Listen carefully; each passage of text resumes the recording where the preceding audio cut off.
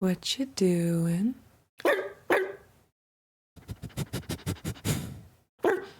Hi. What are you doing? 65 watch streak. Strange kid, you're VIP for the stream. You cannot stop the meow grind. You are VIP, bro. Holy schmoly, Batman. Thank you so much. Hi. Shorty said I'm feeling like a brat doll. Why you gotta act like an asshole? La da da da da da da da da. La da da da da da da da da. Strange. Flying Spaghetti is also VIP. My brother in Christ, you are also, holy moly. You are also VIP with that 65 watch streak. Holy shit. Flying Spaghetti and Strange are in the competition lead for the highest watch streak. 65 streams is so slay. I literally don't even believe that I've streamed 65 times. Like, ever. I'm sorry, but like, is that stupid? Otter, thank you for raiding in, baby doll. I love you. I love you.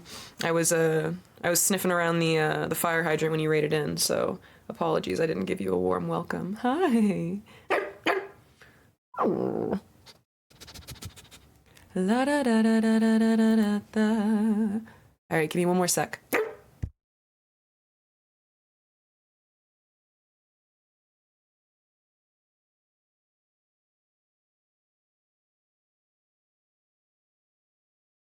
Radical, it's really good to see you here. I'm really happy that you're here.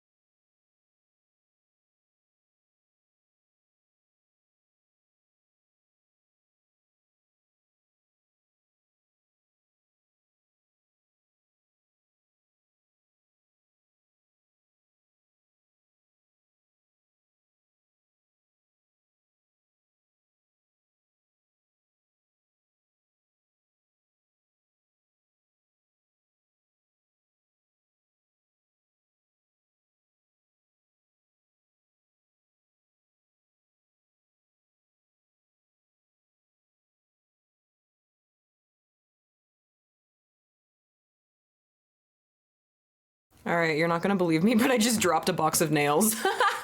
You're not gonna believe me, but I mean, I can show you them on the floor. I sat down and I heard a crash and I looked to my left and there is a box of nails, of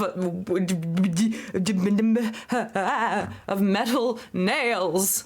Nor, or nor, or nor, somebody help, or nor, help us, please.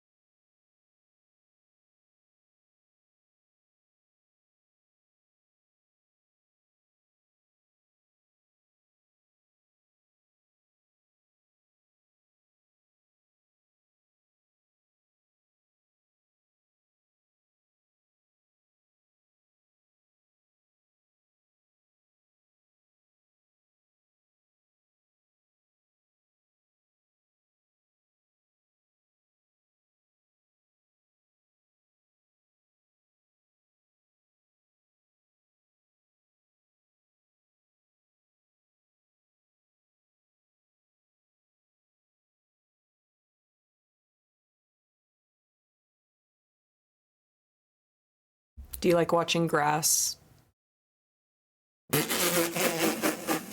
Yeah, I thought you guys could use some grass touching, so I hope you're. They're going to get magnetized to you soon. The lid, the nails. Ah! You really do know what's best for us. That's why I'm your daddy. Chat, I'm not just your daddy in a weird way. I'm your daddy in a wholesome way.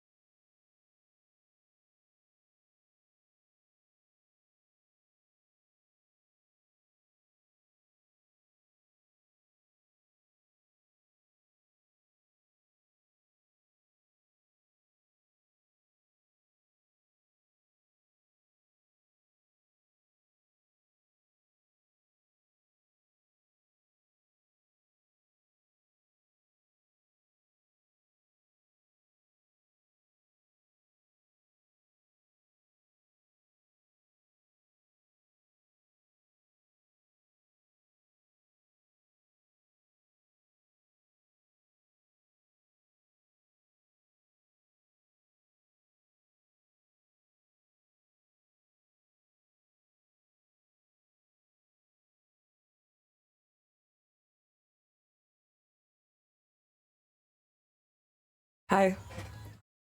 Heard what you said, a friend of a friend. But, oh, and if that doesn't turn you on, I'll keep talking till something does.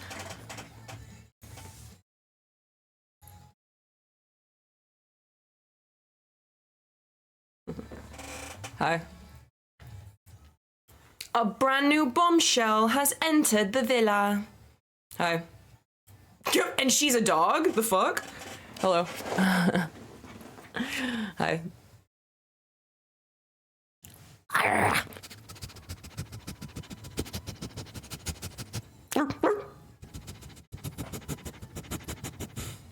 Hi. What's up? Yeah?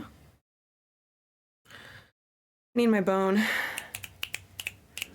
I need my bone. Where is it? This is literally what I'm doing whenever I'm like not streaming, like right before I stream. It's literally just me like looking around trying to find shit that I can't find. It's literally, this is it. Oh, here it is.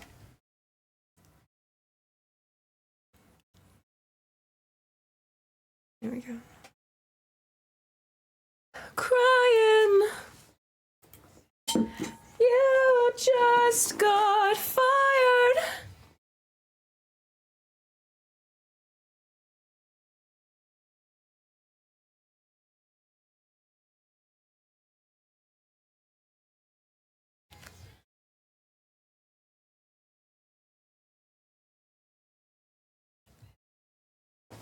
Hi. Hi. I gotta turn off my overlay. It's too bright. Have you been watching Love Island? No. Literally never. I've literally never seen an episode of Love Island.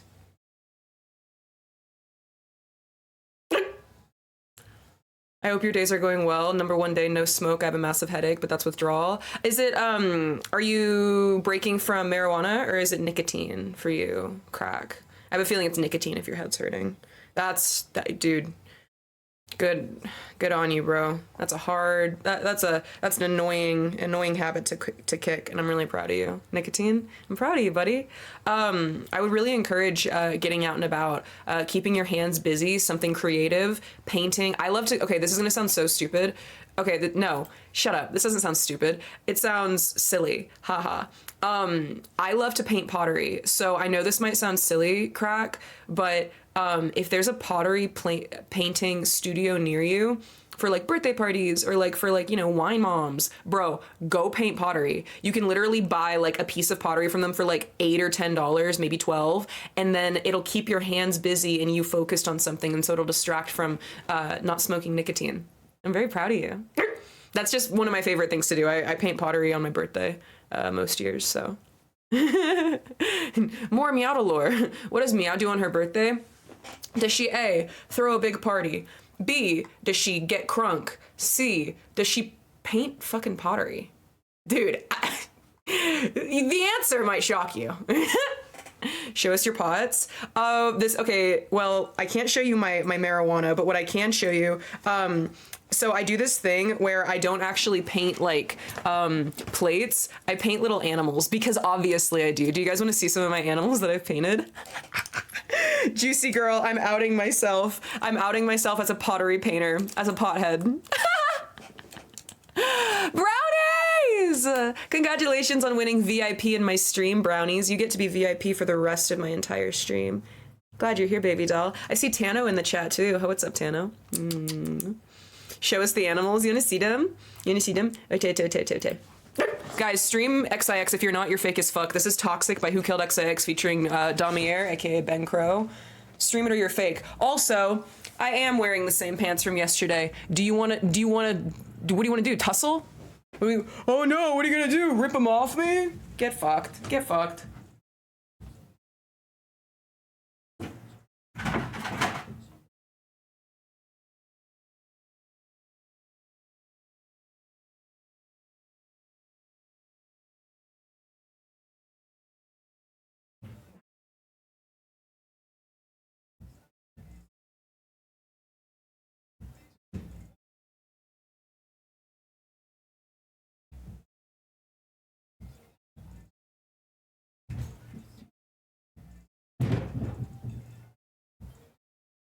All right, I don't know where my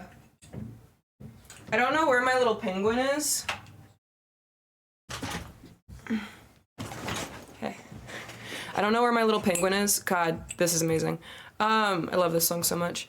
I don't know where my other guys little are, but I have this guy.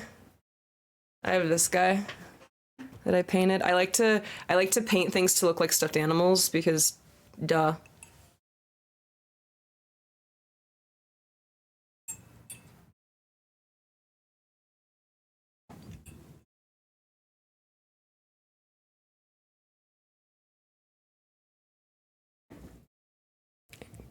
Nice autofocus. I did the eyes. My brother's in Christ.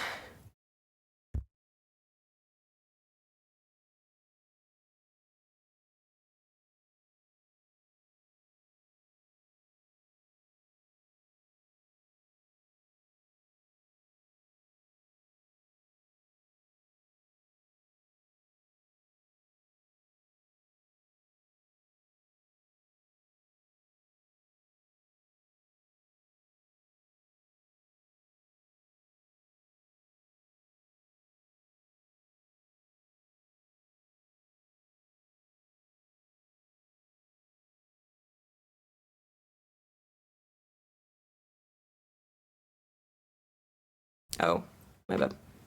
Guys, so I sometimes I mute for attention. You know. Ah! Jesus. Mama! Get out of my room, I'm playing Minecraft! Mom, get out of my room, I'm playing Minecraft!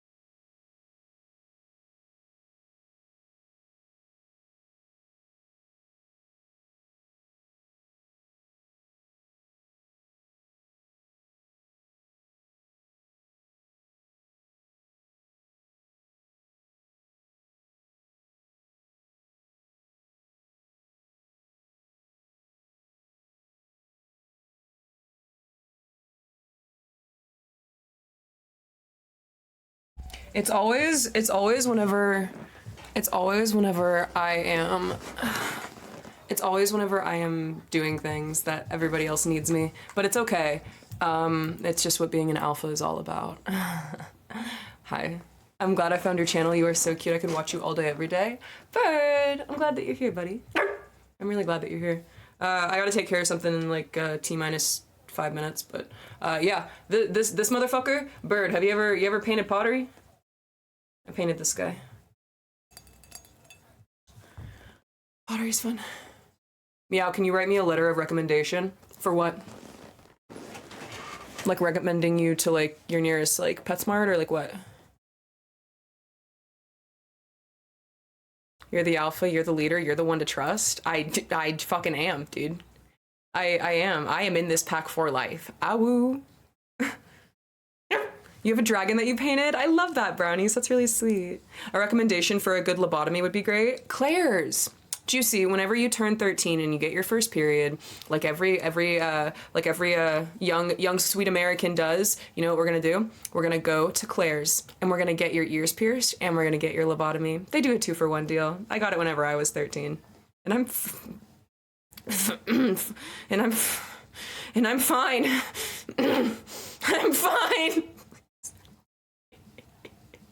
Please help me. Please, please, please. It hurts. That's so weird. What was that? Please take away my frontal lobe. I am tired of being aware. Dude, awareness sucks. Nothing hits you with like, am I really the only bitch that like thinks about the world around them? Other than like being like in a high stress environment with other people and then realizing that nobody else sees things from like a bird's eye view and everybody else is just selfishly thinking about themselves, and you seem to be the only one that's like, not in like a flex way, but in a very like pragmatic way, like, oh, how can I help everybody? No, everybody else is just focused on themselves. It's a very sad realization I had to have.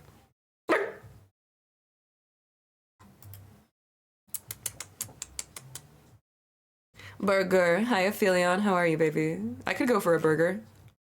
Yeah, would you like a chip put into your brain that allows you to turn off your awareness? No. I just keep really, really, really toxic people on the back burner and then talk to them whenever I feel like I want to lose something as far as inhibition. Mistress of Darkness says, snuggle kitties! My cats are not here. I can go get them if you want, though.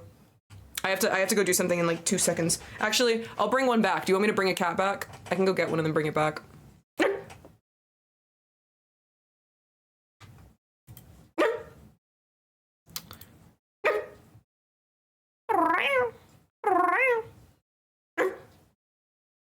Hi, Justin. How are you, darling? Hello. Hello, hello.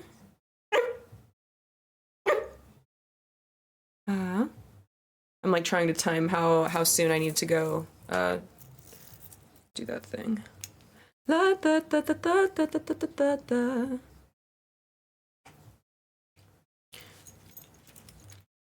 And I don't know what it is. It might be, I don't know, it might be something special. It's something for you guys. It's a package. My package. Stop. Thank you, Zoinks. I appreciate that. I like waking up and putting on a new shirt. Sometimes. Sometimes. Hi, Graham. Just go, girl. Go piss, girl. Do you guys like staring at my background whenever I have to go like BRB? Or do you like whenever I give you else something to look at? Like, this is like a viewer question in general. Do you guys like interactive BRBs, or do you like kind of getting, I'm gonna be weird. I like seeing people's backgrounds, like when they're not there, because it's like, I like to be like, oh, what collections do you have? But that's like a me thing.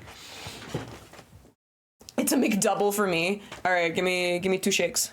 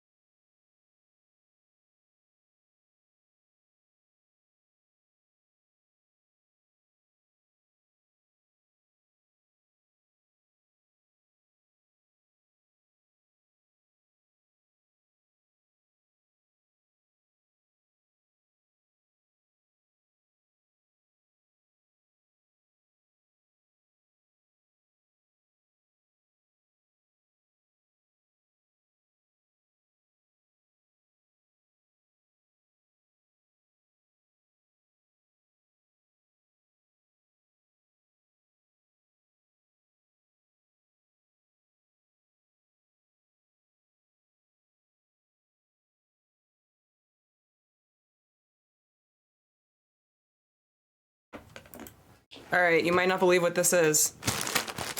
I also thought this was gonna be a different package. Where's my streamer? God, why did she keep leaving? She wouldn't leave. She said that we were hers forever, and now she's gone. Why did she leave? And then she comes back, and then she leaves again. I don't understand. That's how I picture you crying at my feet. I think it's cute. So this is what we got. This is an unintentional but completely Okay, so I have two buttons. I have two buttons on a perfect impression of my 5-year-old cousin. Thank you. I have two buttons that are on the counter, and I just heard Wayne knock off one of them. I know for a fact it was Wayne. I know for a fact which button it was. So this is like so stupid. This is not, okay, I need to stop calling things stupid. Whenever I say things are stupid, I mean that they're silly. Thank you for the biddies.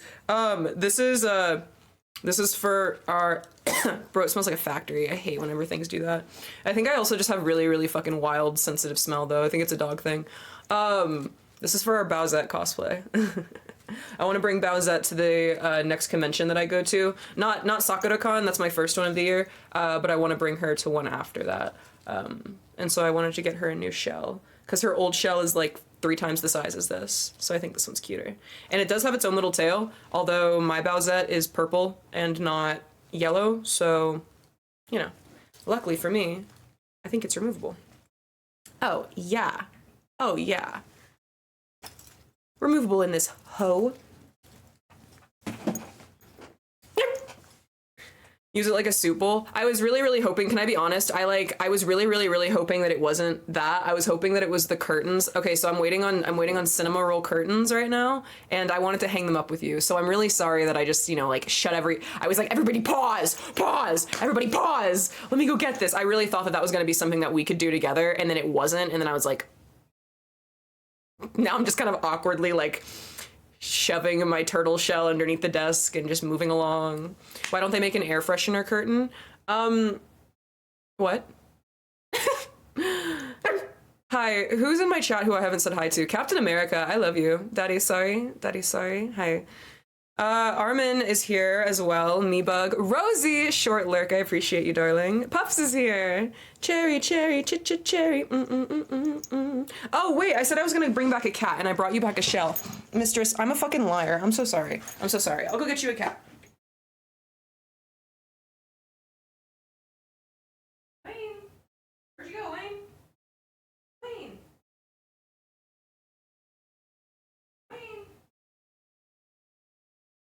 Wanye. There you go.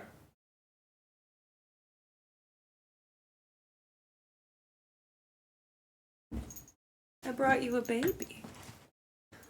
I brought you a baby.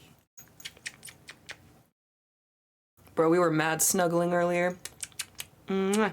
He smells like, you smell like honey. He smells like raw honey. I don't know why. Yeah, we woke up today and he was like, he like hopped on the counter and then was just like, all up in my personal space. And I was like, aw. He's in a very cuddly mood today. Oh my gosh! Oh my holy shit! It's the Wayne train! Holy shit, he's going crazy! Do you see that? Do you see this child? Look at him! Do you see the way that he is? I need to make sure you can see it on camera. Because he's just a baby. Just a baby. Just a baby. Oh. Hi. This is my life with Wayne. Hi. Hello. Hello. He really does act like a kitten. He's just like a little dude. He's just happy to be around.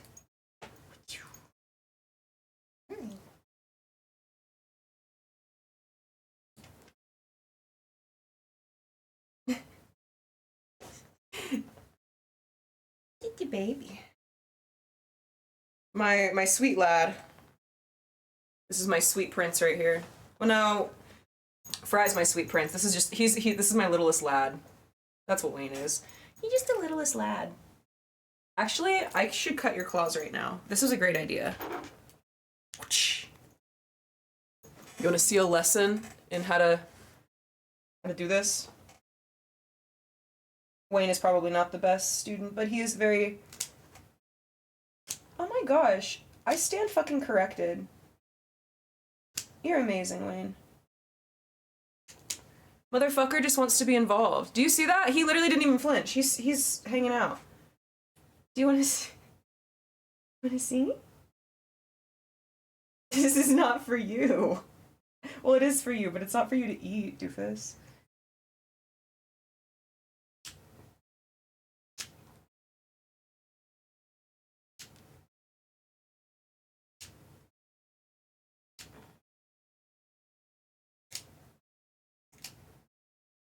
Oh. Yay, Wayne! Did you see that? You're like, not really. Okay, the point is that he did a really good job and he didn't freak out. So if like you have pets that don't like their claws being handled, I understand it, but it is possible. He's making muffins now in the air. It is possible. You just kind of have to find them in their happy spot and then like, you know what I mean? Like you have to like let them like either like lay down, like if they have like a happy place, like maybe like a bed or like a chair, like Wayne likes my chair. Just like let them get cozy. Meow, today is the big day. The sun is shining, the tank is clean. No, it is not the big day. We have like 4 days, as if I'm not counting it down. What's the big day of? He's just a baby. Hi. He's making muffins on... You can't even make muffins on that, and he's trying. You see him? This is it. It's his stream now. Hello, Matt. I'm at a furry con, but that is so much cuter. You're at a furry con? Is that fun? Before going to sleep, for some reason, the YouTube algorithm showed me your participation in a podcast. Owie, I'm really glad that you're here to hopefully, you know, hang out. And it sucks that we had to meet under unfortunate circumstances, because that's a hard watch right there, dude. That's a hard watch. Wait, check your DMs? Okay. I'm happy that you're here, though, Owie. I'm glad that we got to meet regardless.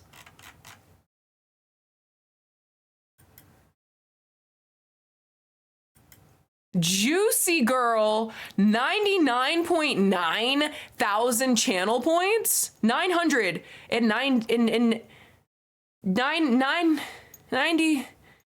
I don't know how to spell.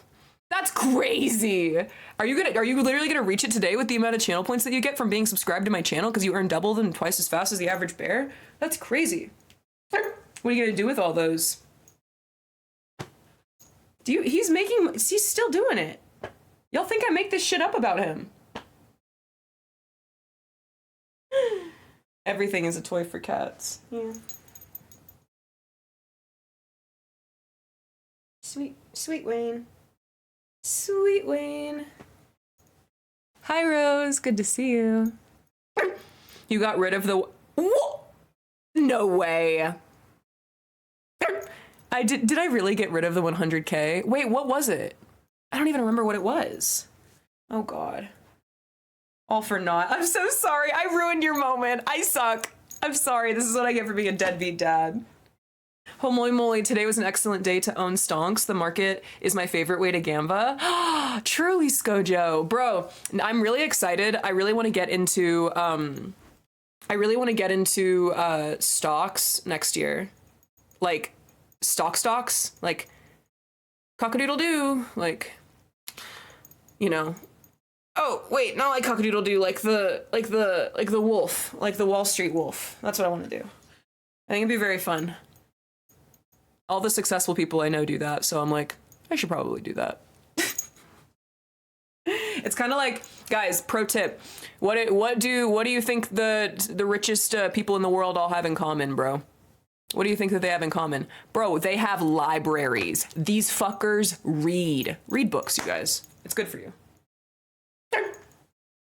I'll buy you some stonks, but I strongly encourage trading. Yeah, I want to get nifty with it. I want to get swifty. I want to get swifty. I want to like be able to like, have it on my phone and be like, oh, okay. You know what I mean? Whenever I had crypto, like, which was chill, everybody had a little crypto. I would like watch it go up and down, but like it kind of like stressed me out, like the thought of like selling or whatever with it, because I was like, I don't know. It's just like, oh, it was because, God bless Wayne. It was because they said that if like you checked your crypto even like on a public network or even anything, that it would get hacked. That was like a huge thing. And I was like, I don't want to get hacked. So, you know. I doubt Elon read a single book. Armin, can y'all not act like Elon is an idiot? Like, I am so tired of zillennial, millennial, whoever the fuck people who are not billionaires criticizing Elon Musk and calling him like, you can call him a douche, you can call him out of touch, you can call him whatever you want, like about his personality. The motherfucker obviously is a bajillionaire for a reason. Get a grip. That man definitely read a book or three in his life. Come on. Even if one of the books was the handbook to World of Warcraft. It's kind of canonic that I think it is canonic that him and Grimes met in like an RPG chat room for like rich people, like MMO. I think that that's canonic, and if it's not, I'm still gonna say it is. So, you know, that's the kind of misinformation we need in the world. But I'm pretty sure it is. I don't know why else I would think that. Imagine I just start just like spreading just like random factoids about like Grimes and Elon for like that I don't even know are real. I could make an entire Twitter account off that. Don't people already do that? About just like things in general? Hi, Lucas.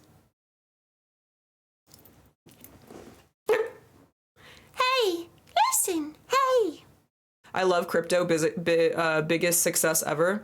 Crypto's great if like you get in at the right moment and like you do your shit and like you're smart about it. Crypto's fucking amazing. Like I've met multiple crypto millionaires that are like my age because they just played it smart. They got in early with the market. They knew what they were doing, and it's awesome. Like, I think it sucks that so many people felt like it was accessible. Like, no offense, why the fuck would the average citizen, average hero, making the world a better place, why the fuck would the average citizen think that they could do crypto? Like, no offense, if you do not have stocks in the stock market, if you don't, like, own property, if you are not business savvy like that, the fact that crypto felt accessible to people, which then led them into, like, poverty situations, like, they lost everything or whatever, it's like sad. Like, it's very frustrating to watch that because things are like, business is just business and the market's just the market and shit goes up and shit goes down all the time, and to lose everything or bet everything on like something is very strange to me, and it just really pains me that so many people have been fucked over by the crypto market because they just didn't know how to play the game, and it's like really sad. I love you, Fifi. Where's my water? Dag nabbit, Squidward! Ah, they do this every year! Fuck me.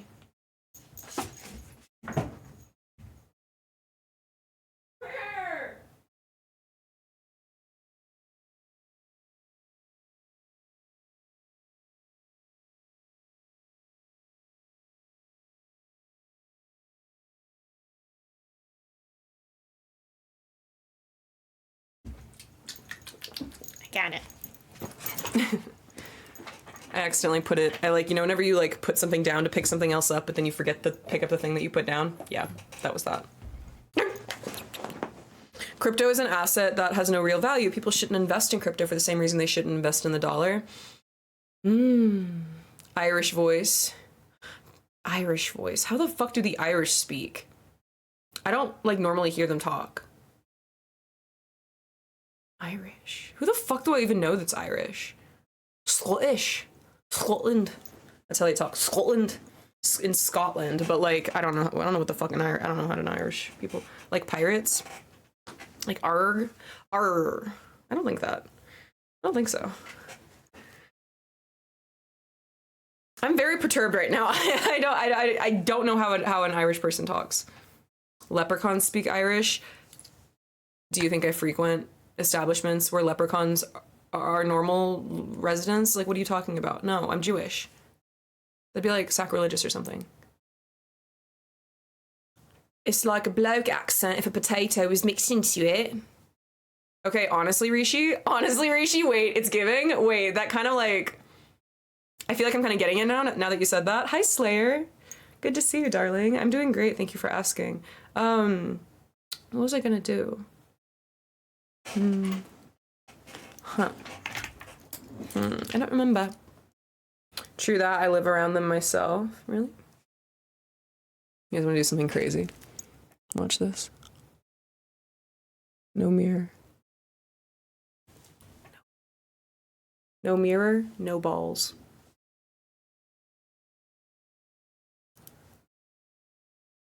Oh. Look at that. Easy peasy. Easy peasy, Batman. Ah.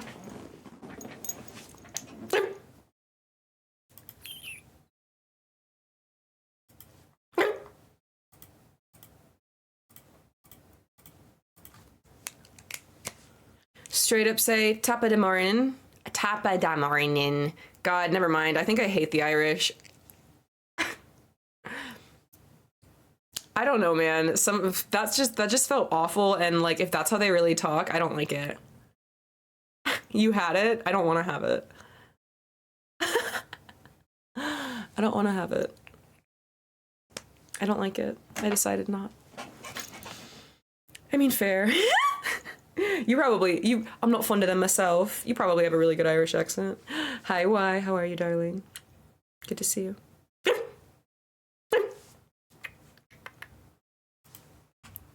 I was referring to the narrator from Love Island, Australia. You worked at an Irish bar. That sounds like you. Juicy has lived so many lifetimes. Just like, dude, literally, like, bro, I have lived so many lifetimes, and like people don't like seem to like realize that like so is everybody else. Like if you are above the age of 21, then like okay, let's do above the age of 23 actually. If you're above the age of 23, chances are you have worked multiple jobs in multiple professions. You've like delved into like many like creative like ventures over the years that are differing from each other. Like it just like there's something about being under the age of 23 that I think like maybe it's the iPad kid syndrome, but like I just feel like people forget. Like I never see a grown person on the internet and think like, wow, what a snobby rich fuck. They get everything handed to them. I'm like, no, like they probably washed dishes at one point. Like, good for them. They don't have to wash dishes anymore. Like they didn't like that job. Like that's fine. Like, dude, I worked at a dry cleaner one time. That was the best job I ever had. And if it wasn't for me working alone all the time and being kind of like at risk of like somebody like harming me if like they chose to in the store, because like I was alone, so like I'm like there early hours and like late hours, and so it's like, homie, it's a little sus. But I really loved that job like a lot, and I would have kept it if I made anyway. Kato, you're great. Congratulations on being super fair. 100%. In fact, that's dude, above the board on ferality and fertility. Are you pregnant? Are you with child? Are you pregante? Are you pergnant? Are you parginant? What is a Luigi board? And can I obtain one from a witch or a vegan? Employment is liberating. Honestly, it can be. Thanks, Z-Rob, for taking care of that doll. I had a good long nap today. That's literally what it is. I could smell the glow. Like, all the isolation jobs I've been to are the best ones. Yeah, like, it's because it's like you can just like do things as you want to, but for me, like, I need that kind of like other people like interaction. Like, so it was kind of like not great after a while, but Nims, congratulations on being VIP, baby. I was head bartender at a few places, including an Irish bar where I set my own cocktail menu. Somebody called John Taffer and like, we need to get Juicy on the show. What the fuck? You need to be one of John Taffer's experts, Juicy Girl. Do you ever watch Bar Rescue? It's our favorite. It's Fry's favorite. Fry loves it. Can we pause the entire stream? I have to go poop. Oh yeah, sure. Can we all stare at you while you poop? Oh, well, in that case. I invested in crypto one time. Z-Rob says, I did research and found a very promising coin that was 25 cents and about $100 and told myself I would sit on it for 5 years. At one point, my $100 was 3,000. I didn't pull out and now it's 250. Yeah, that happened to me too. I was given crypto by like a very, very like nice person.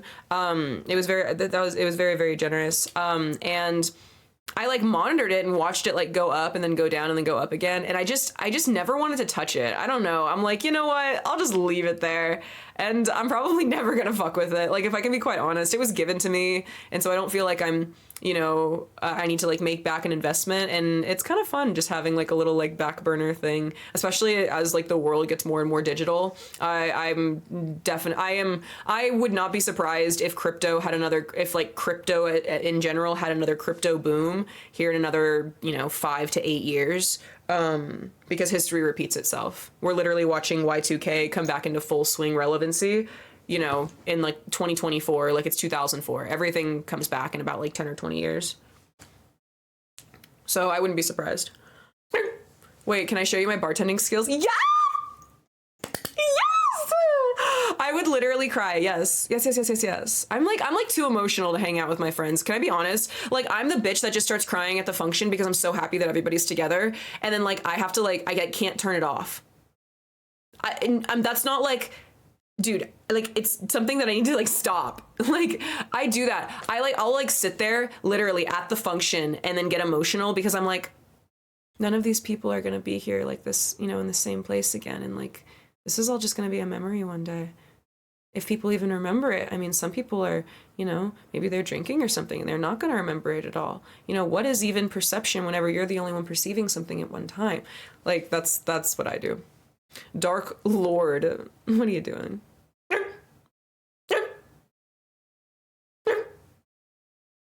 Chicken, hi Chicky. Hi Rose, how are you, darling? Rose cosplay, what's your favorite cosplay that you do?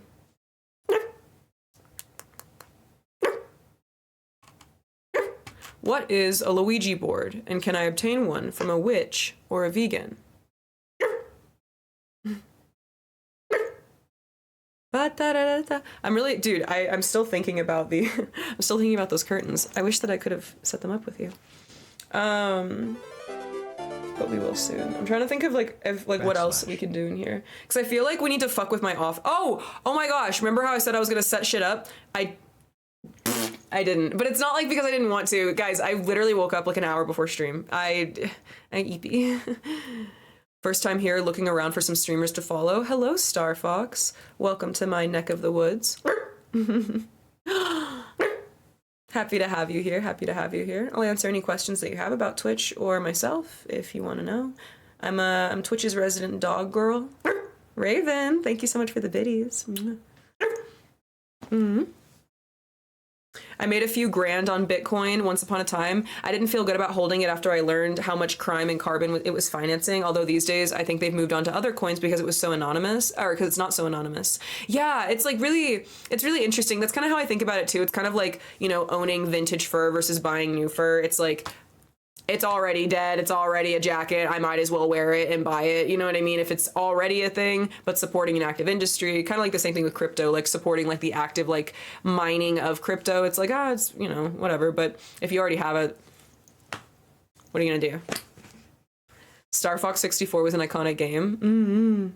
I really, my cousin CJ he was super, super cool about like gaming and stuff. Like he always like played like all of like I going over to their house, like they always had like you know, consoles and stuff, and it's like a really, really good memory. Your room is very colorful. Kato, thank you for gifting us Star Fox. I appreciate it. I might do a Lady Dimitrescu. Oh, that's so hot. I want to do a Cassandra. Cassandra Dimitrescu. I want to do one of her. Back in 2010. Ooh, okay. I love, okay, you've already started this off great. Back in 2010, Juicy says a friend in high school mined Bitcoin before it was mainstream and had 7 Bitcoins total. Come 2013, each coin was worth 7 to 8K and everybody told him to sell. He said, no, it'll go up more. And then it crashed. It went down by thousands. I thought, what an idiot. He missed his chance. Eventually by 2020, it went up to 40,000 pounds each. And I always wondered what he ended up doing or if he sold them. Hopefully he sold a couple and then kept a couple. That's what I'm saying. Like the market literally changes over the course of like decades. So I am in that boat. I'm in that boat where I'm hoping that I just check my crypto, you know, in 10 years, whenever I remember I forgot that I had it. And then I'm like, oh, all right. 20 Bitcoins is 1 million right now. Whoa. That's a little crazy. Hey. My chair was about to eat me. That was so scary. I smell a hype train around the corner. I just can't see it. I've noticed a lot of my friends start drifting and wearing used clothes because of, thrifting because of ethical and financial. Bro, and you know what sucks, Armin? Is that at least in America, the fucking gentrification of thrift stores is absolutely insane. You walk into a Goodwill and they will literally have things put aside, like priced like $20 or $30 because they fucking price match that shit on like eBay and shit. It's sad. Bro, it's so fucked. It is so fucked. Don't even get me started on the Depop gentrification. Like, don't even get me started on the girly pops that absolutely ravage at these thrift stores searching for their fucking brands or whatever. I remember whenever I was in high school, I was a freshman in high school and I went to the thrift store and I found a Tommy Hilfiger sweater and it was literally the best day of my life. I felt like such a bad bitch. I was like, oh my gosh, like this is like so nice. Like I love Tommy. Like Tommy's been around for like ever. Like what an icon, you know what I mean? And now like one of my favorite people in the world owns that sweater and I see them wear it and it makes me really, really happy. Actually, it makes me really, really happy like to see it like being used and loved. All that being said though, like I felt like a bad bitch and then like fast forward now, like, you know, you go to like Plato's Closet and you see like a Tommy Hilfiger something, you know, priced for like $100 and you're like, what the fuck?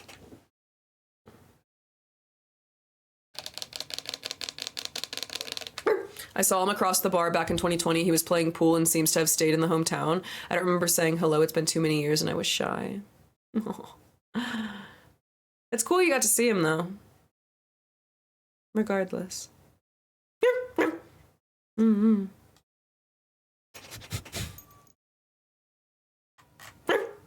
Out in the wild. Yeah, right? Good night, Rosie. Sleep tight, darling. I always shopped jeans at Old Navy because I could get a nice pair for $20. Mm-hmm. Now everywhere jeans are like $80. Dude! Yeah. Jeans with holes in it cost even more. Can you believe that?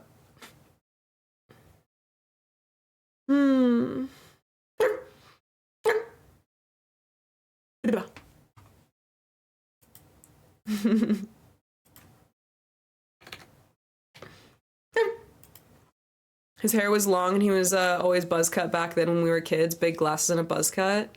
Aww. Geese? What?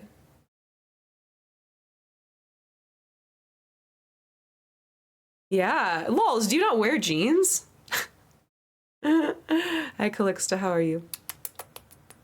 I love you. The prices in some places are nuts. They sell things for basically the same price you can get something new. Yeah, like that's like the thrift store gentrification is fucking crazy. Like it's really weird for me to like go into like a place that should be affordable and things be like out of my price range and I'm like, hi, lovey. I buy high quality clothes. I don't have much money, but I rarely buy good quality and it lasts me, but I buy rarely and I buy good quality. So it lasts me a long time. I look into it. Plus it's cheap to tailor. Yeah. Oh my gosh, Armin, it's not common in America for people to tailor their clothes. People like do not seem to realize like you can get your shit fitted to your body and it's perfect. Like you don't have to like have 9 pairs of jeans because you're still trying to find the right one. Believe me, bitch, I get it. I understand the struggle. What I'm telling you is you can custom fit your clothing by just taking it to a local tailor. Like, dude, absolute change the game. Not to mention cosplays. So many people don't realize, guys, you can buy a cosplay from Amazon, take it to a tailor, and that shit goes from being looking like a $20 cosplay to $200. I'm telling you, do not like underestimate the power of clothes fitting your body. That's like, somebody asked me, somebody asked me recently about like the difference like between like my life like a couple of years ago and my life now, and like one of the immediate things that I thought of was like, dude, the quality of the way that I'm able to like dress quality wise, like I've always been very eccentric and very fun, but being able to like have my body finished growing because I'm, you know, not a child or a teenager or, you know, whatever have you, like I'm done. I'm pretty much how I'm gonna be now. And also having the money and the ability to like, you know, drive to a tailor to, you know, have them, you know, hey, can you do this? And it's like so cool being able to like, I feel like the older you get, like those opportunities open themselves very, very earnestly like in your life, and I love it. It makes me feel like I'm fully like unlocking every level in the game. You know what I mean? This same kid went all out. We all went out to the local quarry one day. It used to flood after a big rainstorm, and it became a summer spot to go swimming. Do not do this, Juicy says. It was full of rusted scrap and junk. Everyone fly tipped into it, and I told everyone to wear sandals for their feet, and they didn't listen. This kid with the Bitcoin stood on a nail. Oh, and it went through his foot. I hate it. They had to carry him, and it's across town. Nothing was left to the imagination. They call me Nostradamus. Nostradamus, more like. Holy. Bro, that happened to me whenever I was a kid. I stepped on a nail. Went straight through. Gave me character. That's why I have paws now. That's actually why I have no thumbs. They had to cut them off. They had to cut off my dew claws in order to, you know, keep me going. Honestly, I keep forgetting that I can tailor my cosplays. Yeah, it's like the best thing ever. You know, it was kind of fucked up because, okay, so I moved like a couple years ago, cross country. And right before I moved again cross country recently. But before I moved, I had taken 2 cosplays, 02's coat, her uniform coat, and a Nekopara cinnamon dress to the tailor whenever I had moved previously, and after like years I had never gotten the pieces back. And so on my way moving out of state, I literally stop at the tailor and I'm like, hey, are they done? Because I had stopped in there multiple times over the years and they weren't ever done. And it was kind of complicated. It was like an older gentleman's like establishment, so like I wasn't in a rush, bro. I don't care. I just like forgot about it, and then suddenly it's been years and I'm like, oh. And so I picked them up on the way out, and he was like, oh, I knew you would come back, because I had like gone in physically into like the tailor like 4 times to like pick them up, because assuming that they would be ready after like 6 months, 8 months, a year. And then after like a year and a half, I just like stopped checking. I don't know. And they were done. So I got to bring them with me. No.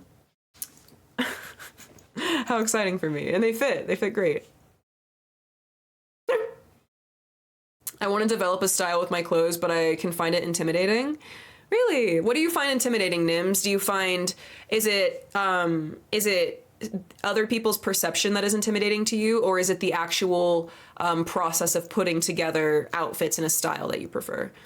I've always dressed very eccentrically, so every like way that I've dressed, like I've definitely evolved into more like tech wear, which I think is just more mature in general. Like I was a scene kid whenever I was like, you know, 12, 13 and then onward. Like I was a little emo bitch. So like I am no stranger to like the banties, like, you know, the bracelets, like ripped skinny jeans, my knee-high Converse, you know, all that shit. And so that definitely for me evolved whenever I started making online content in like 2020 with like the big like boom of like cyberpunk like aesthetic. Like I definitely felt like I resonated a lot with like the straps and buckles and more like almost like casual looking bondage wear, because it was very like you know, kind of like dystopian futuristic. And so I feel like I like really jumped into that because it was very like reminiscent of like you know, like the chokers and kind of like emo wear that I used to wear.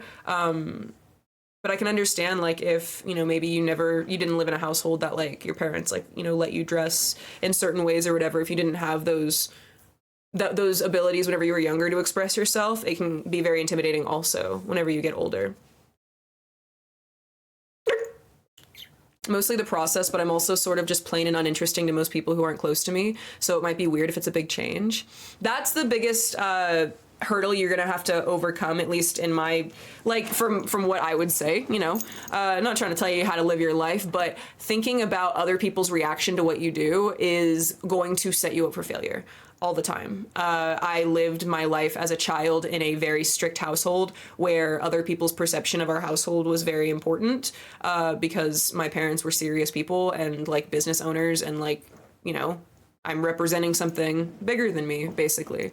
I feel like that's kind of how it's always been, which is honestly, like, as I've gotten older, like, yeah, it was like a lot of pressure and shit, but also what a relief, because like I also represent, like, you know, the God, you know, sitting on the throne most high, Jesus Christ himself, you know, being lucky enough to be a part of that kingdom. So I feel like it's very appropriate to like carry yourself, understanding that you have a greater representation on you, whether or not it's for your direct family or, you know, otherwise.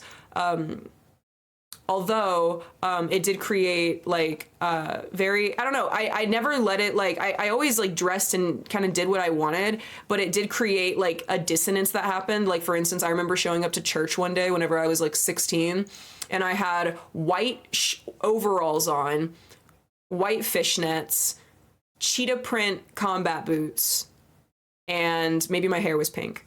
No, my hair wasn't pink yet. And I was supposed to like work at like for like the church like one day. Oh my god, hey Juicy. With the 100 channel points. Guys, Juicy Girl has reached 100,000 channel points, and I just think that's a big deal. And I was supposed to like work like at the church that day, and they let me help out like all morning, and then right before I was supposed to like help for like main service, they like pulled me to the side and they were like, hey, like, you're actually dressed inappropriately, and you know, we just like don't want to like, you know, make other people feel they basically explained to me that like motherfuckers would be tempted to sin by like the way I was dressed.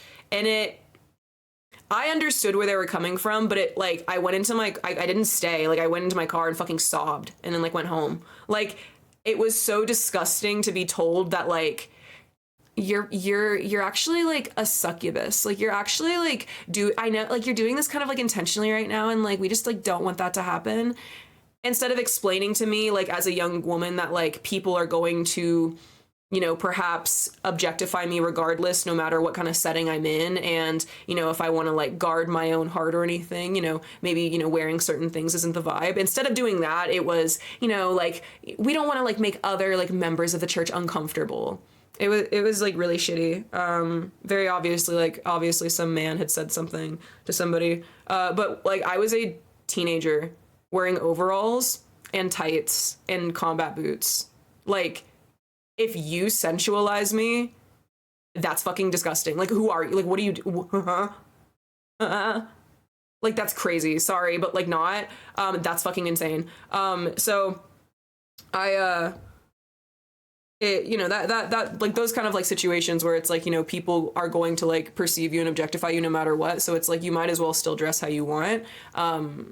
You'll just understand, like, you know, where kind of like where you stand and kind of like how to hold yourself. Because like, did that keep me from going back to church? No. Did that affect my relationship with God at all? No. And I know for a fact the enemy would have wanted it to, because he would have wanted me to equate judgment with God, instead of that kind of inappropriate judgment with broken people who are all seeking, you know, God's peace in the same way, showing up to the same building, right? That could have been very misconstrued in my young brain, and I just praise God that it wasn't.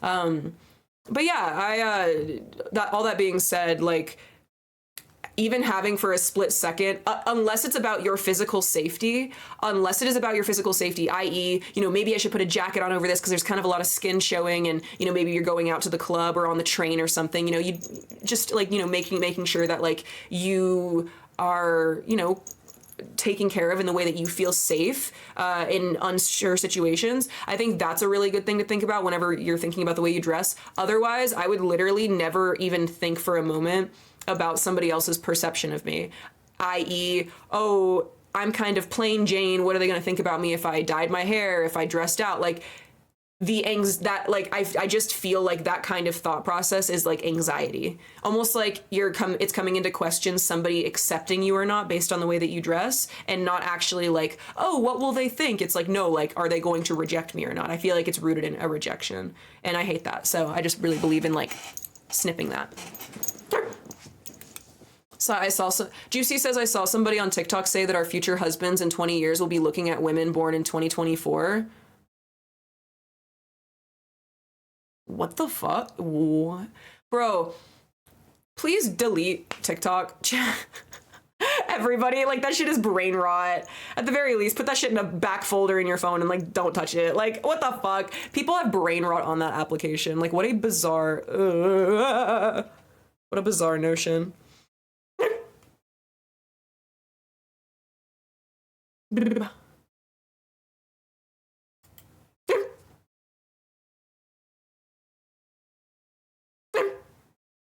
Call Him Kitten says, I'm even more happy for you that you found your spirituality with God. I would never describe what is my most important relationship in my life, my relationship with Jesus. I would never describe that as spirituality, nor would I describe it as I found it. It's always been a part of my life, and it's just really, really, like, the only thing that's different is that it's evolved as I've evolved, and as God has blessed me to evolve, and it's a very special thing. Very, very special thing indeed. As a future husband, I won't, but I know guys who will. Yeah, anybody, a man or a woman, who prefers, like, younger bitches over older bitches, you are fucking weird. Like, you're weird. Like, that, there's no way to get around that, like, concept. Like, anybody who makes the argument that younger people are in any way more desirable biologically, like, psychologically, whatever otherwise, comparatively to, like, somebody who is more mature, you are a fucking creep and you need therapy. Like, it's not normal. And the only place you really hear that shit is, like, on the internet with, like, internet brain rot. It is so strange. Like, it is. The fact that it's even, like, a real conversation that people have online is like, absolutely, like, ludicrous to me. Juicy Girl says, I can't even fathom that. I can barely find a guy 3 years younger than me any sort of attractive. It's like, it's a disgusting notion. It is a bizarre notion. And, like, as a person, I'm not trying to, like, make you feel bad, chat, or whoever's lurking or watching, but, like, if, like, dead ass, like, look inside your heart, and if you actually find yourself more attracted to people who are a number of years younger than you, like, you need to go to therapy and you need to, like, get help. That is not normal. It is not normal to be stunted in a place where it's like you are aging in your own life and you are mentally stuck as a high schooler or, like, a college student who, like, thinks that, like, those themes and, like, immature themes of social interactions are desirable. Like, you know, i.e., like, you know, the frat boy conquer ship, you know, kind of, like, mindset, or, you know, like, the sorority girl everything mindset, shit like that. Like, people really think that, like, that's, like, normal, and it's, like, not. It's not, man. The internet's crazy. It's been like that since the AOL days. Yeah, people trying to justify pedophilia has been a thing since forever, and it's disgusting. It's very, very foul. Because that's ultimately what people are doing, even though they don't realize it. Like, if you are online arguing that younger people comparatively to you are more attractive in any way, you are making a pedophile's argument, and you are not even realizing it because you are so brain rot. Like, do you know what I mean? So, like, a lot of people do that, whether or not it's like, you know, kind of like alpha males explaining that biologically, you know, there's, like, a fertility thing and people want younger, or whether or not you're, like, a woman who, like, hates other women and you're like, actually, like, I got ugly whenever I got older, so yeah, like these younger bitches are just, like, so, like, awful, and, like, they're not worthy of, like, a high value man, no matter, like, what side of, like, the aisle you're on. Like, if you're making the argument that, like, pedophiles also make, to justify their fucked up shit, you are disturbed and broken, and like you need to go to therapy. And it like, you might not realize it, but like that's what you're doing.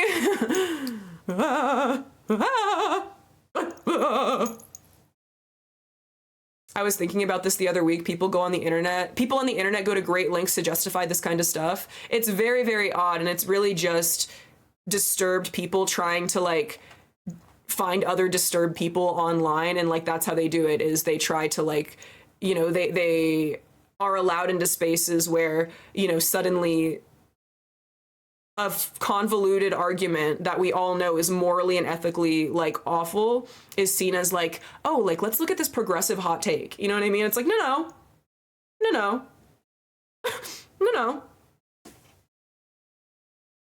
lock them up.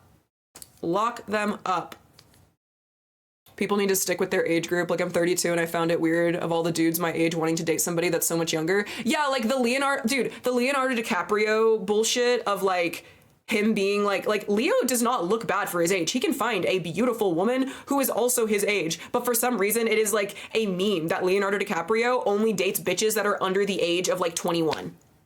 And like, what the fuck do you even do? Like, what the fuck do you have in common with somebody who wasn't even born in like the same childhood as you? Like, literally, no offense, what do you have in common with motherfuckers who grew up on VHS versus kids who grew up with iPads and like Blu-ray? Like, what do you have in common? Like, you don't?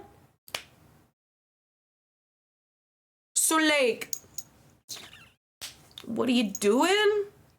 And like, why is it like a funny haha meme? Is it because like society thinks that Leonardo is successful and attractive enough to where that's not creepy behavior? Leo, I think that like your acting is great. What the fuck? What the fuck? And that's the same kind of attitude that that somebody mentioned, where it was like the like kind of like the older generation attitude of like, especially with like men being like, oh, like I want a attractive young woman in my life. And so suddenly you have like, you know, people who are damn near like 40 and 50 like knocking up bitches that are like 20. And I'm like, what the fuck are you doing? You're gonna die before you're literally gonna like, you're literally setting up your family timeline to where that you are going to die before your kid even has like grandkids to show you, because you're intentionally marrying and dating and like engaging with people who are like decades younger than you. It is a very strange concept. If not just for that, like, why would you want to be surrounded by people who are not cut from the same cloth as you? That is strange. I don't think Leo has children. I'm not speaking about Leo having children. I'm speaking just in general. The idea of dating somebody is to date to marry. If you're not, I don't think this is a hot take. You shouldn't date to date. Like, you can court, you can go on dates. I think going on dates neutrally is a beautiful thing. Do not date people if you're not going to marry them.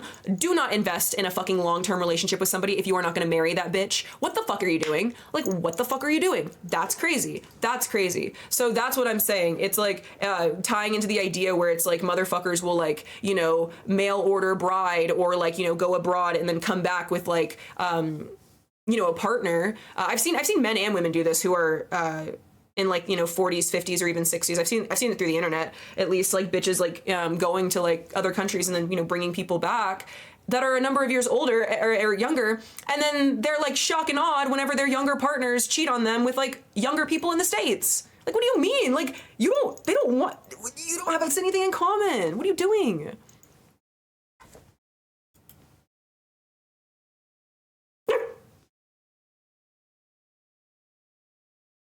Having experience so they don't get into an abusive relationship without even realizing it. It's very, very strange to watch people who can be the age of somebody's mother or father, like, date them. That is fucking odd. Guys, I remember I was in high school and the most popular girl, freshman 9th grade year at my school, was dating a senior who was 18. She was 13, just turned 14, right? Because that's 9th grade American high school. And her parents, everybody thought she was so cool because her parents would let her 18-year-old boyfriend sleep over at her house on school nights. And like everybody at the school thought that was so cool.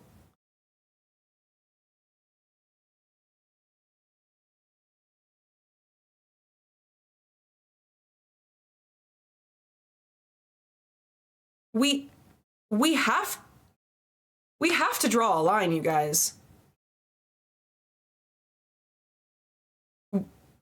There has to be a point when we can all just agree that things are fucked up and certain shit should not be tolerated. Like, why the fuck was it like a common notion that like that was happening and like the police were never called? What the fuck?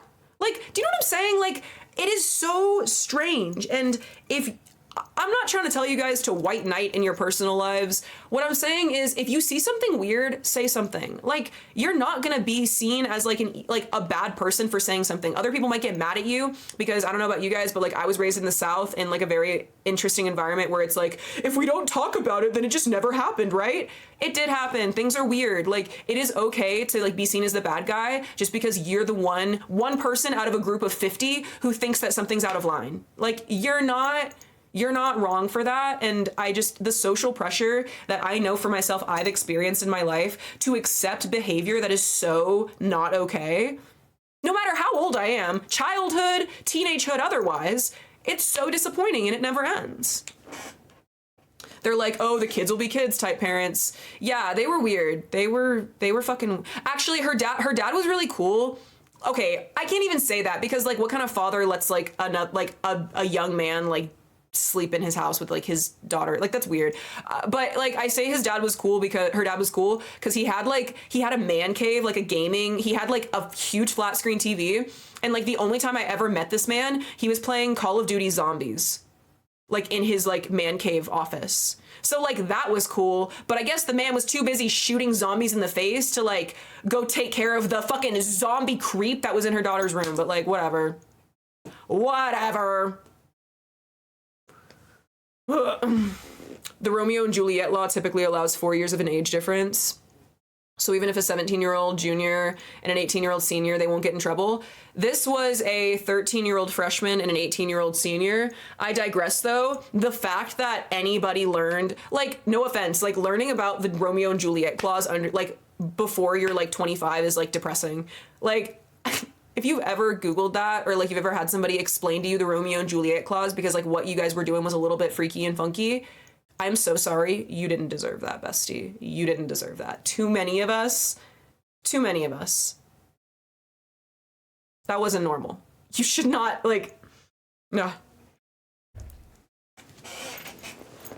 Here it's a 2-year age difference, but it's not enforced. Ugh. Hi, Carmen! Hello! Hi, Carmi. Karma, chameleon. You come and go. You come and go. Oh. Karma, chameleon. What are you doing, baby? How you feeling?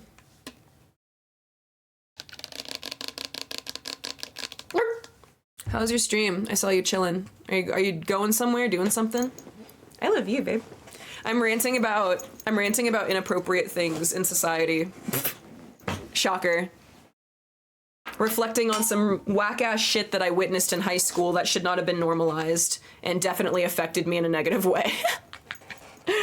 Holy. Stream was good. I broke my neck. What the fuck? How did you break your neck? Are you okay? I'm gonna go watch the Demon Slayer movie. Fuck yeah! Have fun, baby! Are you okay? Like, actually, though? I love the cinema roll in your chair. Thank you, Rose! Go off, queen. Hey, man, it's an interesting thought because it really threads the needle of, is age just a number? Age, after the age of 25, age is just age after the age of 25. Does that make sense? After the age of 25... after the age of 25. When your brain finishes developing, that is whenever the idea of the numbers being irrelevant kind of goes into play. When you are after the age of 25, after the age of 25, after the age of 25. If you are not the age of 25 or older, that is not even a sentence that you should be thinking in your head ever in your entire life. Like, that shouldn't even be a prevalent thought in your brain.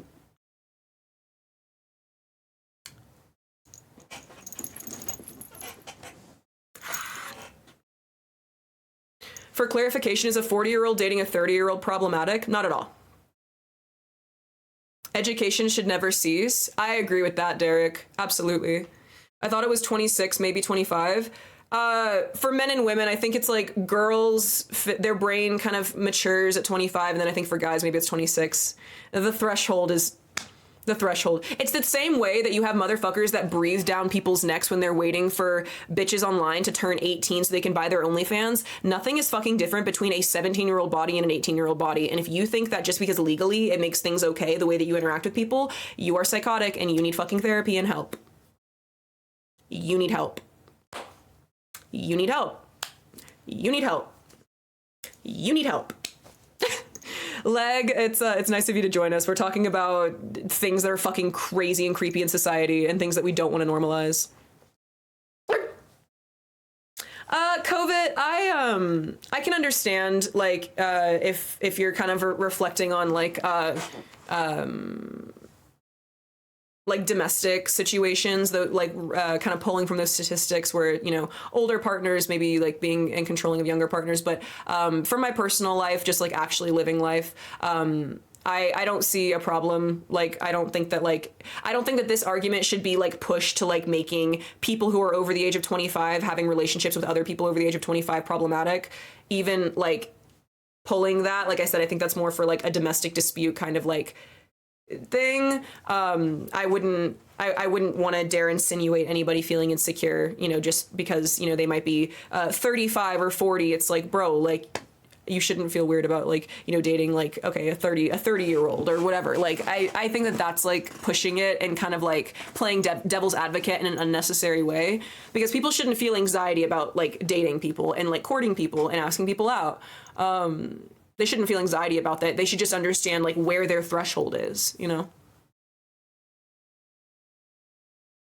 The only reason 18 is the cutoff for that is because there has to be a cutoff, because not because there's actually a difference. This is very true because it was left to interpretation and case by case. Well, here's the deal. We don't have to leave the age of consent or the age of adulthood to interpretation. You guys, scientifically, human brains finish developing around the age of 25. Make that the standard. Why the fuck are we allowing people under the age of 25 to poison themselves with alcohol, with smoke? Why are we allowing themselves to legally buy things and invest their time and energy into damaging subcultures before they're even done developing? It's almost like there's an intentional effort done by the government and greater forces to destroy the family unit.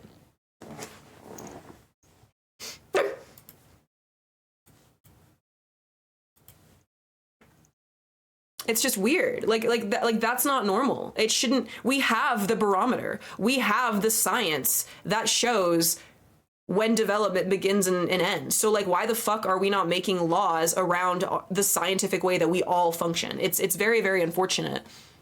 It's very, very strange.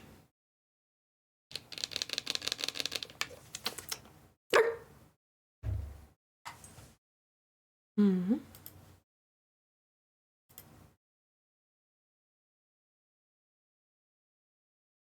18 is when puberty stops for most people. 25 is when the brain fully develops.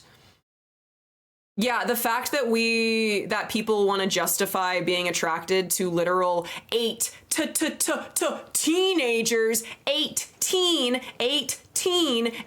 teenagers, the fact that people want to justify that by saying puberty is like, if that's what people use, if it's like, oh, well, puberty's done then, you need therapy. That's fucking weird. Why the fuck do you want a freshly post-pubescent child in your life? What the fuck?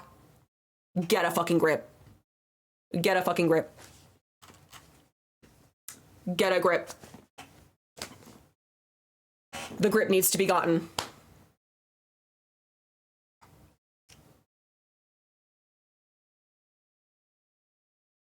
I believe people need to be able to experiment between the ages of 18 and 25. What does that mean, Jurander? What do you mean by people need to experiment?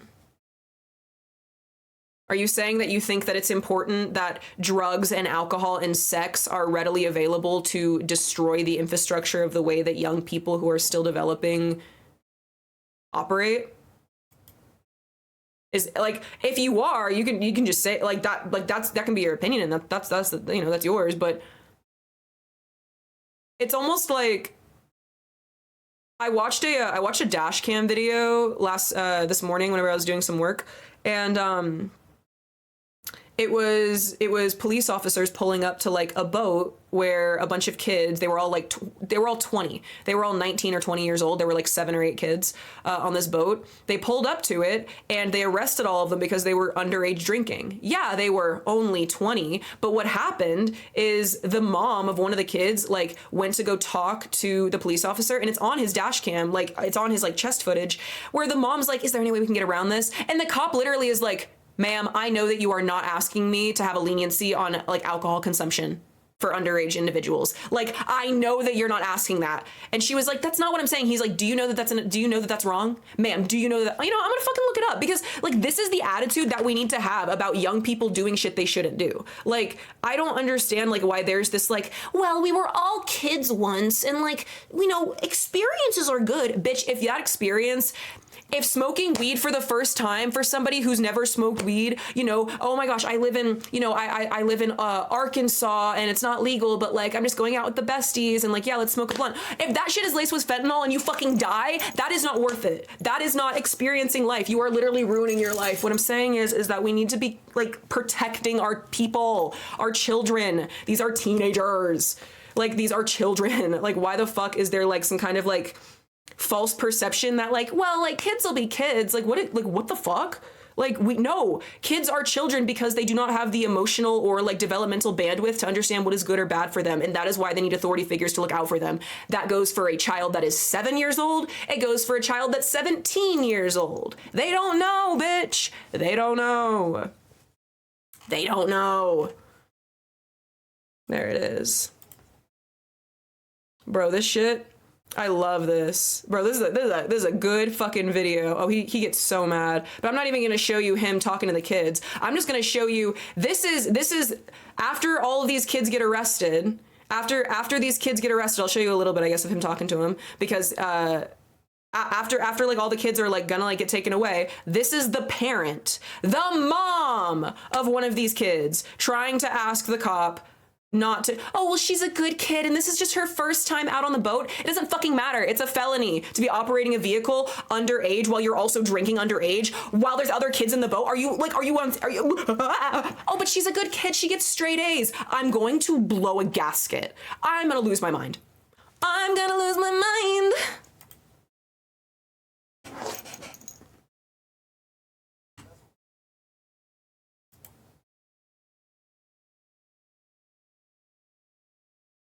So this is him explaining to the kids what's going to happen.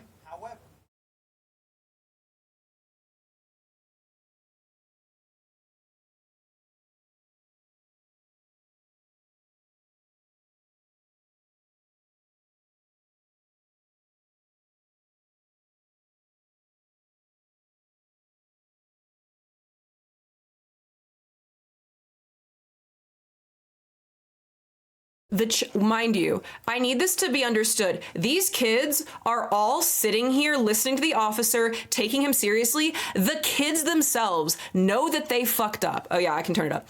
The kids themselves know that they fucked up. You see this girl, she's waiting, she's sitting, she's like, oh, this is the girl whose mom goes like, whose mom kind of like is like, oh, can we like move on? Like, all of these kids know that they fucked up, that they got pulled over in this boat, and immediately they were like, oh yeah, here's the alcohol, it's like right here, sorry. Like they knew that they weren't supposed to be doing this, and yet we have authority figures who try to undermine the laws that are already put in place, that are already, to my opinion, out of date and improper, because you're not taking into account like the actual like science behind human development, and you're not basing your laws on that. It just so happened that this bitch was 3 months away from turning 21 and, you know, got caught doing this, and now it's like a fucking like felony or like whatever the fuck it is. Like, you know what I'm saying?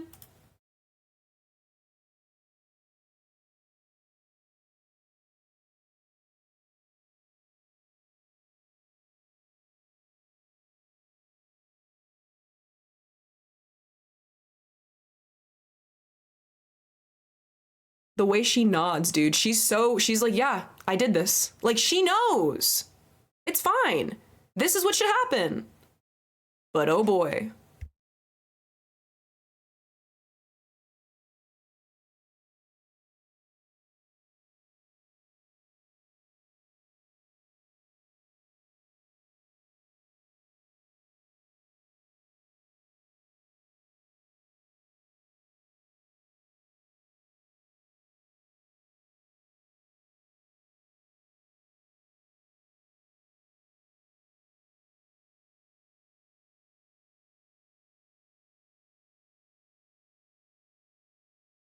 Yeah, I'm actually the dog that's on the boat. That's how I know about the situation. I was there.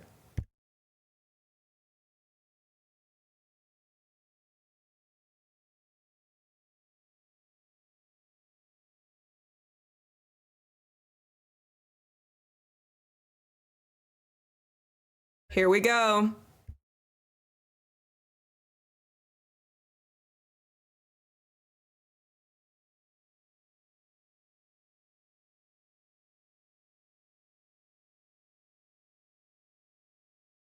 She's hard to hear. You don't even have to hear her. You just have to hear him.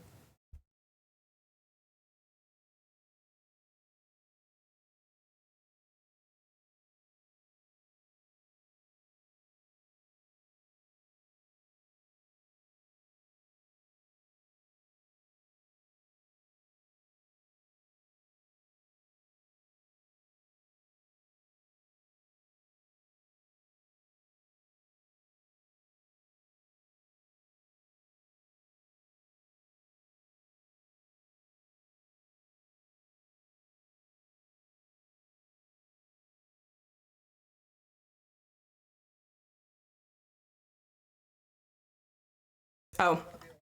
All I was saying is I want to marry the cop. I want to marry the cop, and also I'm just going to replay the part because this is the most damning fucking thing, because he does an incredible job here where a lot of people get given a like a very strange ultimatum or like a social interaction, and they almost like, at least for me, I know like I'm a people pleaser, so like I go with it for a second. I'm kind of like, oh, like what do you mean? Like, he didn't do that. This guy, he redirects her. He says, I know you're not asking me to do that. Ma'am, you know that that's wrong. Like, you know that that's, I want to be like him whenever I grow up.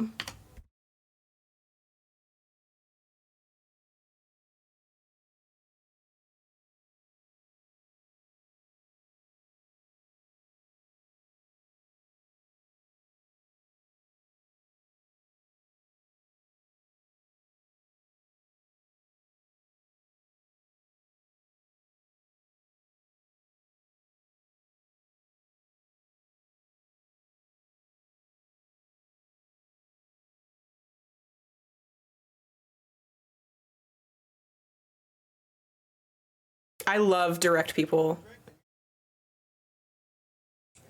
How much do you want to bet? Somebody in chat did ask.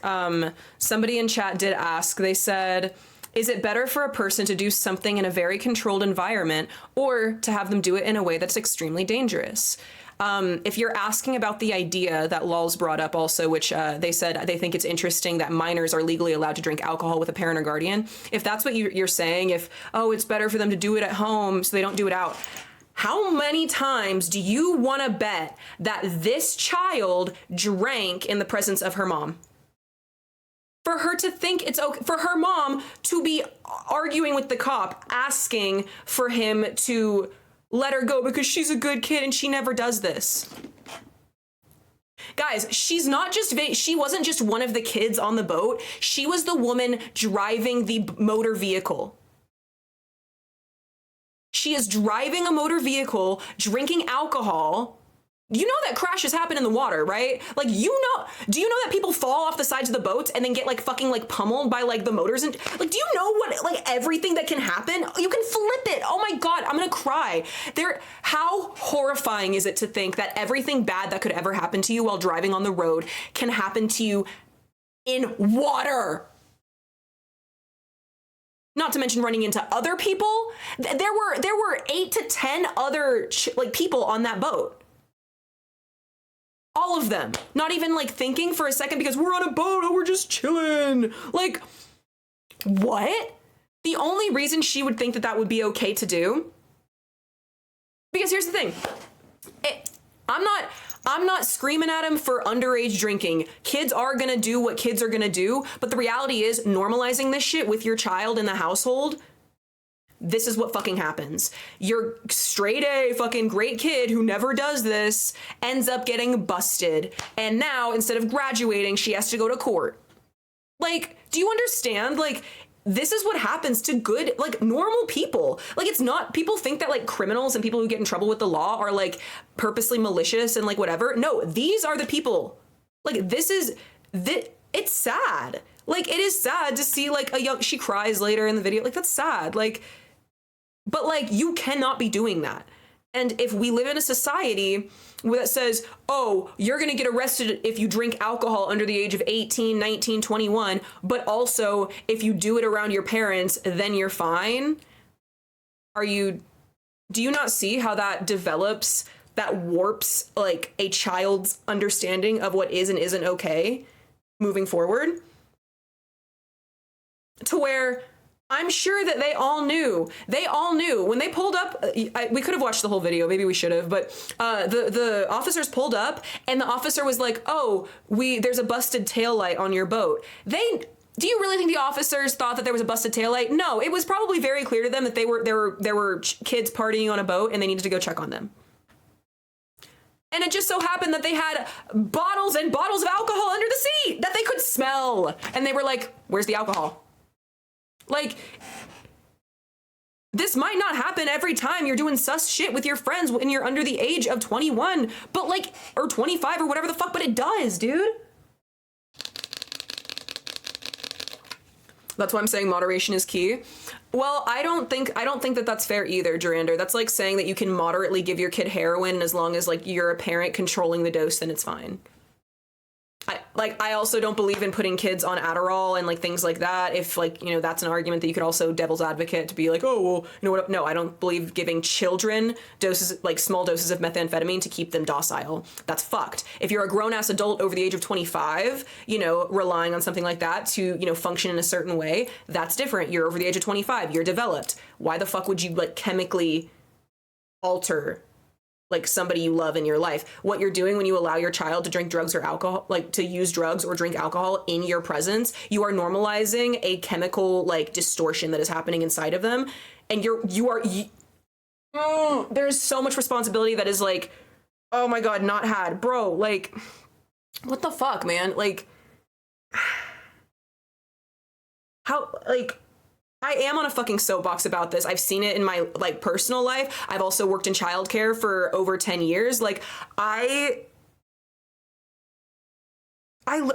can't that would be like me showing up to like work and like as like a child caretaker and being like, oh, hey kids, like, yeah, here you go. Like, here's like a boatload of sugar. Like, that's also a chemical. Do you understand like what I'm saying? Like, oh yeah, here, let me hype you up on this and then send you home. It's the same chemical like fuckery that like people don't, you can't like play on kids. And if you are under the age of 25, you are still like a child in some regard because your brain is developing. Over the age of 21, it gets different because 21 to 25, you know, post puberty is like you are like, that is like young adult like territory. But guys, 18, 19, you're still a teenager. You're still a teenager, bro. And you got to be treated like one. And you gotta treat them like one. You can't pick and choose when it's appropriate to make your kids bigger or smaller in your brain because of how convenient it is to you. It's the same fucking people who give like, you know, like a 3 or a 4-year-old an iPad and they're like, oh, like no, like their brain's not being affected. It's like, your kid can't read or write. Like, how are they even going to know what's on the screen? I got beef. I don't feel like these are like wild takes. I think it's just a matter of people who have lived very specific lifestyles relating their own experience, maybe themselves thinking like, oh, I wouldn't have wanted to be 19 and like told what to do. It's like, yeah, maybe you wouldn't have, but you should have been. Like, bro.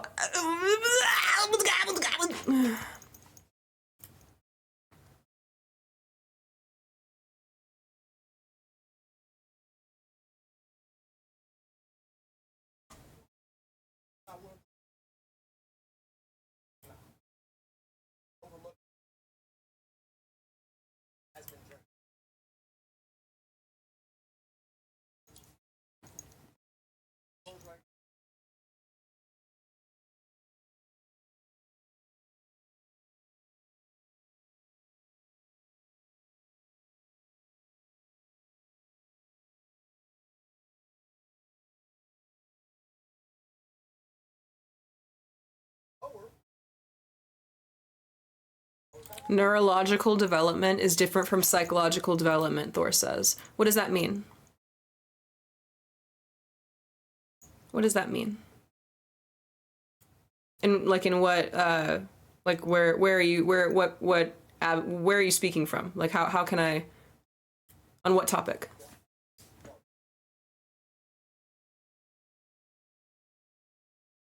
See, he's such a nice guy.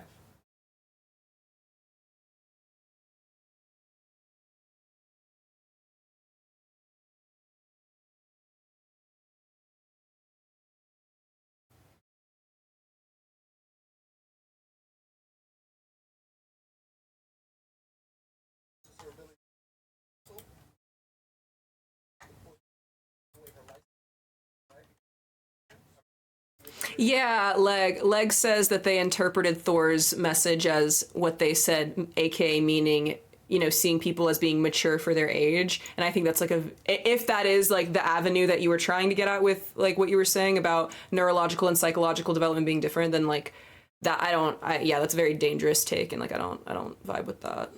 Like, you know, the whole mature kind of argument, it's like relax. I mean, they're not the same. People can psychologically mature before their brain develops and vice versa.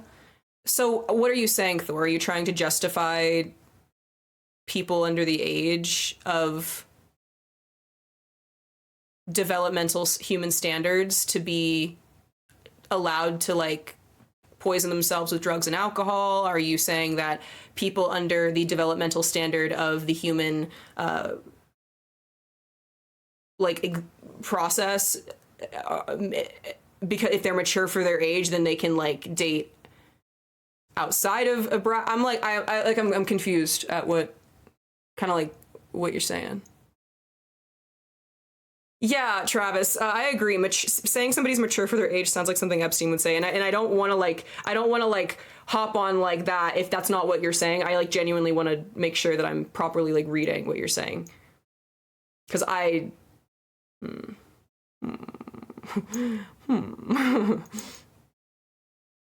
Lol says neurologicism is the growth of our bodies and nervous system and brain structure, where psychological is about cognitive, emotional, and social capability.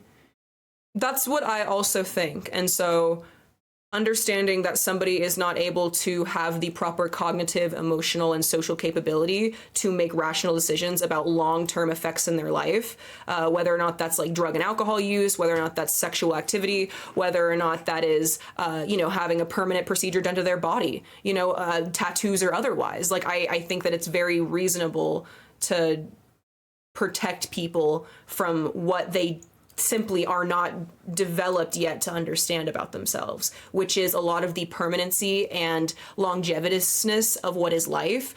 How many people, how many of us had the thought that, oh, I wouldn't live past the age of something, maybe because of something that was really, really hard going on in your life or otherwise. Like, there's a lot of moments that we feel like we are not going to get over something in our lives.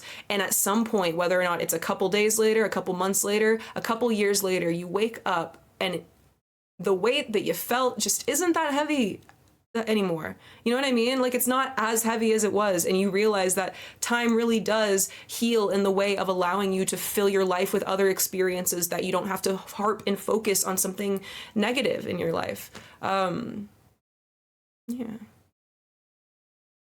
Chronotic says, I say let people be people. I like the survival of the fittest. Interesting. I don't know what that feeling is. I've been crushed by the same shit every day for 20 years. I'm sorry to hear that used. You don't deserve that at all. I don't think that's the life that God wants for you at all. Have you talked to him about it? I find sharing my burdens with the one who created me very much so takes off some of the pressure. It's just that peace, man, that indescribable, surreal peace. Hi, Jillian. Good to see you, Jillian. Welcome to stream.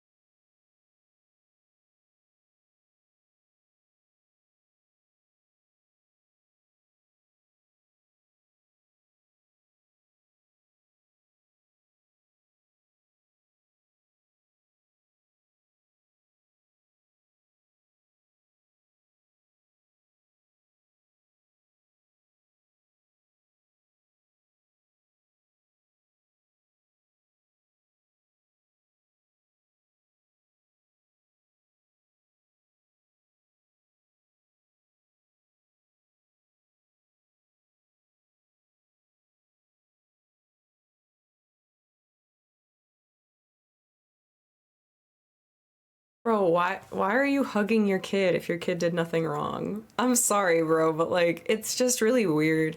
It's really, really weird to watch a parent, and she's probably a good mom. She seems like, I mean, like a good mom is like a mom who protects your kid, and the mom knows that her kid's about to get mad punished for shit that her kid did, even on accident.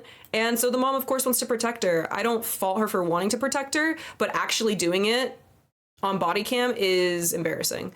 Actually bringing that idea, like, you can talk this kind of shit to like your friends and like your family, being like, God, they could have just let her off. I mean, she was 3 months away from her 21st birthday, and like, God, and she's a straight A kid. Like, you can say that to your friends, you can say that to your family, you cannot say that to the police. What the fuck? What the fuck? You soul, I'm really happy that you're here. I'm very, very happy that you're here. My name is Meow. It's nice to meet you. Nice to have you here. In case, you know, yeah, we hadn't met.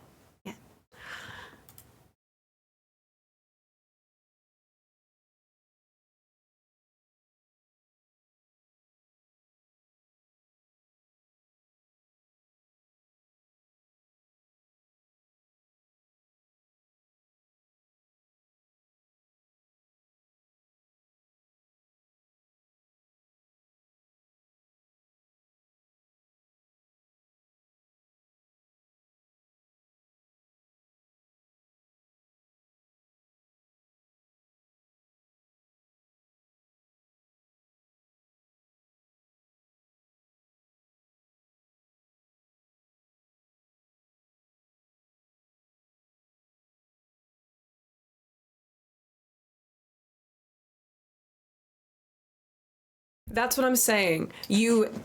Parents seem to conveniently infantilize or over maturize. I don't know what the opposite of infantilize is. I don't know what that is.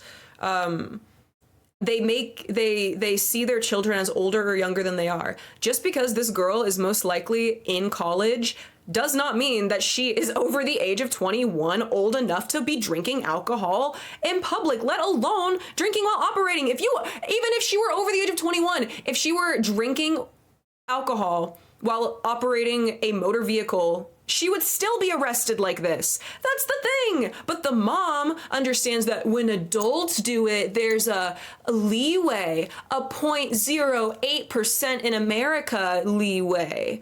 That's also psychotic. Why the fuck are we giving people a leeway to drink and drive? Fuck you. Fuck you, government. What the fuck? That's crazy.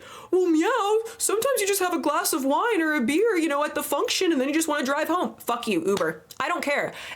I would rather live in a place that does not allow that shit, so that the people who are damaged and killed and affected by drinking and driving and drinking and operating motor vehicle accidents, that does not happen. I am willing to pay money for a fucking Uber to come pick me up, even if I only had one shot. Like, what the fuck? Like, that's great. Like, bro, hello? And I think if everybody in chat can agree, I don't think that there is a single person in chat who would not agree with that. If there is a chance that we can save people from harming themselves, why wouldn't we take it? In the same way that Thorazine says, I think you might be confusing the two. Thorazine says people with fully developed brains are obviously capable of making worse decisions. It just doesn't affect their early neurological development.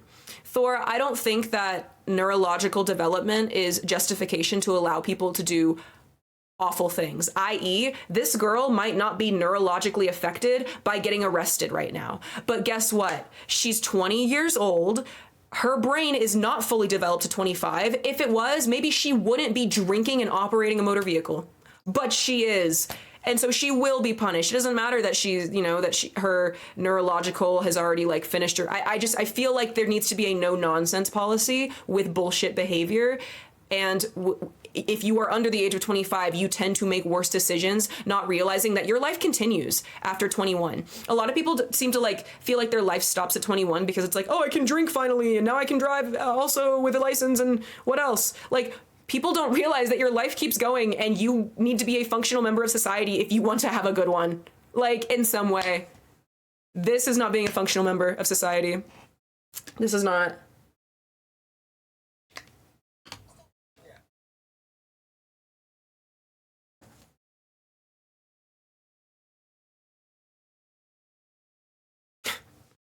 This is my friend. He's a lawyer. Calling a lawyer because your daughter was drinking and driving.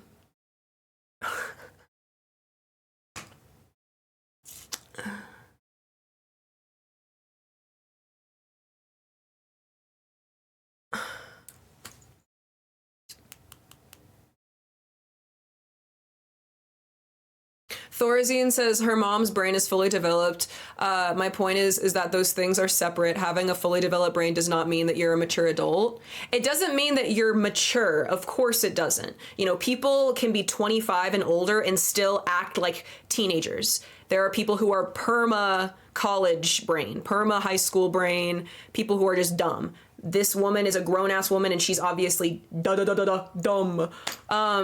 The point being, we are setting up the vulnerable members of our society for success when we put laws in place that take into account the biological aspects of our development, aka not allowing people under the age of a fully developed brain to drink alcohol, to use drugs. Like, that makes sense, bestie.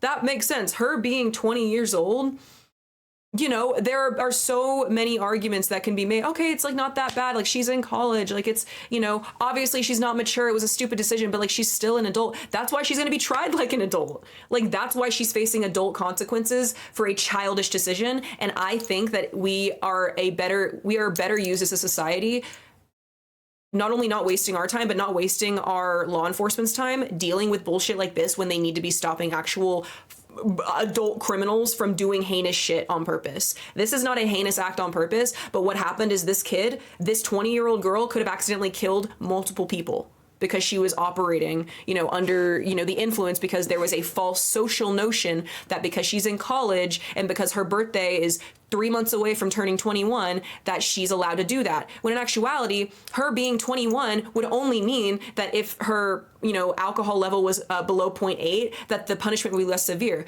I think that that's also stupid. I think that that false notion, it's the same idea with people waiting for a 17-year-old to turn 18 so they can go subscribe to their OnlyFans. Nothing is different in that direct, like, 17 to 18 difference. Nothing is going to be different for her in 3 months. That's going to change the way that she is going to probably make these decisions in this environment. That's why I say 25, once you're out of college, you're moved away from your family, you have other shit going on for you. That's when you realize, holy fuck, I'm a person and I need to make sure that I'm taking care of my shit at the very least. At the very least, the self-preservation ideal should kick in for her at the big old age of 20, should kick in for this girl being, I can't get arrested, I'm about to graduate, I have things going for me and I can't do this. But what happened? She's probably been allowed to drink at home. She's probably been allowed to exhibit this behavior with her mom. That's why her mom is there defending her. Not only that, that's why she thought it was appropriate to do in the first place.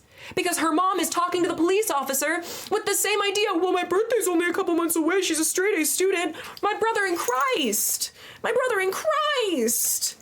We need to protect our children.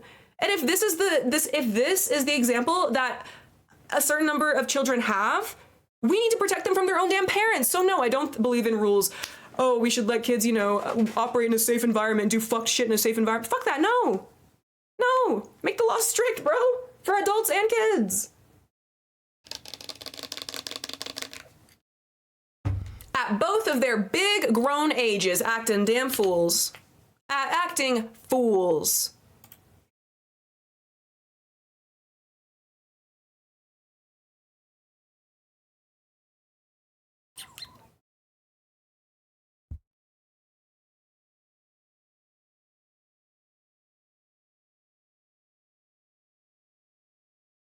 She is literally just embarrassed. Like, that's it. I told all my buddies, get a grip. Go parent your child. Don't talk to your friends.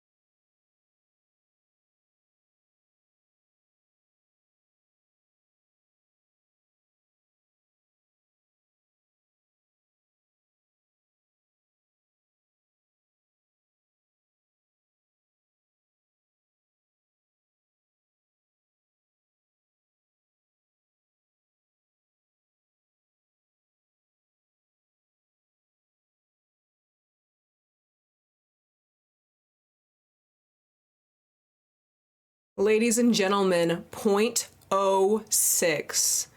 Ladies and gentlemen, 0.0 fucking 6% alcohol in her under the age of 21 system, while operating a motor vehicle that has 8 to 10 other under the age of 21 individuals on it and a dog. She put a dog at risk. There, guys, if y'all don't give a fuck about human life, that's y'all's prerogative. Have a standard when it comes to the little creatures that can't. This is why I care so much about people under the age of 25, like actually understanding like what it means to like have rights and protect themselves, and like the law is put in place to protect you, bro. In the same way that that is not fair to put an animal like that at risk. Driving and drinking with an animal in the car, but more people would be up in arms about that in comparison to be like, oh, a lot of college kids were all drinking underage and operating a boat. Oh, kids will be kids. What the fuck? That cognitive dissonance is fucked up. 0.06%, y'all. She was drinking a lot of water, kitten. She was trying to get it out of her system. What are you gonna do? Piss in your swimsuit while you're standing there?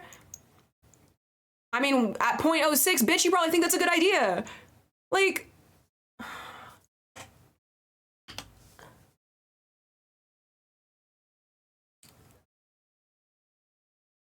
one more time. He's giving her a chance, bro.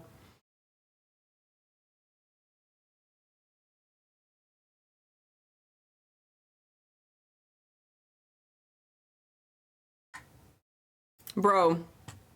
0.0 fucking 6, bro.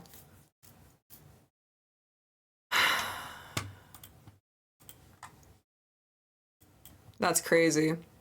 You want to see how y'all are into this, right? Y'all want to see how he rolled up on him? I was just gonna skip to that end of the video, but I've been ranting and raving about this for too damn long. Do y'all want to see how he rolled up on him? Like, are you interested? It's funny as fuck. It's funny because this is how this shit needs to be called out. And yet how many police officers would definitely be intimidated by a fucking Karen like this, calling in her lawyer friend to stand there? Like, do you know what I mean? Like, there are people who don't have standards, and like in every facet, you know, not every cop is made equally. Not every police officer is a fucking moralistic, virtuistic, fucking awesome guy. This guy is just doing his job as it should be done. Like, this is a training video. This needs to be a training video. What the fuck? He was just like, nope. I know you're not doing this right now. He was like, I know you're not. Kaz, hello. Just accept defeat. I don't get why they always try.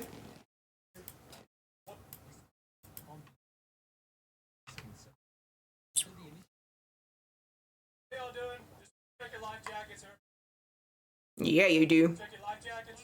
Yeah, it was life jacket, not a tail light. The puppy. The baby. Ari, 94%. I'll VIP you for that.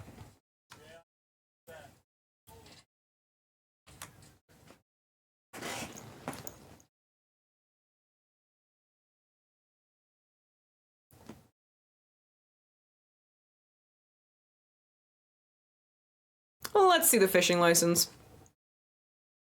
Yeah, 1, 2, 3, 4, 5. Okay, so there were 8. I think 9 of them altogether. 1, 2, 3, 4, 5, 6, 7, 8. I think people on the boat. Oh no, there's more in the back. That's so bad.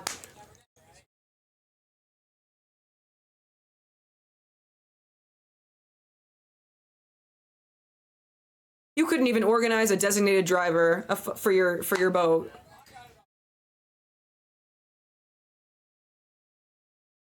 Oh, she's glowing today.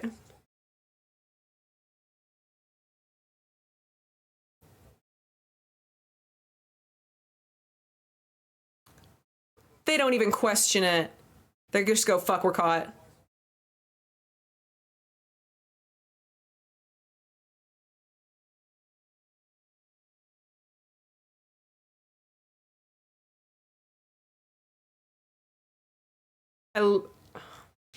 I love no nonsense men. These officers are high value men. Ugh.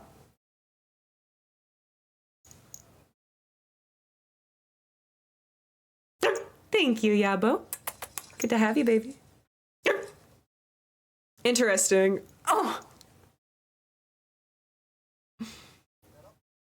And he's nice to the dog too, guys. He's actually nice to the dog. Like, he's perfect.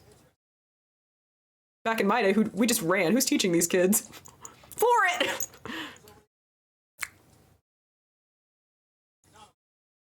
Ah! Read them to filth! Look how much that is!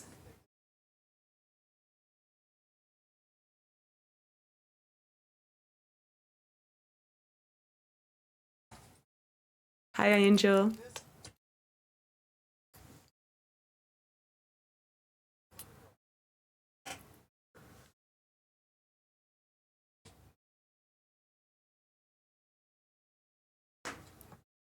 That's crazy. The dog is happy to be there.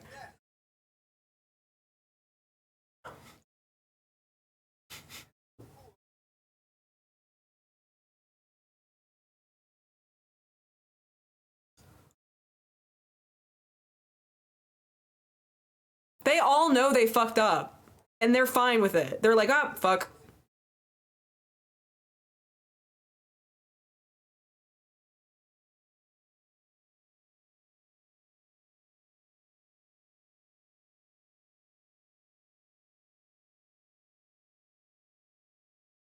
The youngest on the boat are 18. It's a baby!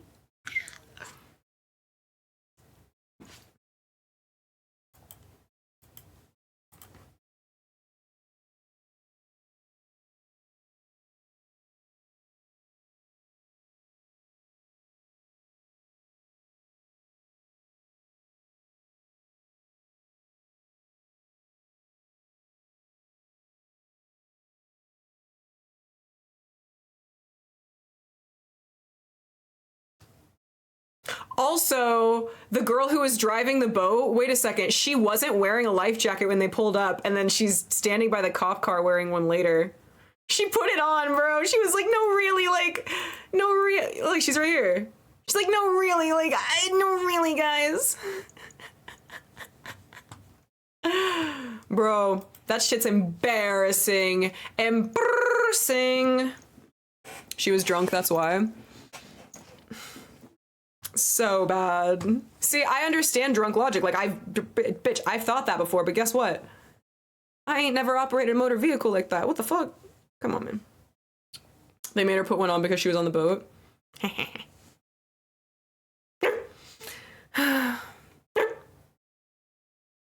Yeah, that shit's wild. So, yeah, I believe in a no-nonsense policy. I think that not having a no-nonsense policy is, like, you're literally destroying your own infrastructure of, like, society. Like, why the fuck would you do that? Kind of counterintuitive, isn't it? Counterintuitive. I agree with what Snorlax said. Snorlax said, alcohol is a strange, rampant drug. If it were introduced today as a new substance, everybody would be up in arms. It's true. It's absolutely true. Absolutely.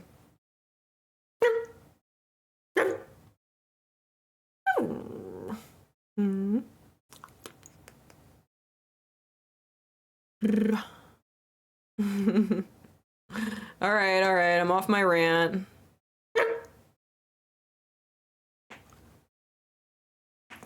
Oh, that was nice. People got really mad at me on Twitter because I once said that one of the OnlyFans girls was being dumb because she smoked weed and couldn't figure out how to put her car into gear and thought it was broken and it was a Skyline. I think it's like people like to pick on people. So like if it was somebody who like, you know, works in like, you know, the sex industry where people already, you know, make fun of that, they're gonna either infantilize her to like, oh, I need to be the strong, like, you know, girl or guy to like save my queen.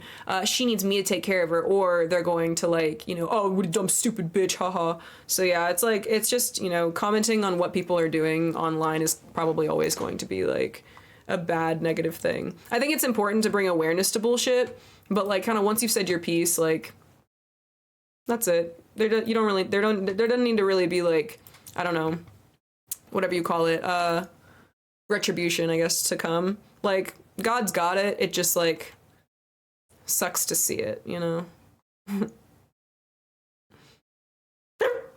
I only say her job was, it was very expensive and a fast car for a young girl to own otherwise. It's similar to being on the toilet of the internet. You're funny. Meow, did you see the body cam of the guy that stole cigarettes and then tried to hijack? Tried to hijack. That's a spoonerism, what that is. The way that I flipped it. Tried to hijack a plane to escape. No, but that's, no, but I did see the thumbnail for it. Wait, what the fuck? I didn't think that. I didn't realize that's how it went. Yeah, I love me some body cam footage. Eat that shit up. Hide to tryjack. The problem is not OnlyFans. It is the society that pays teachers so little they need OnlyFans to live a middle-class lifestyle. That's a literal really, really, really silly statement. Because what are you saying?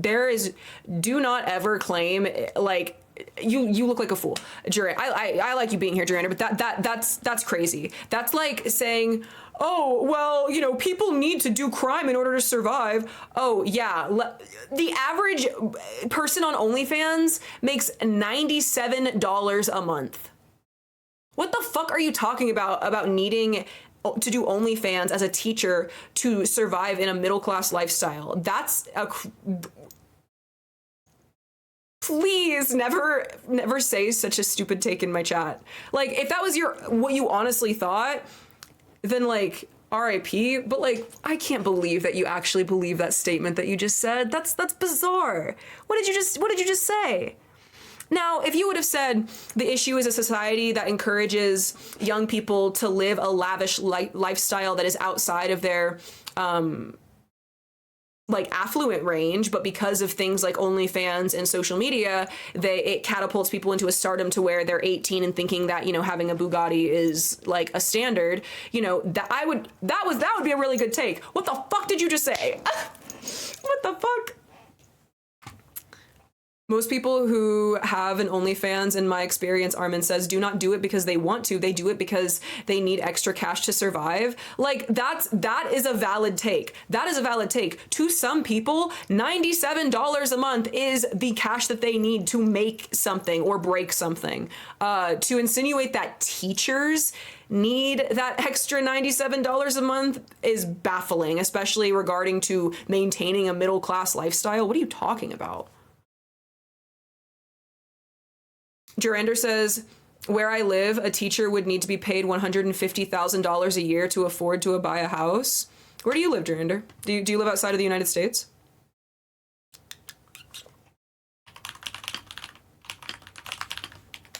What is the average teaching salary in America? It's still 40 to 80K? Okay, I thought so. That's fucked. They should be paid way more. That's definitely true. Teachers should be paid way more. But to insinuate that they need to turn to things like sex work is literally unfathomable. Imagine getting a fucking degree in history, math, science, getting a degree, busting your ass for years at university, becoming a teacher at your local high school or whatever, and then somebody on the internet insinuating that you need to sell your body on the internet to make ends meet in a middle-class environment. What the fuck are you on? The more I think about it, I'm like combusting from how like awful that take was. No, you gotta be trolling. You're trolling me, buddy. Yeah, you're trolling me. What color is your Lambo?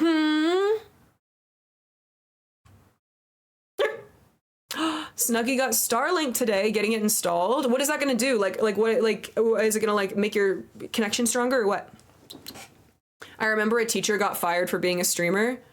I can understand that. It's not appropriate for students to be able to have access to you, like outside of, like, while they're also, okay, so for like a student to see an authority figure in a light that is not like a neutral authoritative figure is problematic. So yeah, I would understand, like, if somebody was like teaching like middle school or high school, like it would not be appropriate for like students to find your stream and be a part of it. That's not saying that adults can't have social media and shit, but if you work in a certain profession, why the fuck would you want to do something like that? I didn't do social media until I stopped working with children. Like, why would I do that? Like, no offense, but like, I am literally like making sure these kids don't die, and like I'm making them lunch every day, and I'm teaching kids how to read and write. Like, what do you want? Like, where do I have time to post on the internet? Like, what? So I started streaming whenever I stopped caretaking full time, and it was like I traded a job for another. That makes sense. Like, why the flip would you want to compromise your ability as an educator by opening yourself up to that? That's very strange to me.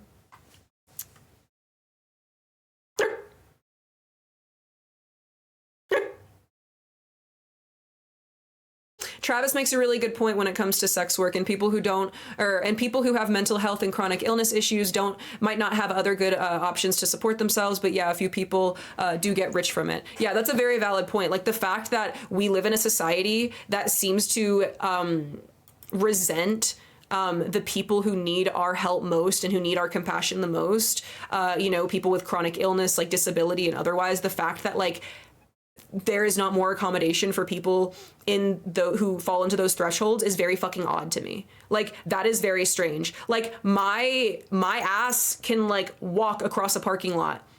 You know who can't? Somebody who like might need a wheelchair or something else in order to walk. They might need to take more breaks or something. Like, why the fuck would, so like people who complain about like handicap parking and stuff, I'm always like, are you like okay? Like, do you know like what you're saying right now? So all that being said, like, I think it's very unfortunate and very fucked up and evil that like in a society, like, we allow self-exploitation to be seen as more of an option for people who might not have the ability to like work outside of the home as easy because of some kind of illness, like or otherwise. It's like really, really frustrating.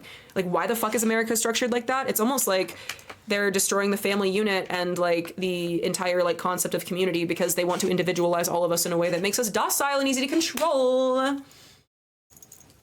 It's almost like that's the devil's plan.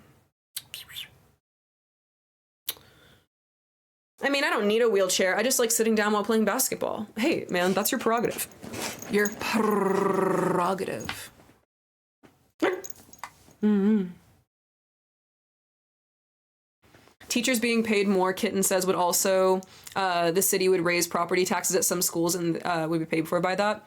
I don't know about that sentence because my brain kind of didn't like take in what I said whenever I read it. Teachers being paid more would also, the city would raise property taxes. I'm very, I'm very, very happy to, like, if my taxes went to fucking teachers, then like that'd be great. Like, the fact that my taxes go into like, politicians' pockets and shit, that's like weird. Like, why I don't understand that.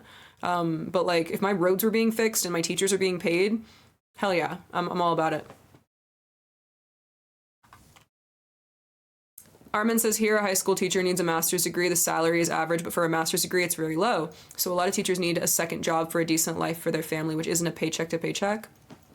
It's so disgusting to me that the people who are literally raising the young people in our society, that are like the teachers who are molding the future generations, are so disrespected. It's disgusting. They deserve so much better. It is so unfortunate.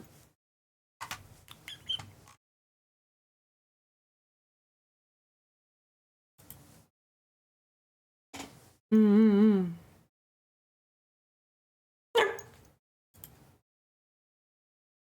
Are you arguing that a teacher should have to have a second job and, to be able to afford a house? Are you dumb in the head? Is that what I said? It's almost like I just spent like 10 minutes reverberating the same sentiment that teachers need to be paid more, because it is atrocious that the people who are taking care of the young people in our society, molding the next generation, need to even think about house struggles or any kind of struggle like that. Like, did you even?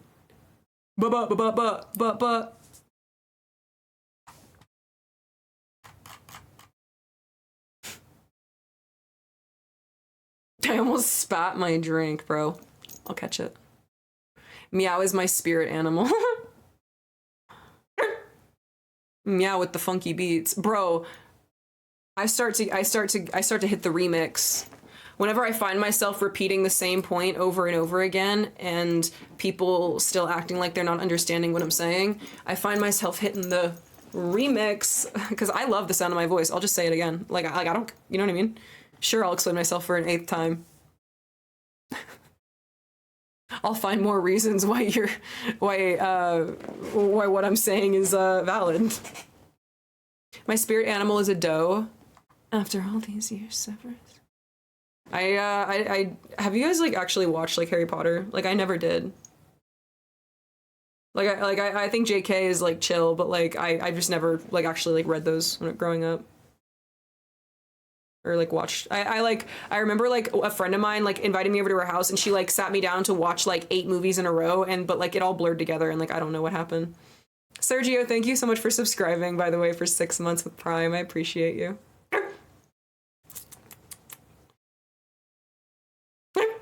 I'm streaming on Instagram for the first time. Oh, that's awesome, Mars. Good luck with that, my love. I'm not sure how Instagram lives work at all, so God bless, man. I hope you have fun. A teacher should always be paid enough to be able to afford a house in the location they teach in. Yes, they should. Saying that shit like it's some kind of like hot take. Bro, yeah, you're right.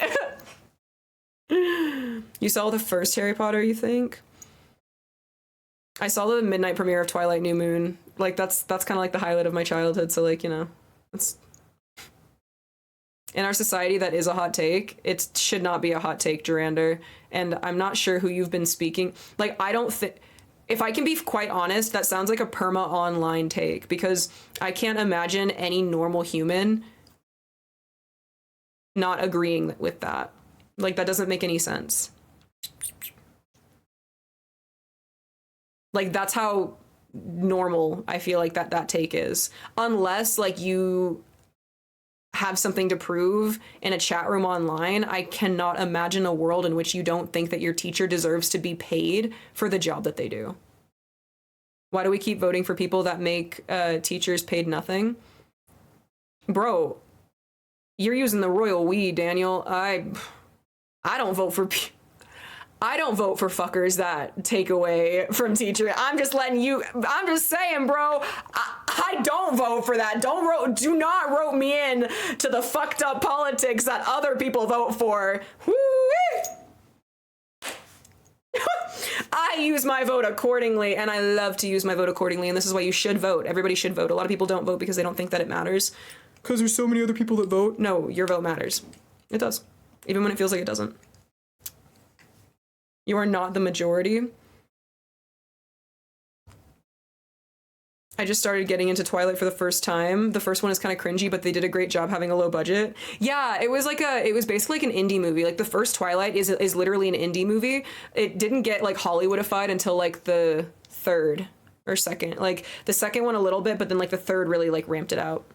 The joke's on us. It doesn't matter who we vote for. None of them care. But your vote does matter, and to nihilistically decide that it doesn't and then avoid voting is literally why those fucked up politicians get to stay in power. So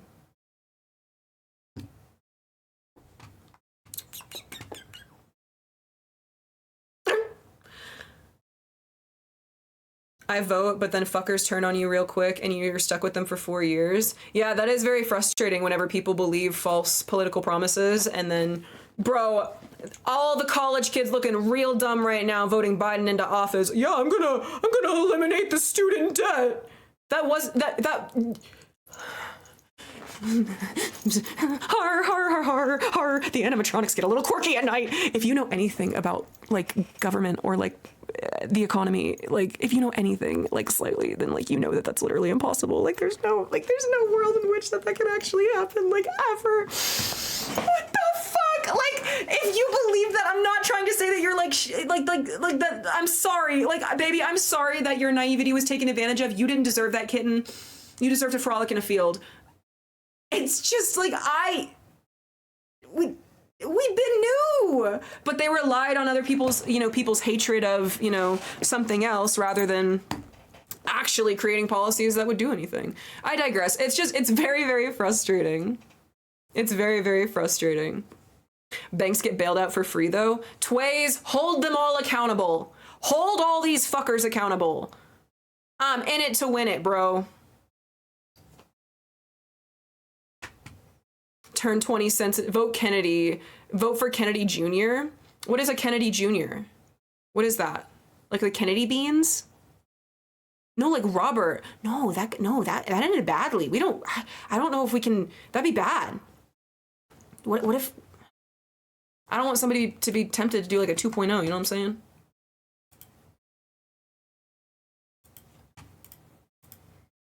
Robert F. Kennedy is the guy who switched sides? Wait, tell me more.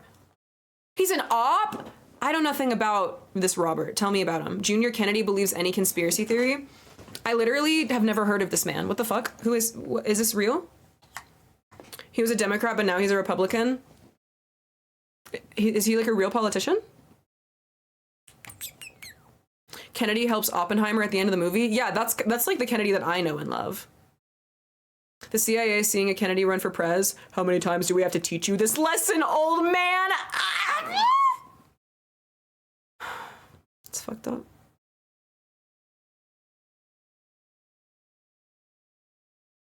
Armin says Junior is anti-vax, crazy conspiracy. So like, I don't want to hear, so okay.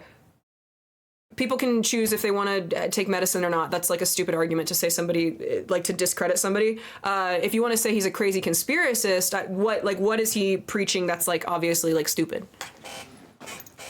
People choosing what they want to do when it comes to medication in their bodies is like their prerogative.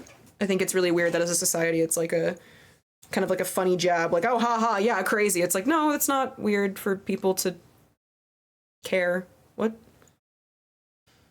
Biden is falling. The Biden falling memes are funny. Dude, he needs to be put away. Like, put him in a home. Like, he doesn't deserve this. Watching that man trip is just like, I feel like I'm watching animal abuse. He's anti-vax in terms of thinking it's a poison. Okay, well, I think alcohol is a poison because it is a poison, but it's a legal poison that people, you know, serve with Sunday brunch, you know? So, like, what are the hot takes that I'm supposed to dislike from this guy? I've never heard of this, of Kennedy Jr. Jarander said he was never a Democrat. He just said that to get the news coverage. Is that true? Because I kind of, just off the top of my head, knowing that his father was a Democrat, so I feel like it would make sense if he were one. But if he is grifting, you know, that's a possibility. He believes outer space aliens are chilling in the Oval Office and the pyramid being a spaceship type of conspiracies. But, like, what are his policy? Like, what does he want to do for, like, the country? Or does he literally only talk about conspiracies and does he not talk about policy? Like, is that what this is? Do you have a source for that? See, I don't know. I'm like, I want to know, like, actually about him, not about the stuff that, like, we think that he thinks. He's a hilarious Joe Rogan guest. Oh, huh. Well, if he's podcasting with Joe Rogan, then this motherfucker is just talking to his boys. Like, that's not like him talking about like how he wants to lead the country. Does he have like an open, is he like talked like in like a rally or anything about like how he wants to govern, or like the interviews are good? Are they? His statements line up with right wing. Okay, so if he really is a Republican, then okay. Is that supposed to make me dislike him? Like, I'm still asking for like his policies. What am I supposed to? His policies are the conspiracies? So he doesn't speak on like the current debt, like the prison system, like in external affairs, like international affairs, like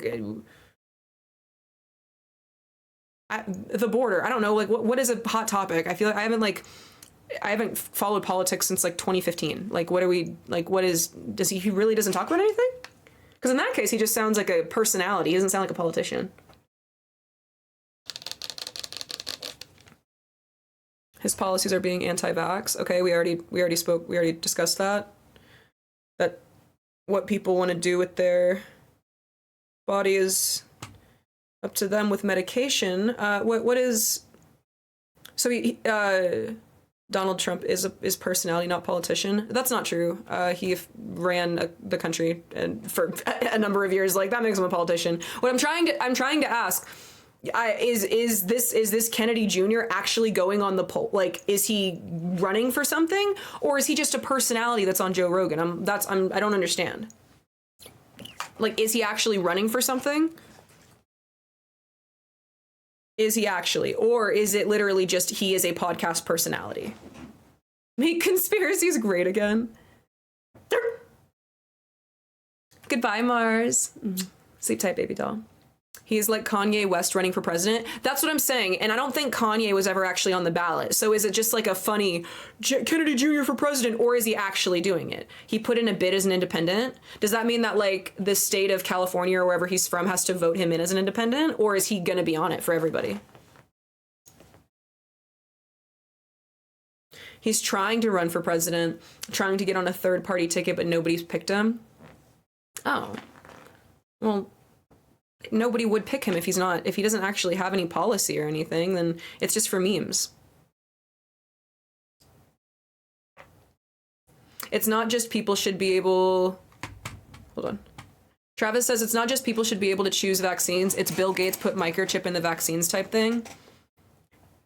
Yeah, but you can't control what somebody wants to say. If somebody wants to put tinfoil on their head and say that it's to protect them from the microwave radiation, you're talking to a brick wall if you're sitting there going like, you're being crazy. They're not going to believe that what you're saying is unreasonable. So just understanding that the vaccination argument comes down to the actual root of people have like choosing what they do with medical autonomy. Like if you understand that that's what it is and it's really not that deep in general, like that's one thing. If he's talking about microchips on Joe Rogan, he's obviously just a personality. I'm trying to like figure, I could just Google it, but like I'm trying to figure out like if he's actually trying to run, does he actually have policy like his dad, or like is this like an actual thing, or is this just made up outrage to cause like conflict? I'm like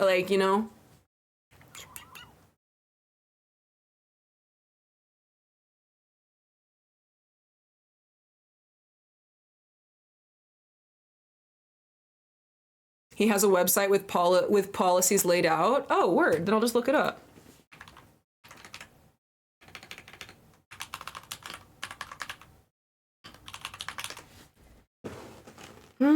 Robert F. Kennedy Jr. I'm sorry, this is not, bro, the man looks like Terminator. What the fuck? He looks like the Terminator. Bro, dude. Literally, dude. My man looks like the Terminator. That's great. Like his eyes are glowing. Why the fuck are his eyes glowing? His eyes are like yellow, like glowing. What the fuck? He's like, I have to blend in with the reptilians in the Oval Office. Okay, let me see. What are his policies? Okay, right here, policies. Damn, I should have just Googled this instead of asking you guys. I'll just keep repeating that conspiracies. Okay, what is this? Economy, housing. What is this? Okay, the economy. His policy is about the cost of living. People who work hard should be able to afford a decent life. That is the guiding principle of Robert F. Kennedy Jr.'s economic policy. He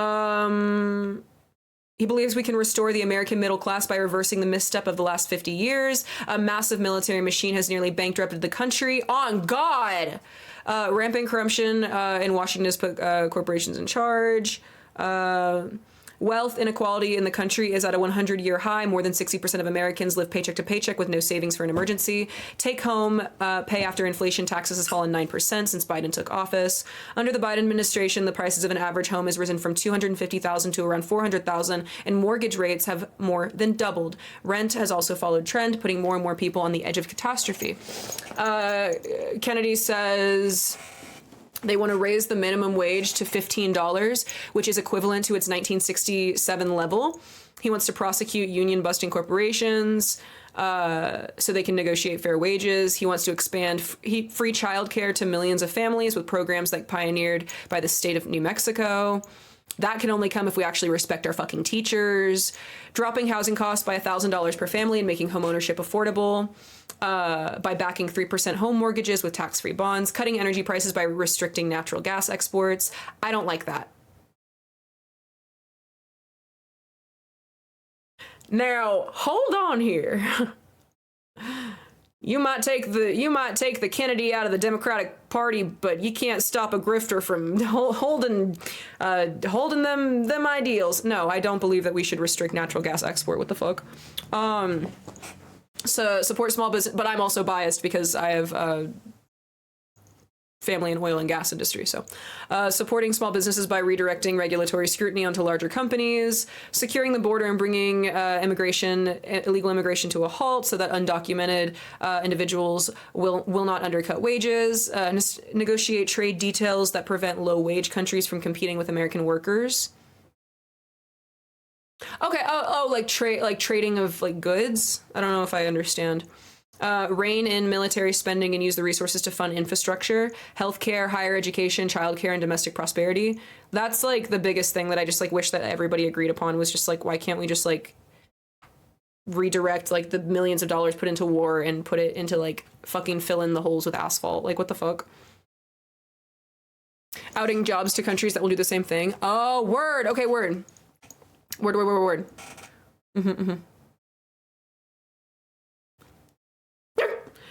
Durander said restricting gas export is future planning so that we have a complete monopoly when it runs out elsewhere. Yeah, I understand that, but also like I guess I'm more humanitarian minded where it's like, bro, like let people have what they need, bro. Like it's like oil and gas is a market just like anything else, and to monopolize it for like personal gain. Like there's other infrastructure. Like we can focus on making America like an actual like destination city for people to live in. Why the fuck does every American want to move out to like Sicily or like Berlin or like, live like the European lifestyle? It's so much more peaceful. Like why don't we focus like on improving our own infrastructure to the point that people want to spend that kind of money here. People want to travel here to live long term. People treat America like a pit stop, like a fucking like gas station bathroom of like traveling in the world. And that's what the own country treats itself as. So like, of course people are going to act like that.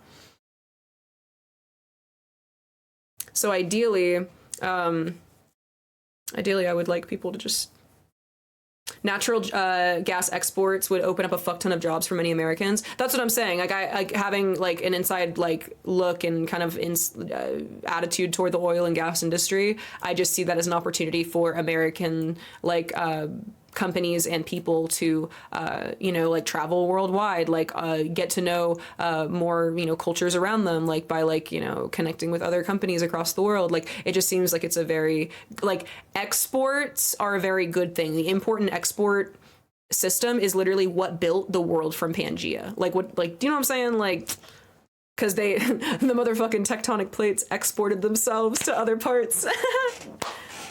It is true though. It is true. Imports and exports created like the world the way it is. So like, I don't like the idea of restricting it, even in the name of making America great again. Like that specifically is just for me, not the vibe. Establish addiction healing centers on organic farms across the country. What in the Democrat? What the fuck? What kind of fruity patootie bullshit is that? Establish addiction healing. Okay, I love the idea of, I was with him with the addiction healing centers. This motherfucker said on organic farms across the country.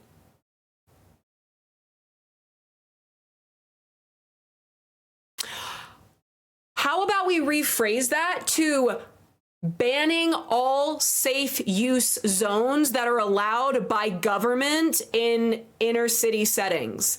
Let's like rephrase that. Yeah. So let's turn the drug addicts into working class farms. That's not what he means. That means let's send the drug addicts away to die on fucking farms so nobody has to look at them in downtown anymore. That's what that means. That was Kennedy Jr. What the fuck was that? Kennedy Jr. What the fuck was that?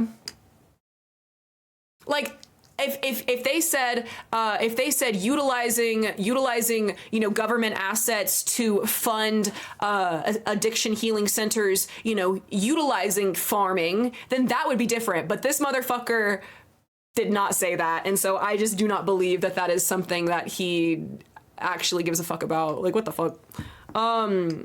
Safe zones, safe use zones save lives if they're the ones I'm thinking of. Not in America, Armin. In America, I'm not sure about what safe use zones means for the rest of the world. In America, safe use zones means that a drug addict can show up to a clinic, be given clean needles, clean supplies in order to inject their drugs, and they can also stay in that clinic and inject themselves with drugs. It's actually appalling. The government literally gives them the tools to inject the illegal drugs that if a cop saw them using, they would be arrested for. But of course, in safe zones, they're not arrested for it. That's why they literally... It's the same idea of, I let my kid drink at home because I'm supervising them as a parent. It's the same fucked up idea. Nobody is monitoring these people. I can show you footage of those kind of zones. Like I could show you right now. I can pull it up. It's very disturbing. It's very, very sad. It is. I just do not believe in any of that. Scojo mother freaking mojo! Come here, let me squeeze you. Meow to squeeze. Meow to squeeze, my good buddy. Oh, Scoj, my bestest bud, my pal. My pal! How are you doing? Welcome! With the 55 streak, nonetheless. I've been soapboxing today about policies. I'm looking at, somebody told me that Robert J. Kennedy Jr. is a person, and now I'm looking at who they are. What can I say? Clean that needle spot next to the dope guy. It's too exploitative to show them. Yeah, that I agree, Mouthy. It's just not right to like show other people suffering to have to prove to you how bad it is for people. Like, you can look it up yourself, or you can take my word for it as somebody who has researched this multiple times over the years and kept up with it actively. The fentanyl crisis going on right now is fucking atrocious and appalling. Watching people literally like, this is, I'm not trying to like trigger anybody, but like watching people like rot their own limbs off because they are so drugged out as they are like dying on the streets. Like, how the fuck is that happening in America? That's appalling. And we need people who actually give a fuck about that instead of this, what is on this policy thing, which says establish centers on farms. No, bro. How about take care of what the government has fucked up already? I digress.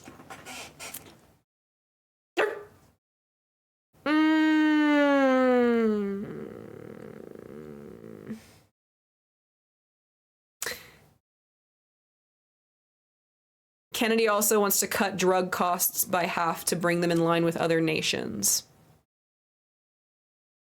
If Big Pharma is the number one, like, lucrative part of, like, the way that your company operates, how the hell, like, I think that limiting drug use and what qualifies as, like, appropriate drug use, even for, like, prescription medication, like, I think that would be the way to go. Why the fuck would you just cut drug costs in half? So that more bitches can, like, get subscribed Oxycontin, like, that? Like, what are you talking about? Like, what do you mean? To make it more accessible to the working class for people to be drugged? That's crazy. How about reinforcing, like, stricter and harsher rules on drug use, and whether that's prescription or, like, you know, criminal?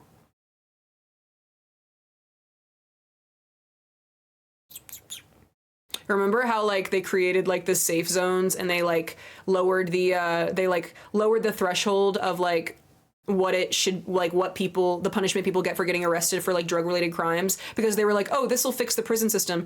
And they did that, but then left everybody who is, like, fucked over by the prison system still in prison. Remember when they did that? So that way crime can run rampant in, like, modern society, but the people who have actually been fucked over by, like, policies that have been poorly executed over the last, you know, 30, 40 years, the war on drugs being a complete fucking joke, that was also a government, you know, run thing. We're not gonna, like, focus on that. Where's the prison reform? What the fuck? Y'all, I'm tired. I'm tired.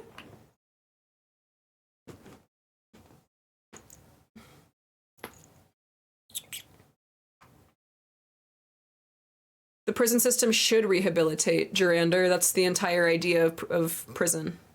That's like the purpose. It should. And if we're at a place where people are in prison who should not be, instead of being functional members of society, to a place where prison is just like, you know, harboring, you know, a criminal mindset that encourages people to continue criminal activity, like, that's a problem. And that's where we're at. Not to mention the number of people who are incarcerated for fucked up reasons, or very, like, slim to none reasons when it comes to actual criminal charges, but are there because of fucked up policy or prejudice that's been displayed in the last 30 to 40 fucking years. It's, where are the politicians talking about that? I wanna know. Yeah, it sounds like Robert J. Kennedy is more like a Robert Jr. Kennedy. They're more of a personality than a politician. Graham says, I just want some middle of the road between 45 and 65-year-old human to not make things worse and maybe make something better, but nobody seems to be up for it. It's so sad.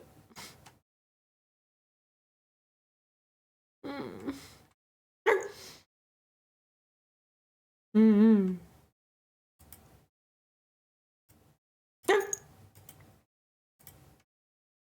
The picture on the... Oh, okay, let me scroll down. Oh, word. Oh, fuck, I was really scrolled up. Okay. I asked my dog how his day was going. He said, ruff, ruff. Gerander says, clean needles have saved more lives than dirty ones spreading AIDS. Gerander, it is not living life if you are drugged out in the street, on the ground, being robbed by other drug addicts taking advantage that you're nodding off. What kind of a life is encouraging people to utilize drugs as a numbing agent so heavily that they are rotting away on the downtown streets, shitting on the ground, like struggling to breathe? These people don't deserve that. That is so abusive to for a government to not only stand by and watch it happen, but give them the tools to be able to do that. It is so, in my opinion, very evil and very demonic, and it's very, very not I don't think that there's any world in which that can be seen as clean needles save more lives. It is not living if you are drugged out on the street. You are not living a life. You are self-harming actively every day, and it's fucked up that the government gave you that needle to self-harm with. Maybe you're not getting AIDS from a dirty needle, but you're still gonna overdose. Do you know what I'm saying? It's sad.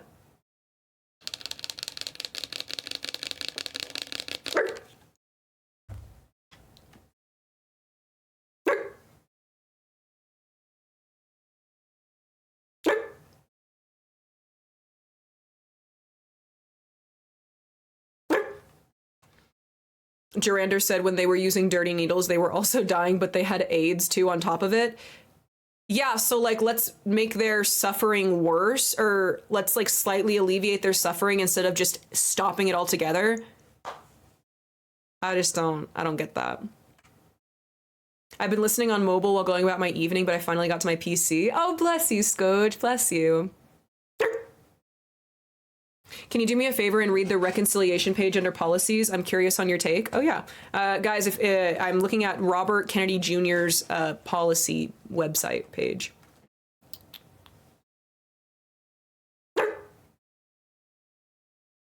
Ziggs says anybody with doing hard drugs should be inspected by cops to make sure they're not overdoing it. I think that that's silly. I don't think that that's a reasonable responsibility. That is a personal responsibility thing. People should be responsible of themselves not to overdose. Do you know what I'm saying? If you're going to use drugs, why the fuck would you use an amount that is going to kill you? It's because drugs, there's very, very little ways to use drugs responsibly, especially if you are somebody who is utilizing them to function on a daily basis in any kind of addiction. So I don't think that it's fair to say that cops or law enforcement should be in charge of making sure people aren't overdoing it. There should just be a zero tolerance policy to where they are basically getting arrested for drug use and forcing you to sober up in prison. It's a godsend. It allows you a chance to wake up and be out of the mindset influence of these demonic drugs. It's a good thing, and it should help people, but placing responsibility on others for other people's well-being is different. Allowing giving somebody a safe place to recover is one thing. Giving them the tools in order to get to that state in the first place is another. And I think that's disgusting that is a government standard in some places like Seattle and in places in Canada. I'm doing better by the day. Willow is being extra needy, so I'm back to listening. Bless her. Wayne was super needy today as well.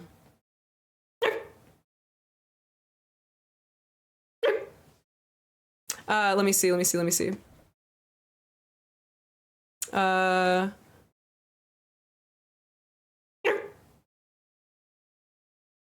Leg says that's like buying your alcoholic son booze because you don't want them to rob people to get it. Yeah, it's like, it's a very backwards way of thinking. Absolutely.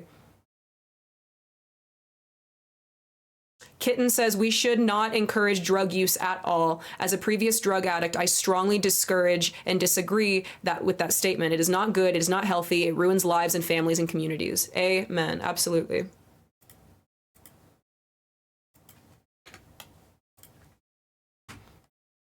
Yeah, San Francisco is falling apart. It's so sad. So is it better that people use a needle that's been used by 10 other people? People should not be using drugs, period. I'm very, very confused on the way that you're either like trolling on purpose for like conversation, which like if you are, at least I'm able to like explain this to other people who might not actually like think this way or like, you know, think about these kind of things. Like I'm glad to take the opportunity of like you either trolling or just intentionally being like disingenuous in like conversation. Like I'm happy to take that opportunity to like further educate people like we are. But it is very weird that your idea of seeing somebody who is destroying their life on drugs in a downtown homeless setting, for you think it's better to give them a clean needle to inject their drugs, whereas I think it's better to take them off the streets, give them a clean bed and a safe place to sleep, and help them get off of that addiction. I'm really confused on like how, if you really think that that's your deal, that's just really shocking to me. Grubby, I'm doing good. We're talking about life, bro. We're talking about society. Graham says, hey, they're dying anyway, but I'm sick of all these needles everywhere. Let's give them new ones. If they throw away the old ones, here, it'll make a cupcake shop look nicer out front. Yeah, it's a very, very strange outlook to like be rooting for in a debate kind of environment. Once again, if that's really your take, you can have that take. I'm just letting you know as somebody who likes you, Jer, that like that's a wild take to have. The question is, how do you stop people from using drugs? I don't know the answer. There have been multiple fatality incidents where people use fentanyl, cocaine in LA. I think that the answer has to be education, and it has to be education with the intention of accountability becoming normal in people's lives. People have to have a sense of self-accountability. Infantilizing grown adults to not be able to make their own decisions when it comes to what they put into their bodies. People can be drug addicts and live their lives, and that's their prerogative, and that's fine. You know, people can be drug addicts their whole life, be functional drug addicts, and live, work a 9 to 5 and have a house. But other people are dying on the streets and justifying that living a homeless lifestyle it works for them in a better space, which I'm not trying to tell people like how they should live at all.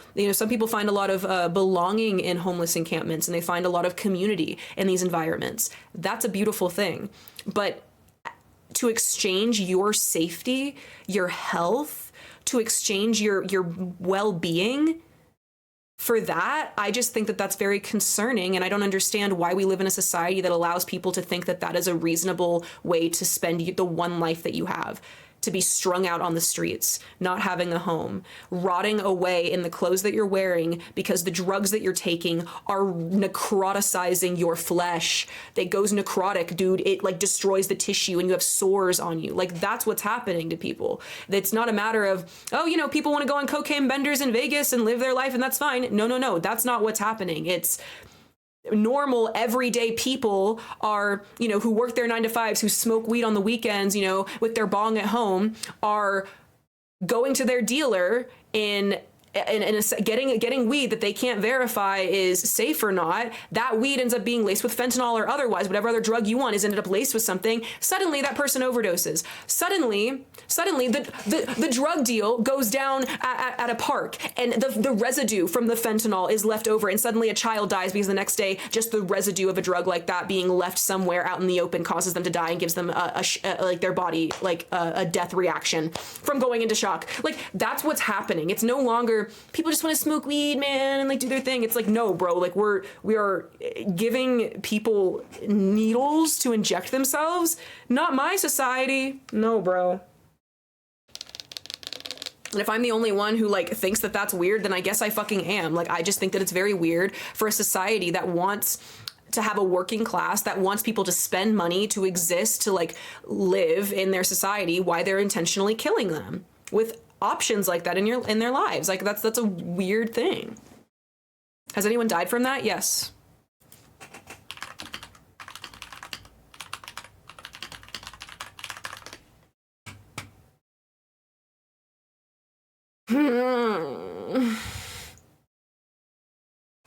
I literally just looking up child death from fentanyl. It's a very heavy thing. Guys, there are 5, 6, 7, 8, 9 different stories. A child died from a child passes from fentanyl from it being kept under a nursery mat. This one after ingesting fentanyl. Where is this? After ingesting fentanyl at a daycare center. What the fuck is that doing there? Obviously, adults were using it and unintentionally brought it into that space. Like that's what I'm saying. You guys. Oh my gosh, bro. This shit is bad, bro. Like. It's a real thing, y'all. It's a real thing. And I have to stand on a zero tolerance policy. And that's a me thing. That's a me thing. That we don't live in a zero tolerance world, so that is what it is. But if I'm talking about what I want this is all happening because we were talking about what we want in a politician, how we just want somebody between the ages of 40 and 65 to like do things in America that are good in the spirit of the upcoming election. And so we were reflecting on President Junior Kennedy, his policies, one of them being a very strange take on the drug crisis. So that's what inspired all of this. So I'm speaking, of course, in like political hyperbole and what, an idealized sense, is, but also just like the standard that I don't think that it's wrong to like have a stricter standard on how we treat people. You know what I mean? As a society. I don't think that that's bad either.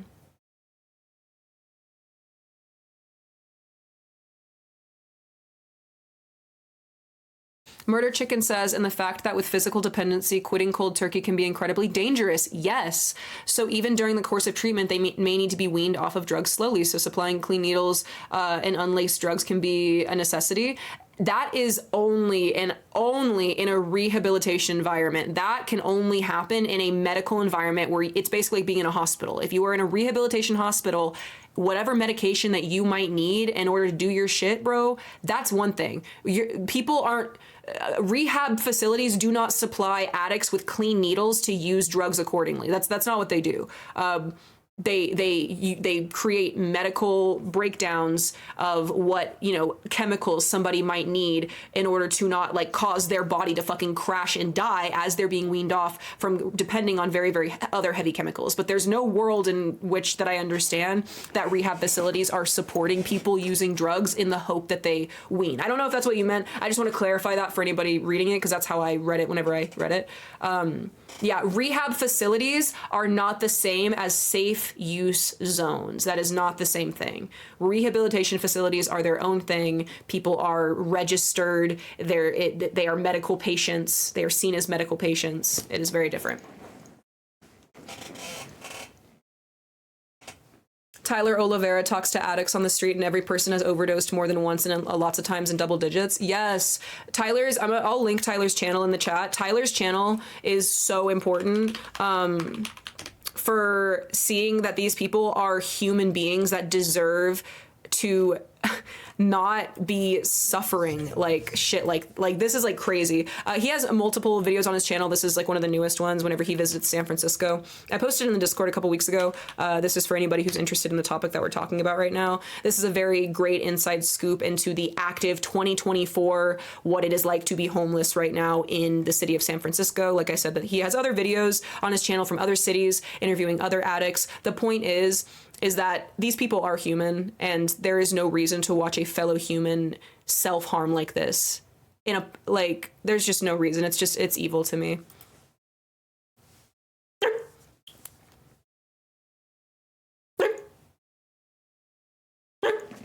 Teeny, it's good to see you in chat. It's good to see you in chat.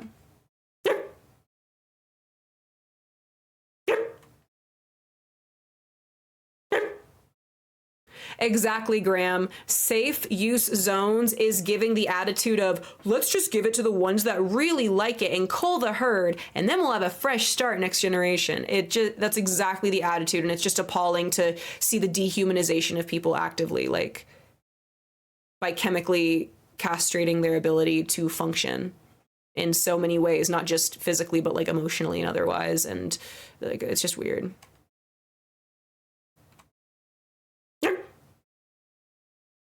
I was basically typing that same thing out loud, but no point in repeating it. +1 what Meow said. Fuck yeah. I'm glad we're on the same page. Valentine, good to see you, BB. Yeah, San Francisco is ridiculously expensive, and for what? Like, for that to happen?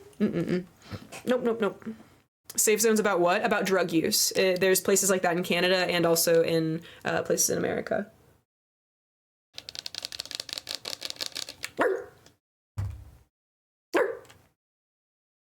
Imagine just living your life one day and you go, whoa, I can get clean needles for free? I guess I'm doing heroin now. Dude, that is what happens, Thor. Thorazine, that is exactly what happens. That is exactly what happens. Do you realize that there wouldn't be such a nicotine crisis amongst young people if Juul pods were not accessibly purchasable at the convenience store, at the gas station? Even if you had to go to a smoke shop, it would be more regulated, but you don't. Like, yeah, like that's like it's the exact same attitude. Yes, like if you make something more accessible, people will buy it. Now I know you're trolling. What is going on with the foreskin?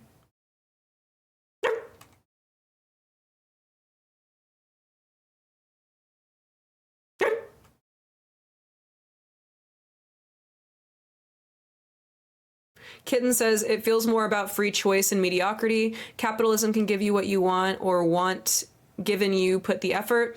The idea of just giving handouts to everybody has been tried and failed. I don't even give a fuck about the idea of handouts. I don't give a fuck about, like, people need to earn their way. It's not even about that. It's about self-accountability. And whenever you do have to, like, you know, pay for your own shit and take care of your own shit, like, yeah, that does create self-accountability in a very positive way. But my issue isn't even the idea of, like, government handouts. It's the fact that it's the intentional hindrance of your society's capability to evolve and operate in a positive way. Like, it's not just like, oh, the government encourages us to stay home and eat chips and watch TV. Guys, I'm talking about people literally overdosing on drugs, like, in downtown cities, like, using needles that are given to them by that city's government. Like, that's fucked up. Like, come on. Come on, bro. Like, that's fucked up.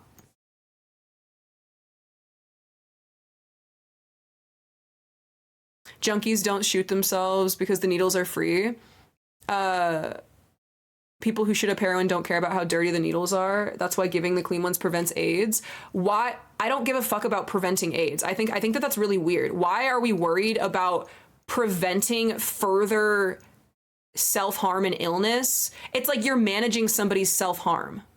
That's really weird. Like, you're watching somebody kill themselves, like, in real time, utilizing these drugs that are literally rotting off pieces of their flesh. And your response to that is, well, they're going to do it anyway, but maybe they shouldn't have AIDS when they do it. Like, what is that? Like, that's very strange. I don't understand that. I don't understand, like, the argument of, like, well, let's just, you know, hope that people, you know, don't get sick. Like, they're already sick. They need help. They you know, these people need our help.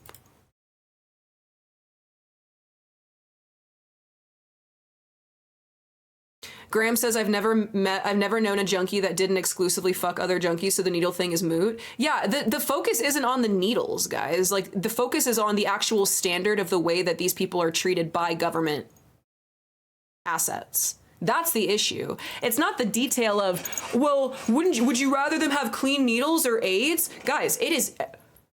That's like asking if I would rather, like, people die from, like, drowning or, like, shooting. Like, what are you talking about? Like, that's weird. Like, I would rather people just not die. Like, I would rather people just not be destroying their life on destroying, altering drugs. These are not people that are going to the dispensary to buy a joint to smoke after work. These are people who are sleeping on the streets and being taken advantage of because they're nodding off and they can't move their body to fight off somebody robbing them or somebody assaulting them.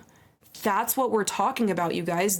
People are vulnerable and they need our help. And it's very strange to, like, once again, it feels like there is like, people are infantilized when it's convenient for them and people are over matured when it's convenient. And the idea that we are giving more like mature credence to addicts being like, well, they know what they're doing. They don't, bro. Like they need help, dog. Like, what do you mean? An addict isn't thinking about getting AIDS or not with a needle, bro. They're thinking about their next fucking high because they're so chemically fucked up. Like, they need help. What do you mean?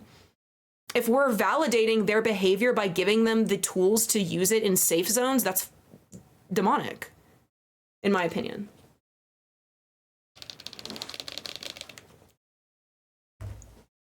They do need help, and there are help at safe injection sites. Usually clean needles don't make people shoot up. It just lessens the harm. But it doesn't lessen the harm. I don't know if like Thor, did you see the video that have you seen the interviews and the videos that we've spoken about, like with addicts on the street, like actively, who like live this lifestyle? I'm not sure that what I'm witnessing is people not doing harm to themselves.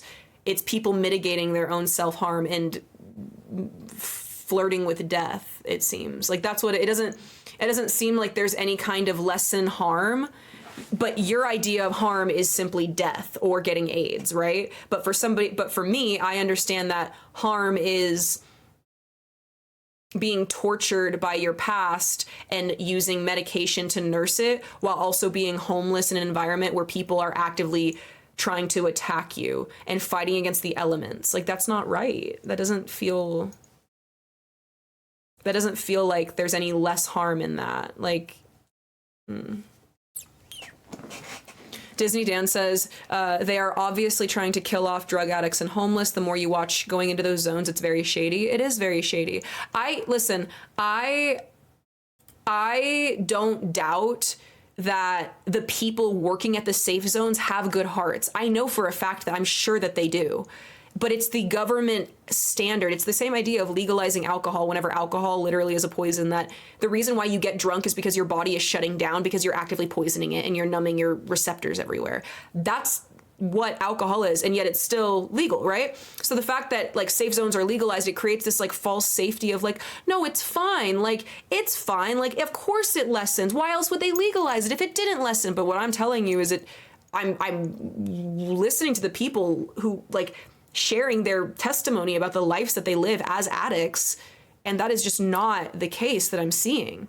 And in fact, in the same way that legalizing nicotine to the point of selling nicotine in every gas station in America, statistically, obviously over the years leads to more children and young people using nicotine, especially whenever you vaporize it in the form of jewels. Like, I feel like it's very, very, I feel like it's very, very clear if you look at the research and the testimony around. I agree, Thor. I completely agree. I believe nicotine should be illegal as well. I completely agree with that. Aether Storm says, I can see the point being that we reduce death rate while working toward eradicating the cause in terms of death rate as a result of initial harm. Absolutely, Aether. Here's the deal. If there was a rule in which an addict comes into a safe zone and they say, I need a clean needle, if that addict is given a tag, is given like an account where, okay, we give you this and we're gonna come check on you. We need a functional address. Like if there was a way for like, okay, we give you this and we're gonna come check on you in a week, and this is the only one that we're gonna give you, so use this to help wean yourself off. If there was like an accountability thing right there to where it leads people into treatment, that would be one thing. But that's not what I'm sure that you can see. It's not what happens. People aren't led into treatment. Their illness is simply mitigated. And it's just very counterintuitive. I think if there was some kind of exchange, like, okay, oh, this is a good one. Safe use zones. a drug addict comes into a safe use zone and they say, hey, I need a needle, I need to do this, I want to use my drugs. And if the only way that they get a needle from that facility says, okay, you go into this room, you're going to inject yourself, and after you use this needle, we're going to transport you to a rehabilitation, kind of like an addict's, like, you know, oh, I'm gonna get high one last time. If safe zones were like that, my goodness gracious, that's really something to look at, where immediately they are put into a rehabilitation environment, they are signed up, I feel like that is what a safe zone would make sense to me, right? It is not a, let's give people who have shown a lack of ability of forethought and otherwise self-preservation, let's give them tools to harm themselves further. Like, that's not what I want. There needs to be systems in place. So if we're paying government workers, you know, to hang out and pass out needles, bitch, like, why are we not paying them to also, like, help these people? You know what I mean? Leg says safe use zones give off an end of life treatment vibe. Like, let's just make them comfortable. We can't do anything to help. It is very, very pessimistic and very unfortunate and such a lie, because there is so much that can be done to help. Justin says, I saw some of that video. The addiction in the streets is very sad to see. Those communities are suffering, and that's what's happening right now. What's happening right now is pretty dark. We're falling short in our country in a lot of ways. Teeny Tiny Death says, I do have to say that treatment centers often are squeezing insurance and often help people get back on the carousel to charge the insurance again. That's my biggest thing is I think that treatment centers should be government funded, to where it is a government service, to where people should not need to rely on their ability to pay for sobriety. That's disgusting and demonic. Everybody deserves to be sober by their choice if they choose. Like, everybody deserves the option. And addicts do not have the option. They are chemically and emotionally and psychologically dependent on these substances. They do not have the option. They need help. So I completely agree with the notion that that rehabilitation centers, you know, there can be privatized ones, can be, of course, free market, bitch. But I think that the government needs to be stepping in with that issue. Absolutely.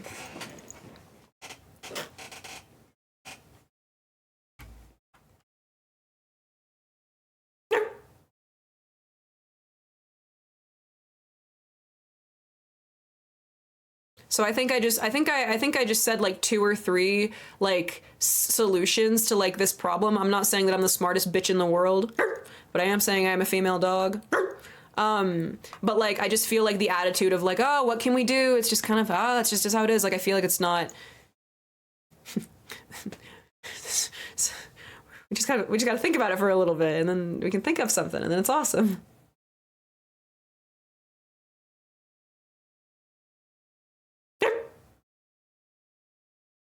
Sorry I took so long to get here. My foot fell off. Can I still do my 330 fentanyl injection?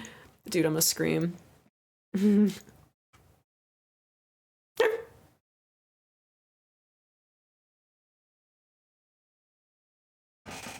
Hi, Charles. It's like, it's a serious topic, but it's not a serious conversation as in like, you know, y'all need to listen. Like, we're just talking. I come across very authoritative whenever I'm talking about shit that I know, because I know it.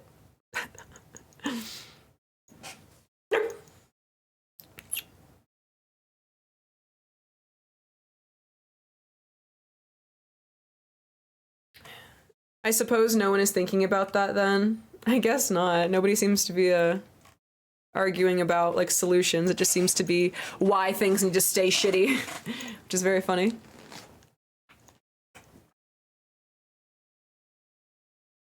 Yeah, you should just Fetty Wap and start. You should, instead of the Fetty Wap, just start skateboarding. Yeah. Clever idea on solutions. I hope so.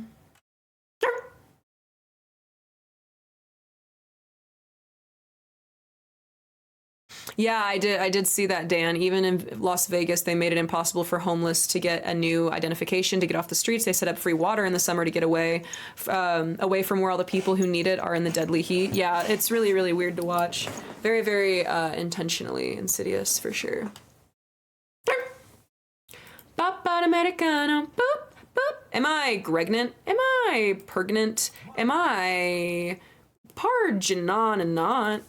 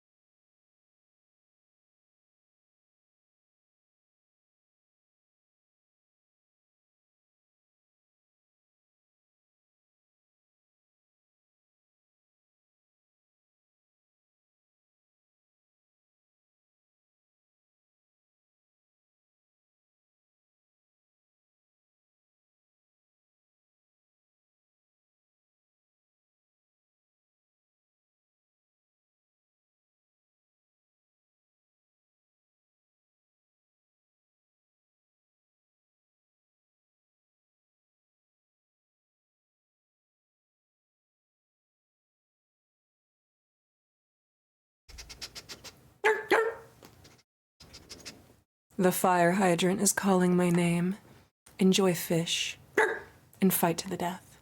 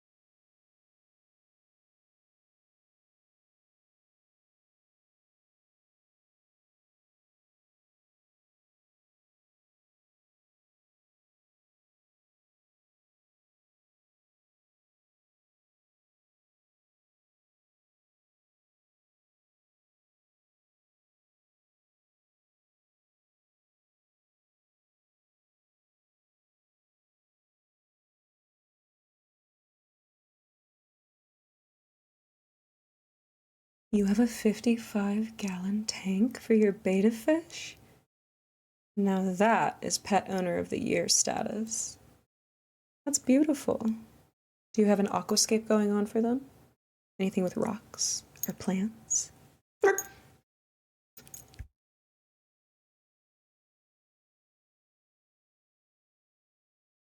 My cat just finished my cereal bowl while watching stream. No pain. That happens to me. Fry and Wayne do that. They do that too. You didn't deserve that, buddy.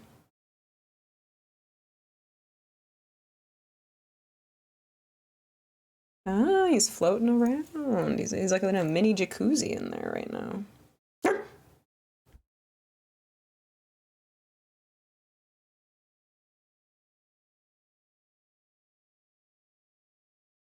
Oh my gosh, meow. I didn't know you know what aquascaping is.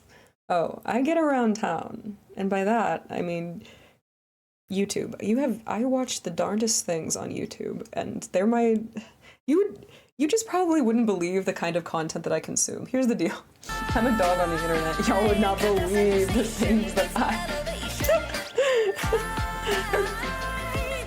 Hurry. Thank you for the 4 months, my darling. Mwah. Thank you for that tier 1, getting us one step closer to Sweet Partner Plus. Thank you, baby.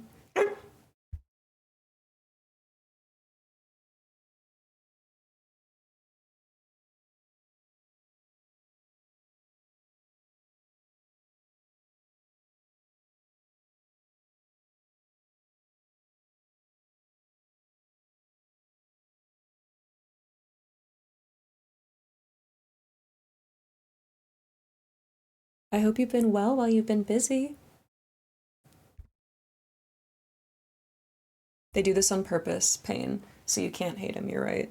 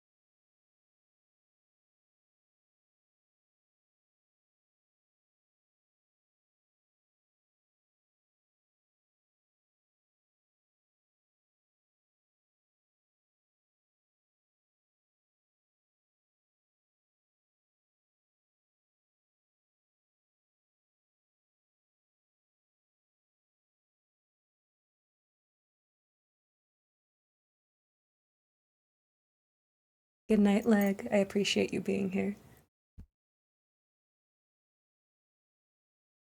Especially for sharing your thoughts and feelings in chat. I hope to see you again someday. I have a spare 20 gallon. I'm currently holding a Bala shark, Cory catfish. Guys, Kitten is the coolest cat in the sea. What the flip? You're the coolest. You're so cool.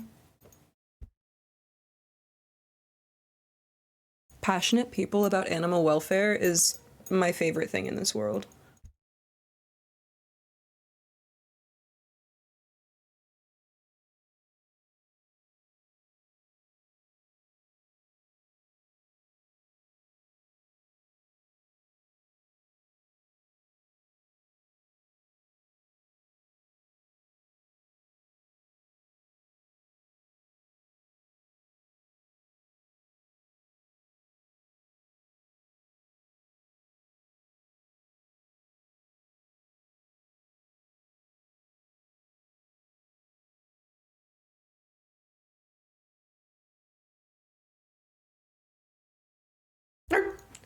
Wayne. All right, well, Wayne just left. Wayne was sitting right here.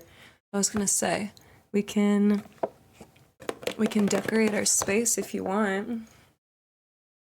I was thinking we put a couple things away, kind of where they go. I can give you more of a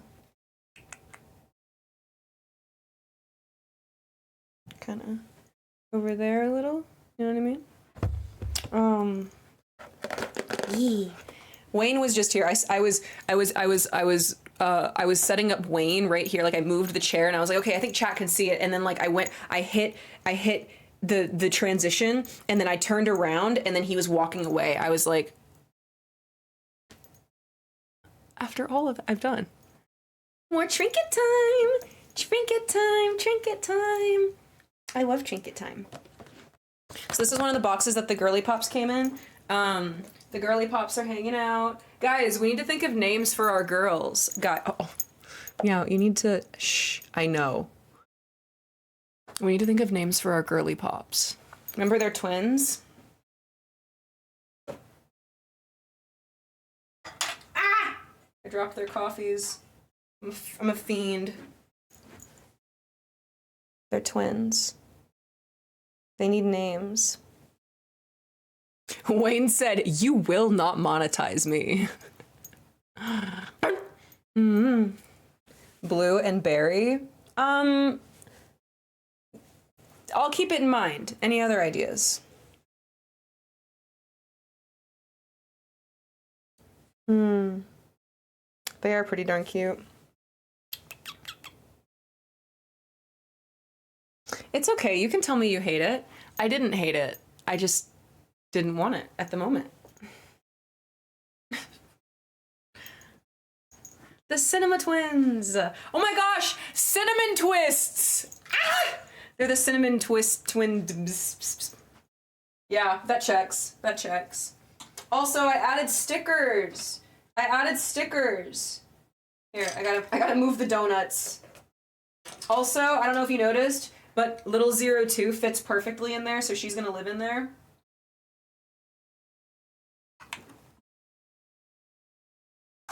It's the dessert.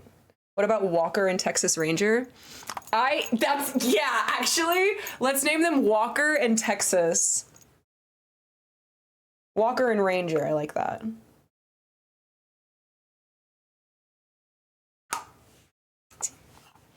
That's really fucking funny. That's really fucking funny, dude. Yeah, just little guys. I think I found the turntable I'm gonna get for it. So I'm gonna get a turntable so it can turn. I just said the same thing 5 times. Hello, Crack, welcome back. Instead of Rim and Ren, do Lynn and Len. I'm picking up what you're putting out, Last. See, Last Exile is coming in here with the actual twinage energy, and I needed that. Thank you. Thank you, Barbie. So fuck. Okay.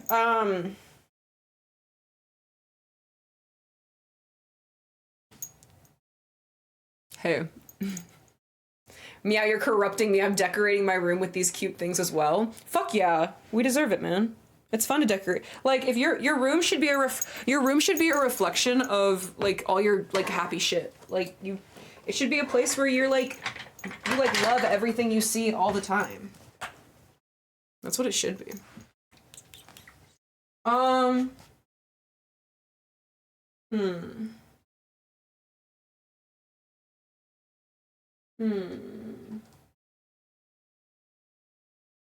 trying to decide what to do. Chat. Where do I go from here? Like, hold on. Oh! I have so many trinkets. I have stickers. I'll show you those another time. I can't get distracted. Don't distract me.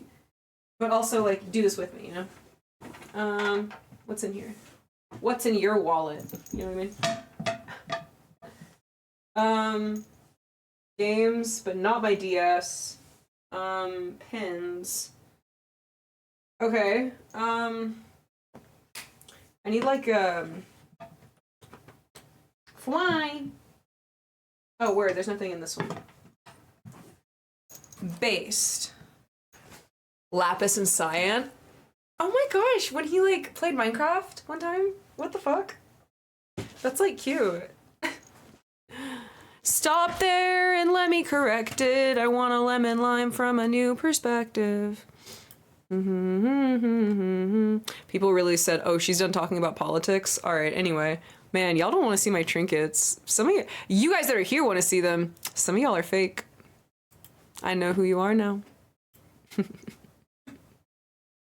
Mom called me at work to tell me that her city caught her car today at work because she thought she was parking at a spot that would give her a ticket. Little did they know, dude. R.I.P. on the cops' part. Embarrassing for them. It's really funny.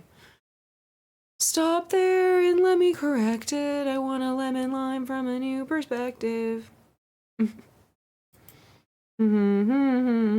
you are one of the real ones. Whoa! Hold on. Dan, was that you? Who said that? Yeah, Dan. Hey! Don't claw that, man! Oh, hi, Fly. Come here.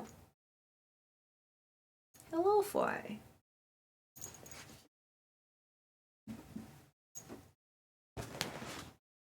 This is Fly.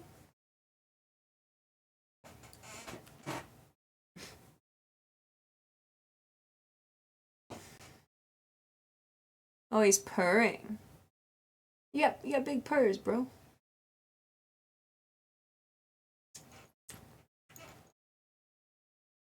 Hello. It's Fry's stream now. I love you. You wanna hang out? You can hang out right there if you want. I won't bother you. You can just chill. Dan was saying, Meow, I found Neopet trading cards with virtual prize codes for dude, those would be such a good thing to also put in the claw machine. Honestly, my dream is for that to just be cinema rolls and Neopets. I told her it's okay, it's payday. We have to get her car back tomorrow. Hey, that's really soon. That's so annoying though. do they at least like do they reimburse like for any kind of trouble?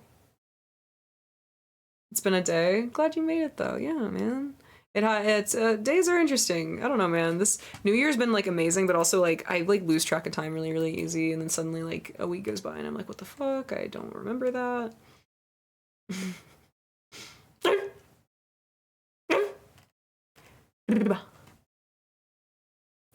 Then why don't you go in my room? Did we journal today? No, I haven't. I haven't journaled, but I have switched over to Discord journal. I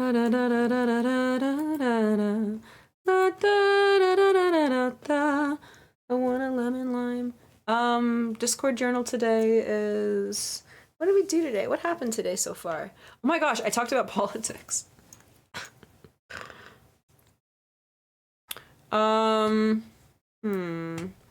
That's my journal entry. I don't have to keep a safety deposit box now. I sold most of my giant silver bars. Yay! I bet it's expensive to keep a safety deposit box. See, man. How are you doing, Corb? Welcome back for 20 months, baby doll. Subscribing at tier 1, helping us get closer to that sweet partner plus. Thank you, baby. Her first line on the phone was, "Don't panic if you don't see the car in the parking. I didn't get kidnapped." What? That is an out-of-pocket statement. Dude, your mom telling you that, you're like, mother. They have cake-worthy fairy Neopet trading cards packs. Ooh, I bet those are really, really cute. It was a 1,000-ounce bar and it took forever for buyers to find a buyer. I was sweating. I'm really glad that you got that taken care of. I have like one expensive thing that I really want to like sell, but like I need to find like a buyer kind of like for. It's not silver. It's definitely not that. But I know what that's like.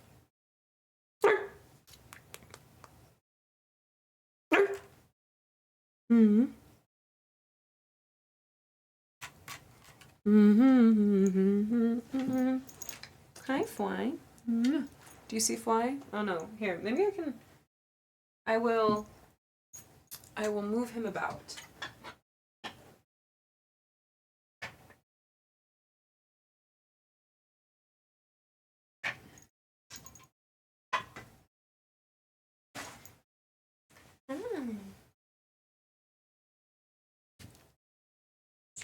Hello, Fly.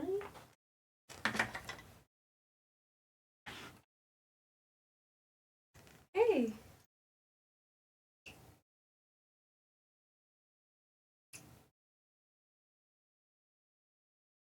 Don't cry. Mm-hmm.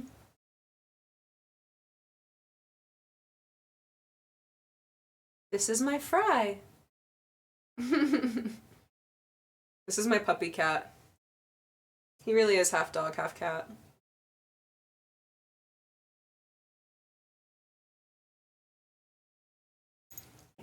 A prince on his throne. Yeah, that's my, I'm definitely going to be utilizing this chair in a new way very, very soon, and I'm very excited about it. I'm telling you, man, making moves every day. It makes me feel good. Hello, Z. Bengal cats are very much dogs. Yeah, they're very wild. You guys do have small fry emotes if you're not fake. And you want to put them in the chat. It's vintage, so some nerd paid more than Spot. Plus it was heavier than a farting fuck and ugly as hell.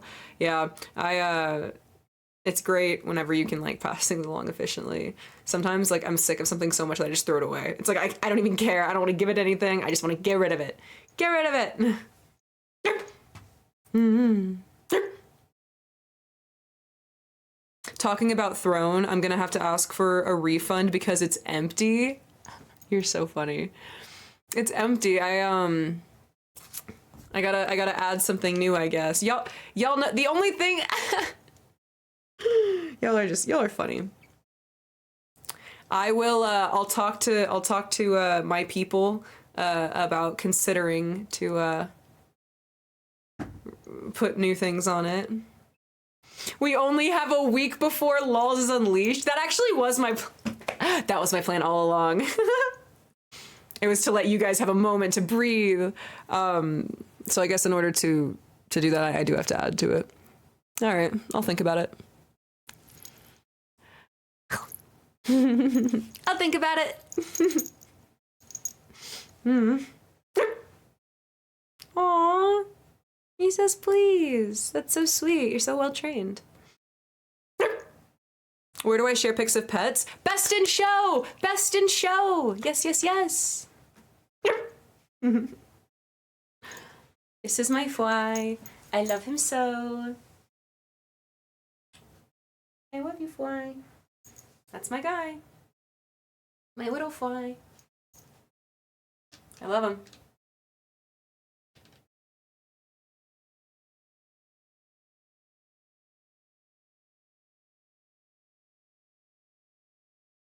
Yeah, man. I love when he purrs. I'm just like, like, I like when he's happy because sometimes he screams at me and I don't know what he wants and then he just like, and so I like whenever, Dude, he's loafing. Dude, you're he's rotisserieing right now.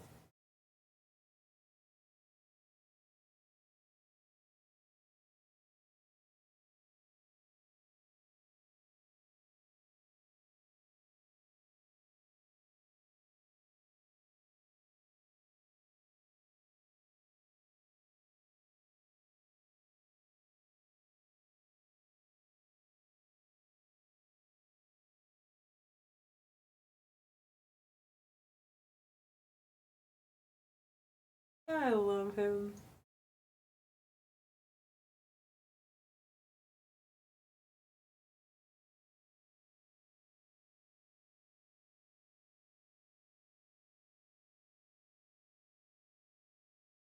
Well, I can't move now.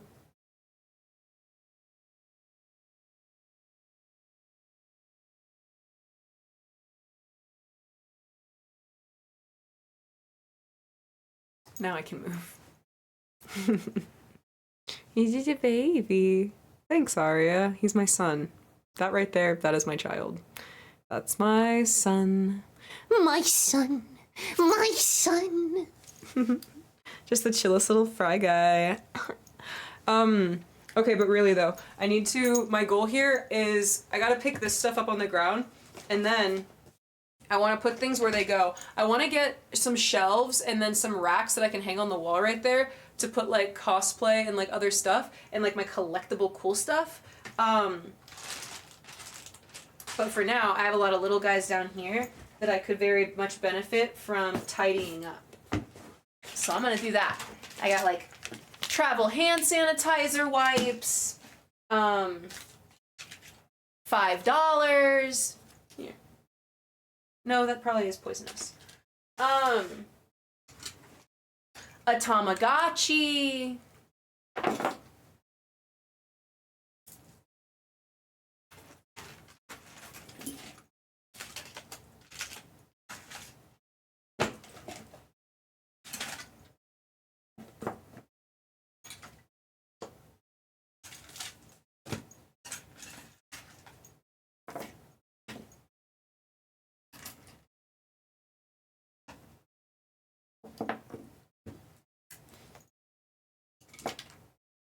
I will put this guy in here. I got some bracelets I found. I love that.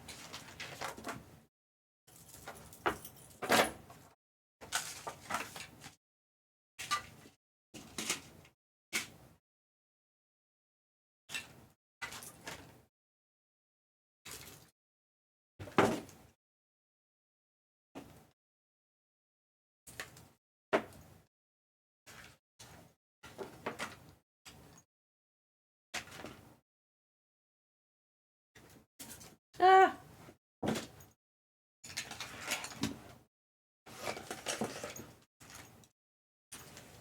Muchacho cards.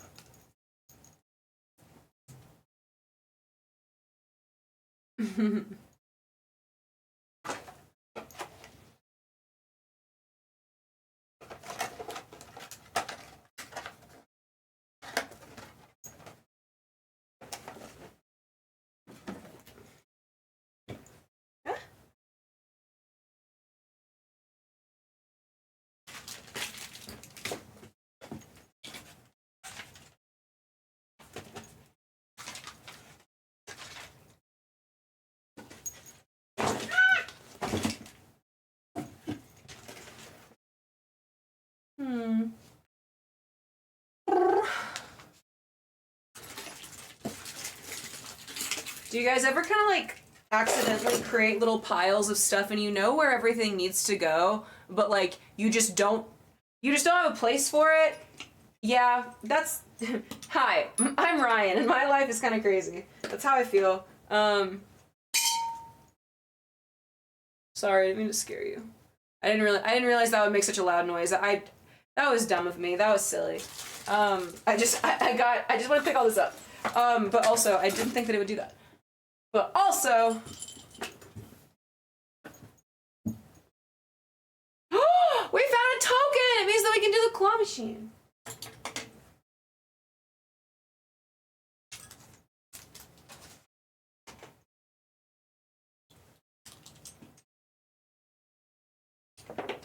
Okay. There. Oh, I was looking for this. That always happens to me. I'm like, there it is. Insert, like, frivolous thing I forgot that I needed. Oh, word. Is this a... Oh, yeah, hell yeah. This too. What does this go to? I think it does go to that.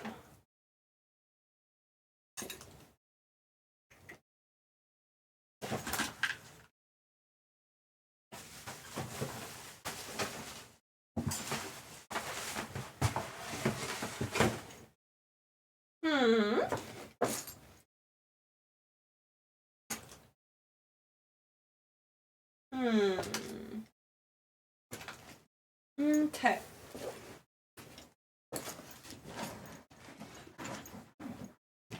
Why I gotta move you, Sally. There you go.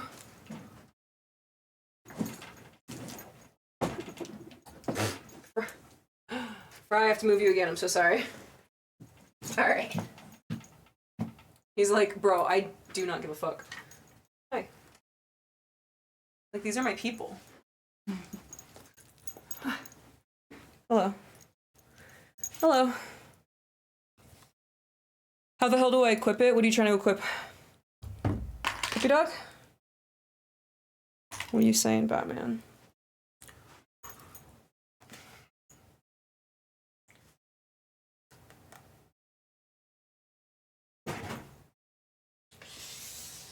Alright. Sad story. I'm gonna see if I can, like, rip off these cinema rolls off these shoes. Because these are my house shoes. But then they got stuff on them, so... But unfortunately, these might be really well made to where I can't. Oh, good thing it's not. Semi-well made. But yeah. I can't clean that, you know, so I'm just gonna... Also, they were too small for me. They were a Japanese size, and I got them in my proper foot size, but it ended up still being too small, so... Yeah, you think I'm just gonna throw away a cinema roll? Bro, no cinema roll gets left behind in this house.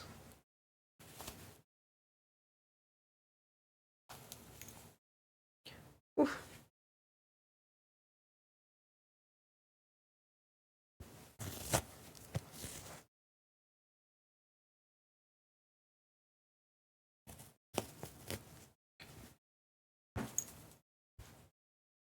No cinema rolls get left behind here. Yeah, they run really small. It's okay. But yeah, so I just happened to, like, get them irreversibly dirty also. So I was like, all right, we'll just toss them. I do need to find slippers though, because I do like having slippers. When I was on Twitch, I wanted so bad for my icon to be a chicken with a kitchen knife. Do you have that yet? Did you get that custom? You should get a custom made, bro. That's adorable. Or you can use my emote as your little profile pic. Meow to sharp.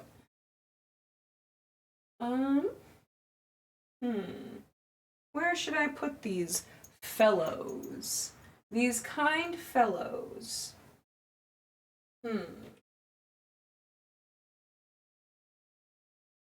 Oh, that was a good idea. Oh, yeah. Hell yeah. Hell yeah. That was cute, and maybe I'll put one up there too. Yeah, I'll probably put one up there later. I'll go reach up high for it. You'll see it eventually. I don't feel like moving the camera all around, but, like, you guys get to see this. Like, most important bits with all the things. So this is clean now. What else do I want to do? Oh, this. Where should I put this? Little packaging in it. Little packaging in it. Let's see.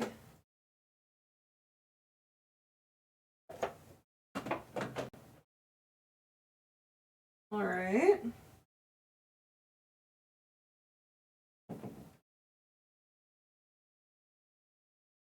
All right, I found a spot for it. found a spot for it. I exchanged it from where this guy was. I got him in a claw machine. You're like, wow, really? Yeah, I actually did. True story.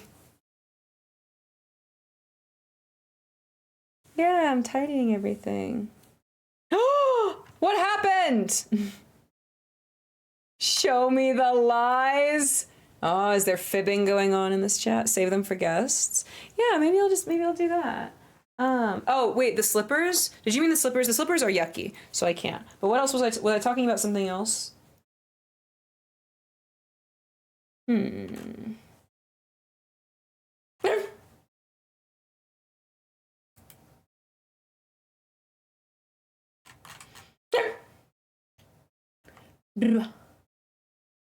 Molly, thank you for gifting a sub to Murderous Chicken. Thank you, baby. I'm sorry I'm a little distracted, guys, if I'm not reading everything or nothing. I'm just putting things where they go. I don't know. I'm in a good mood. And I'm just happy to be here. Yeah, I made something for you to show you what I was talking about. Oh, where is it, Trav? Show me.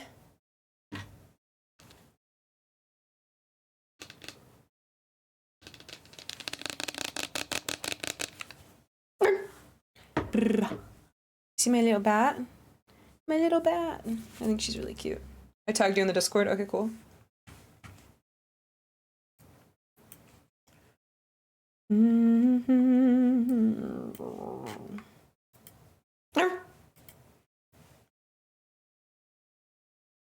Oh my gosh, yes, Travis. I love that. I like that a lot. Oh, that's sick. I'm gonna save that. Fuck yeah. That was a really good idea, bro. Absolutely bonkers, Travis. Thank you. That's really cool. Look at it! Hi, Cuck. Welcome to stream. I like it. I like it a lot.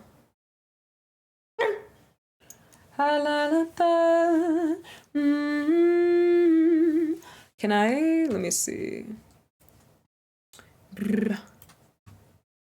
Is there any way I can... Yeah, you can see a little bit more of that. I just got here. Your cat's gorgeous. Thank you, Bobby. He's chilling. This is my son.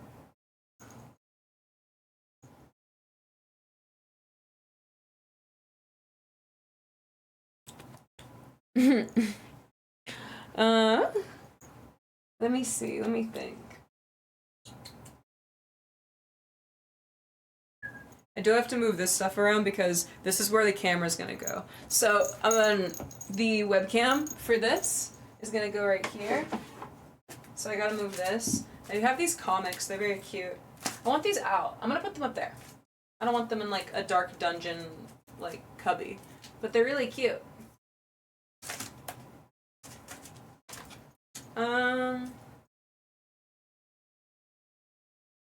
Oh, that's a deep cubby though. Oh god. Let me see. Oh, here's my little sugar glider. It's a Minecraft guy.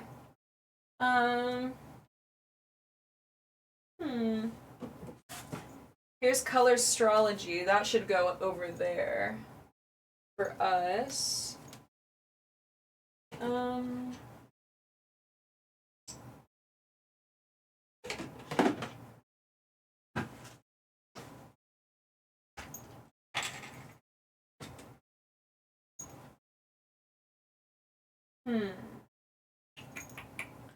Trying to think.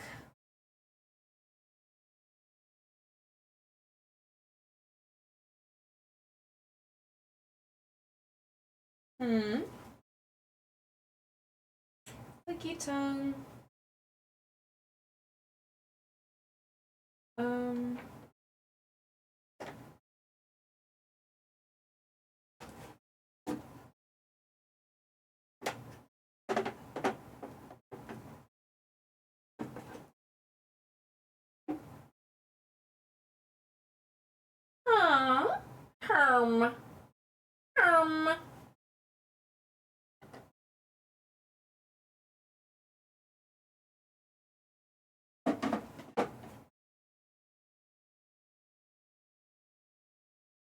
I think I've got it, mate. I think I figured it out. Starting with this miniature lean cuisine.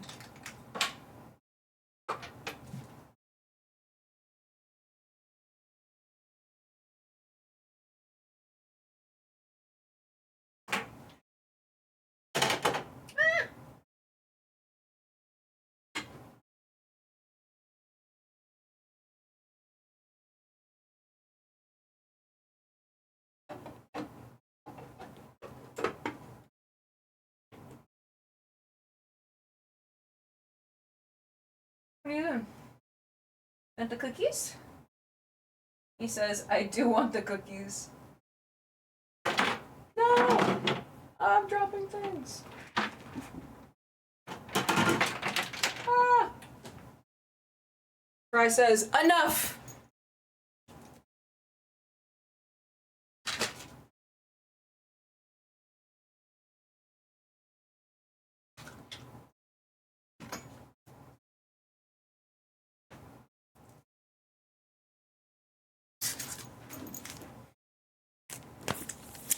I was hoping for mischief. You are crazy.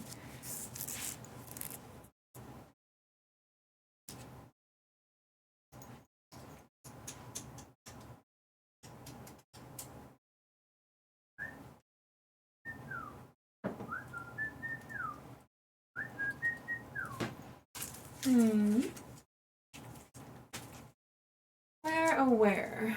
Where, oh, where? Where, oh, where?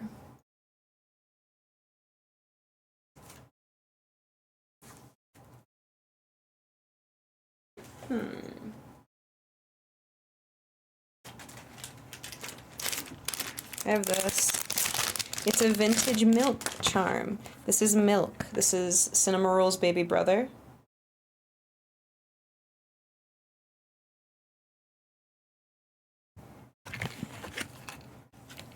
I think he's great.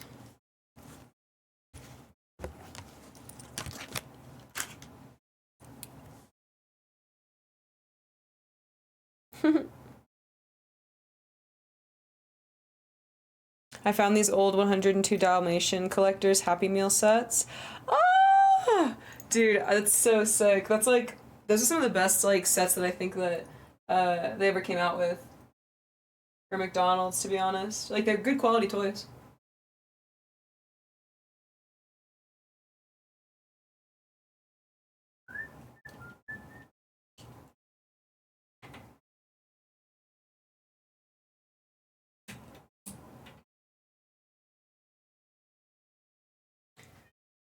You hear that? He's screaming now. Please, man, I just need one more list. What are y'all talking about? You're so funny. Okay, these are all of my little foods that I want. These have all the little foods in it that I want to put in that cafe, but I am not ready to put them in there yet. I do not think. So instead, I will.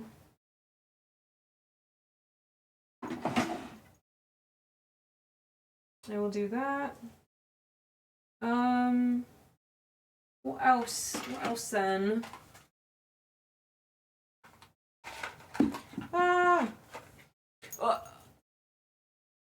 I have mini Cinnamoroll stationery.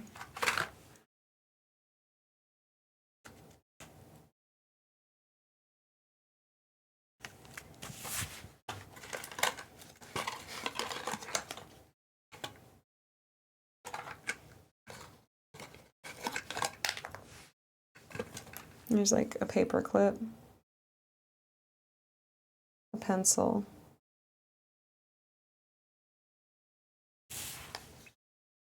stickers, and then a pencil case. That's like the coolest thing. These two. That is a memo pad. No, it's a notebook.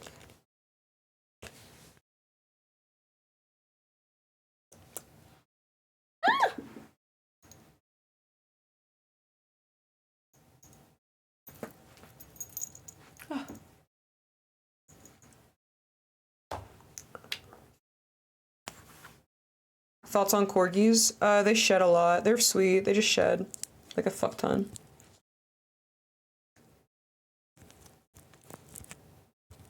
When you find the McDonald's in the fridge, bro, I love, like, my favorite thing is to, like, have leftovers and, like, properly heat them up with, like, a toaster oven or something.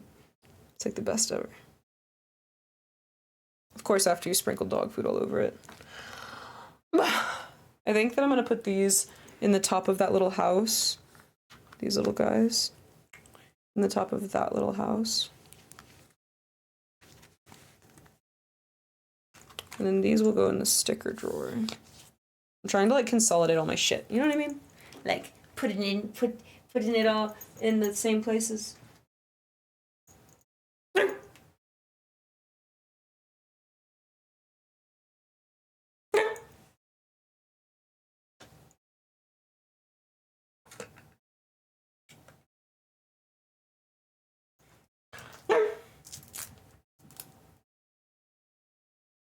That is true. That's a good point, Skojo. Calixta is one of my favorite people, so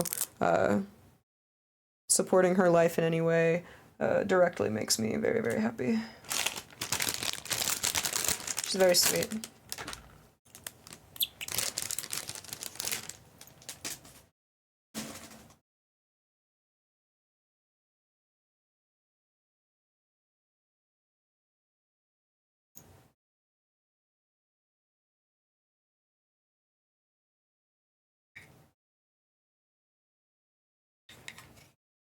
No cap, have you tried dog food? Obviously, I eat it every night. This is my favorite thing. One of them.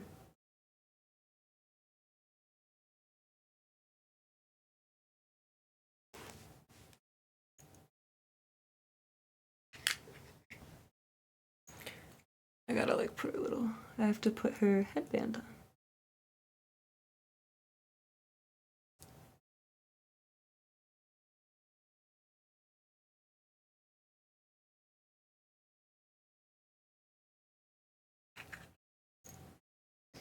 Ta-da. My favorite little guy.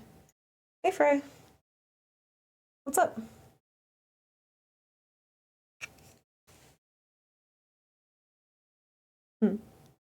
It also is true to the challenge, isn't it? Proper restraint and all that. You cinema rolled out for real? You're my favorite.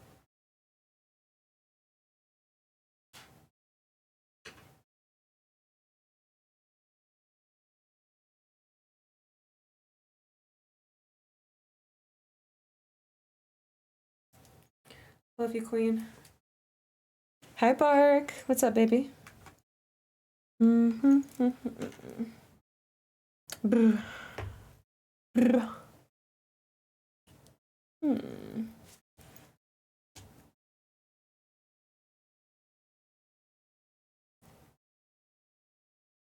I just watched the Priscilla movie. Ooh. What did you think about it? If you want to share.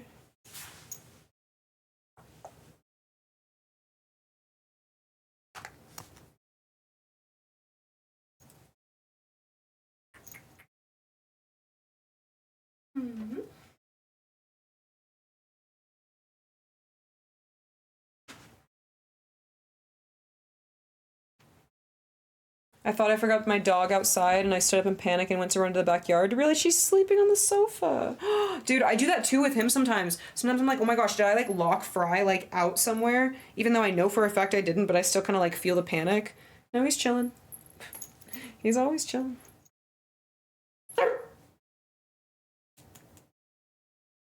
In the sofa? She on that sofa. Oh, there he goes.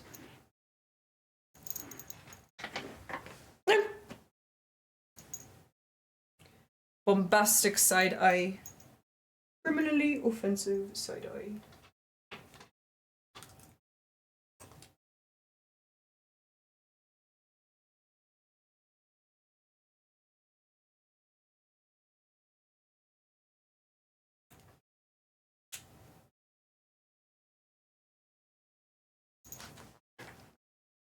Huh. Way better. Hello, Zoinks. Not a lot of shenanigans. I talked a fuck ton about politics earlier, and now I'm just kind of tidying things up for funsies. Like, I'm a very multifaceted individual, it seems.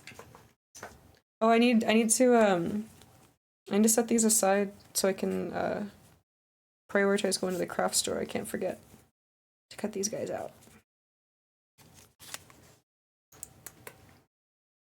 Put them right.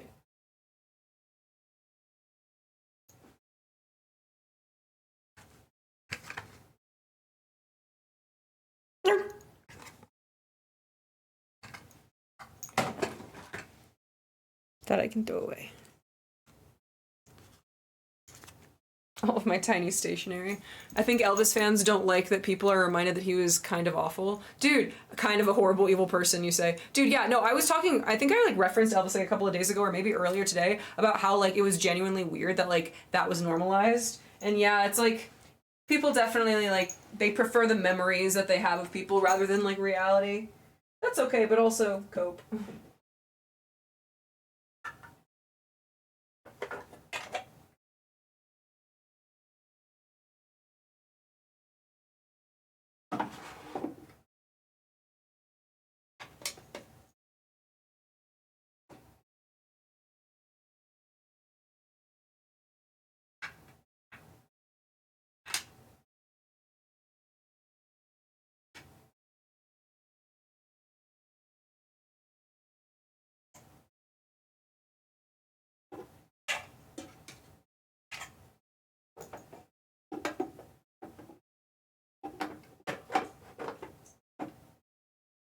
And then Cinemiku. She's just the best.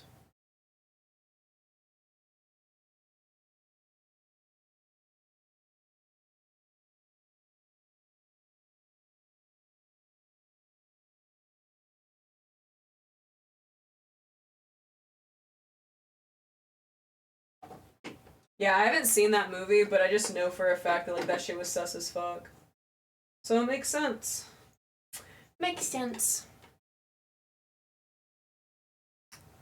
What did I miss from the political takes? I broke down Robert Kennedy Jr.'s policies and kind of found my qualms or whatever with them. Oh, Z-Rob, you said you wanted me to react to something. Can I still do that, like, in a minute-ish? Like, after I do this? Is that still, like, on the table? Or is it kind of something like that past now? Oh, yeah, okay, I talked a lot about harm reduction. That's valid. I did, that is true. Good stuff, in my opinion.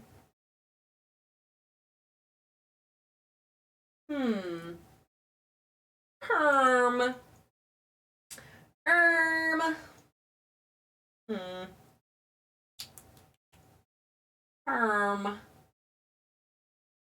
Maybe, just maybe.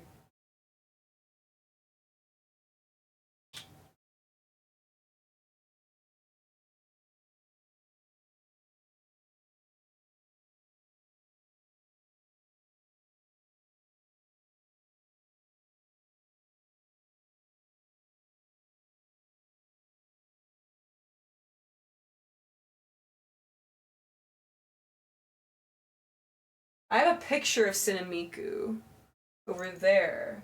I would like to put it here. I kind of want to get a frame for it, though. I should get a frame for it. Good talk.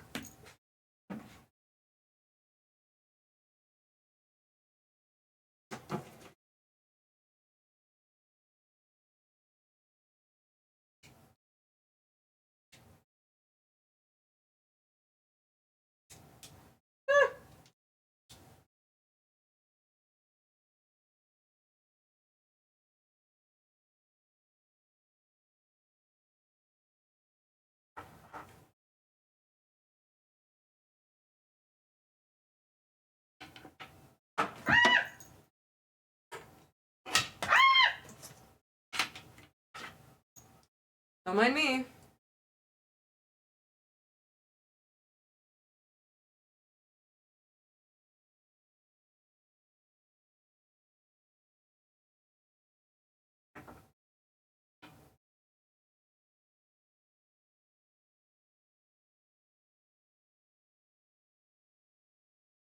Yay! He's so cute. Can you even see him? Yeah, you can. He's right there. Ladies and gentlemen, it's fine. Do we think RFK is an L or a W? I think that he's just I don't think he's real. Like, I think he's just a personality.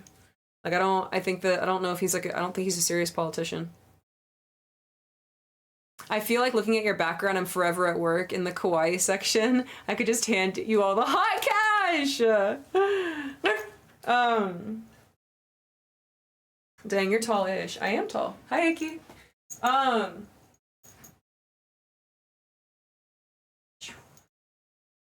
he's a good size for the cafe too. I'm gonna put him right here.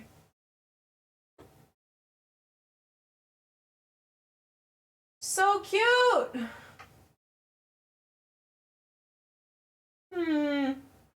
Trying to decide.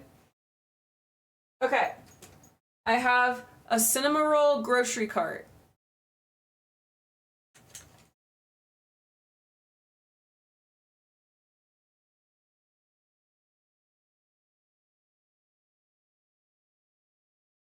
And I did kind of break it a little. Oh, no, well, not that, but I broke the thing in it. The hot air balloon, I scuffed his face.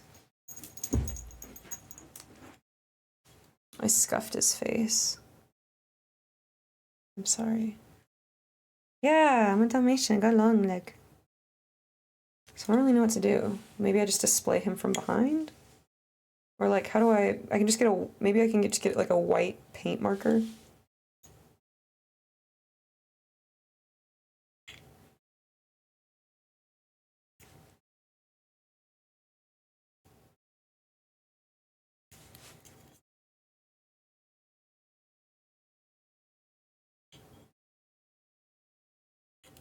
He has a mustache now. Yeah, I don't think it's noticeable from afar. Let me just put it up here.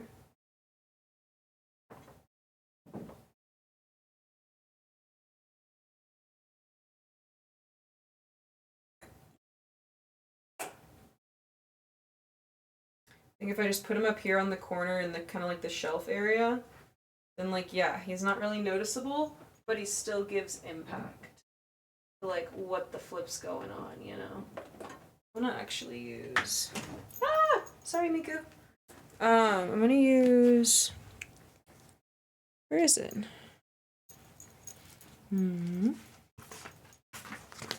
Where is ravioli? Ravioli, give me the formulas.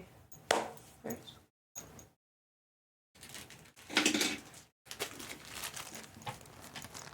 Your space is nice. Thank you.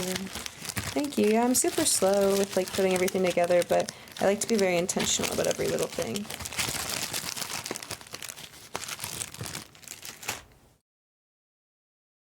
Meow, did you throw out the slippers? You might want to keep them for door for guests. Well, Skoja, the only reason I threw them out was because I dropped tomato sauce on them and I can't wash them, so I wouldn't feel right about giving them to guests. That's the only reason why I threw them out instead of just washing them even just for myself. That's the only reason.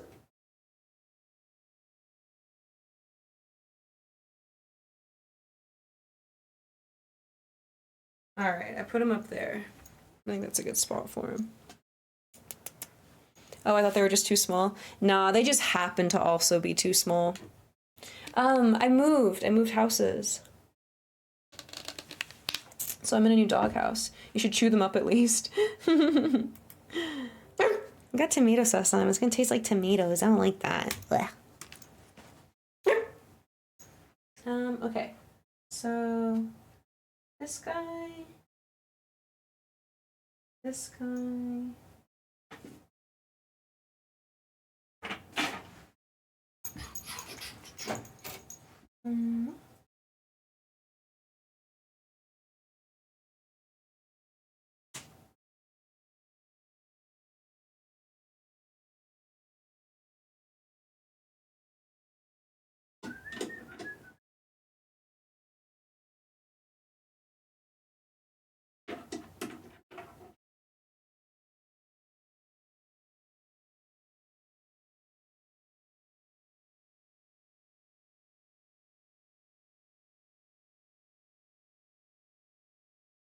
Yay! I think that is good. You see him?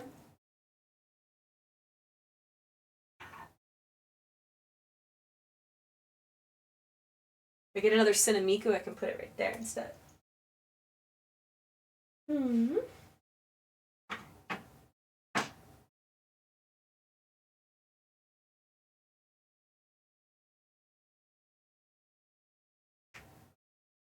Oh, big stretch.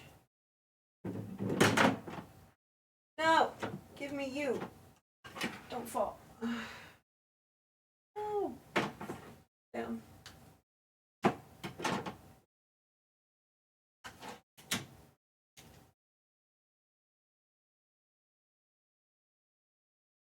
Ravioli, ravioli, give me the formuoli.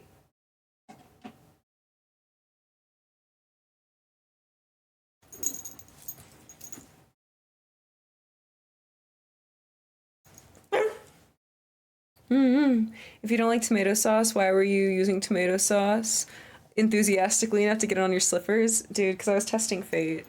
It was whenever I did the PNG tuber stream, whenever I had chicken nuggets, okay? Okay, that's what happened. We raided Ghoulikin and then I dropped it on my slippers. I got too nervous. She makes me nervous in a good way, because she's so pretty.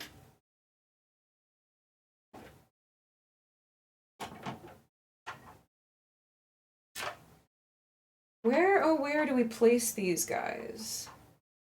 Where, oh where could they be?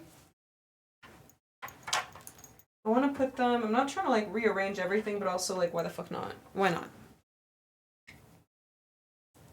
Thank you, I got them from Miniso. I literally found them whenever I was out of state, like traveling, and I threw them in my suitcase. I was like, you're coming home with me.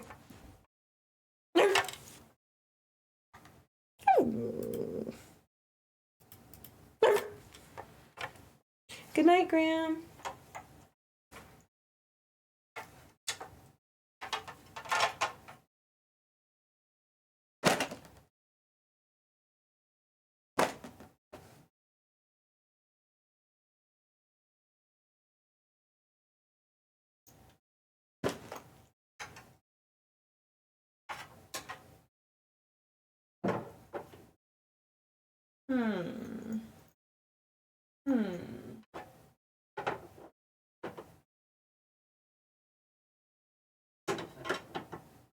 No, it cuts them off. I don't want them to be cut off.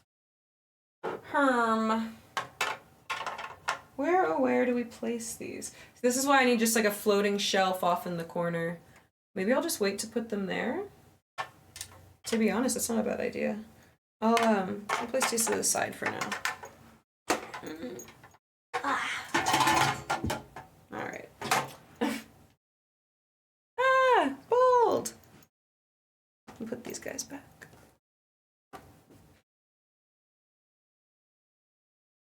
They're my favorites. This was the first cinema roll I ever got.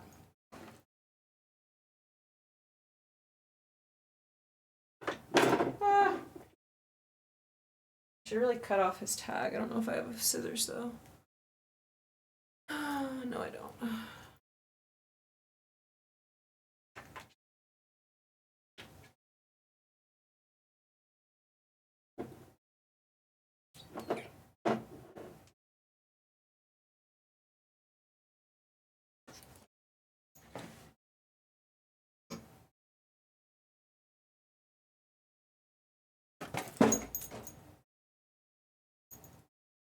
Who can say where the road goes? Perfect.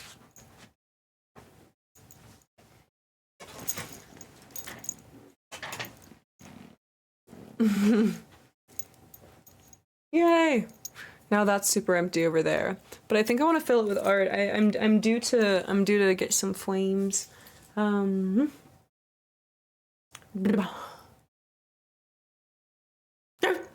You are destructive? No.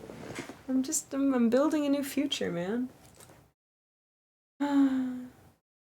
Eepy, very eepy. My body still feels very exhausted. I think traveling really took it out of me. And I hate like coming on the internet and being like, I'm tired. But like, that's just true, you know? The first Gloomy Bear I got was the Gloomy Corpse Husband. Oh, that's such a cute one. I like that one a lot. Hello, got me some Earl Grey. Ooh, yummy. Simply just be awake. I tried. I drink G Fuel and everything. My body's just perma-exhausted right now. I don't know how. No, no, no. No, no, no. I think I will just have to do it at a later time. I've been had. It sounds like so much better. Yeah, right.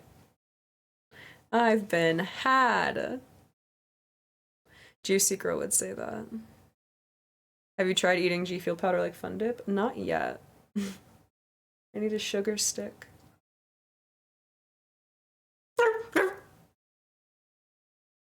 Mm-hmm.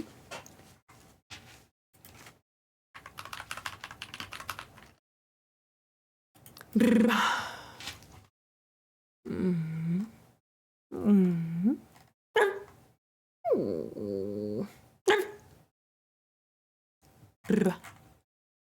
Mm-hmm. Mm-hmm.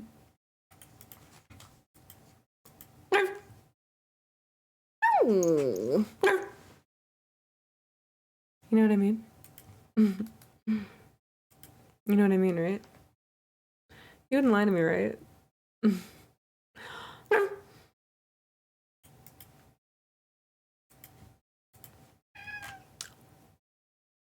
Yeah?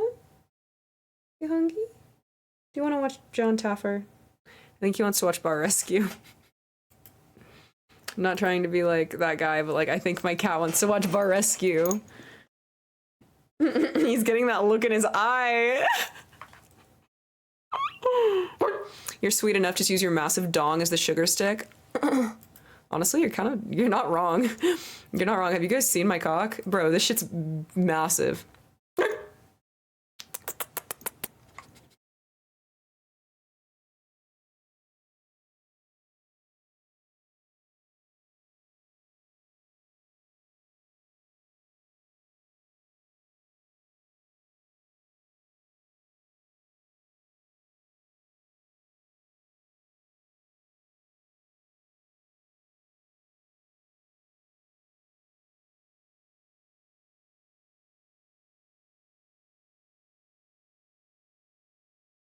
I also fucked you guys over last night with the raid. We raided into Toonsley right as they ended, and it was really funny. Like, the minute they raided out was the minute that we raided in.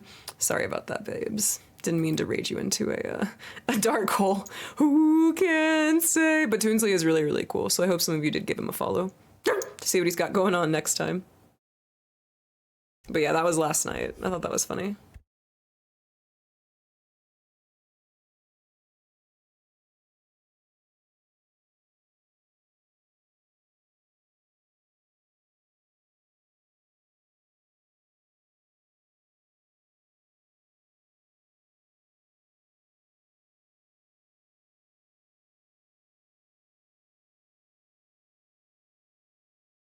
Dude, the transatlantic accent.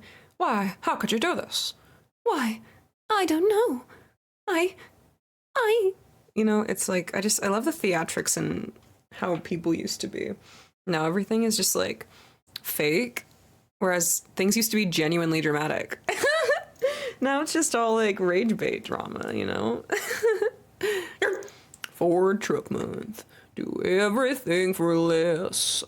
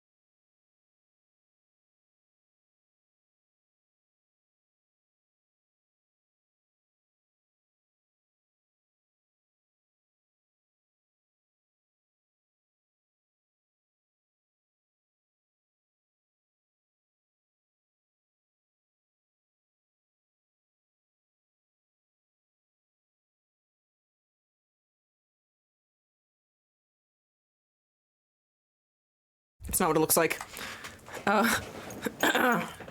It wasn't what it looked like. I promise. Welcome back to my welcome back to my channel. Hi. Did you like that? You like that? Def saw the Ram Ranch. Hey man, it's not up to me to give you culture and show you culture, but here I am sharing culture. Tag teamed up in Tennessee. Okay, I don't know how the kids do it. How do the TikTok kids do? I don't know. I can't be bothered. Mostly because I just don't know.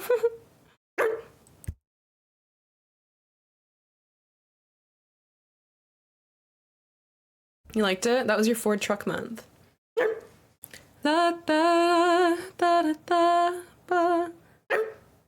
Do you want to see something I got here today? Oh my gosh, it's in my dryer. Do you want to see something? Do you want to see something?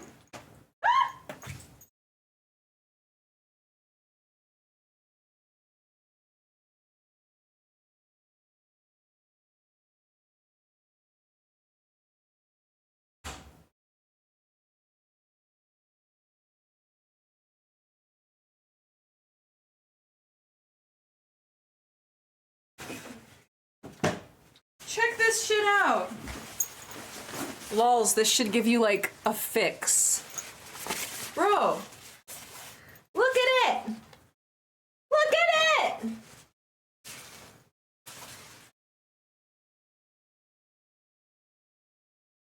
Look at it.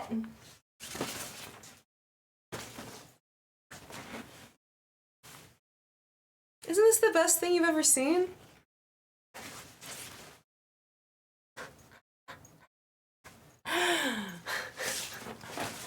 I think it's great. It's made by like a very like small like, I don't know, like little hype brand. It's from like 2020 or something, from like a small artist drop. Bro, this shit vintage as fuck, even though it new. Isn't it amazing? Zeroka. Yeah, isn't she awesome? I think it's great. I think it's great. I still have to like steam it whenever I hang it up though, but yeah, she's great. Had to show her.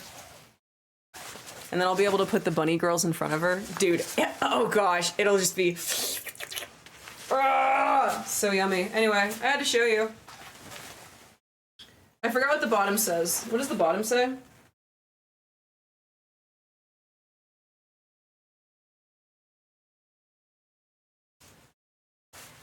What does it say? I forgot. Oh, raise hell. That's cute.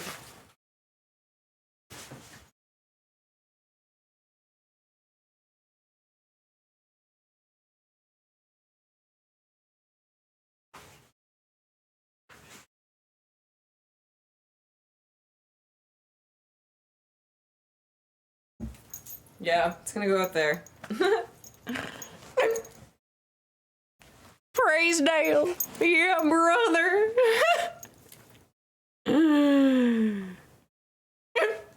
What does the bottom say? Ouch. No, they shouldn't say that. So cool. I'm glad that we have it. Yeah, see, that's why I like making my little like area, like all my little like boxes and stuff, because it makes all the things that you have nice, and like it's just worth it. Like it's worth it to display it lovely, you know? Yeah, very, very happy about it. Very, very happy about it. What does the mind say? Wait, what does yours say? Ouch. Meowda ouch. I'm gonna rename Meowda Water to Meowda Thirst. I think that's a more appropriately named emote for it, since we have Hydrate as well. What da da da da. I haven't done it yet, but I think so. It's like Meowda Yearn. We yearn for it. What do you think, babes? Do you think any thoughts, or are your thoughts all thunk? My thoughts are kind of thunk. Just a little bit, but like in a cool way. In an exciting way. Mm-hmm. Mm-hmm. Country? What are you thinking about? Fry, is it that serious? He has not responded. You want to be a cowboy? That's cute. That's cute. Why a cowboy? Were you a cowboy kind of whenever you were younger? Or is it just a dream that's never been fulfilled?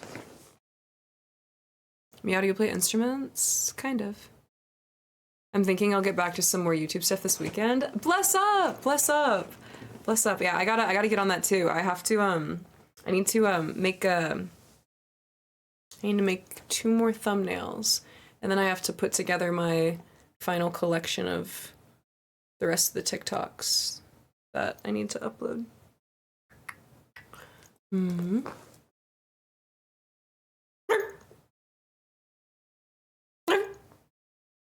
Life circumstance have kept me here too long, but I no longer. I was born in the wrong state.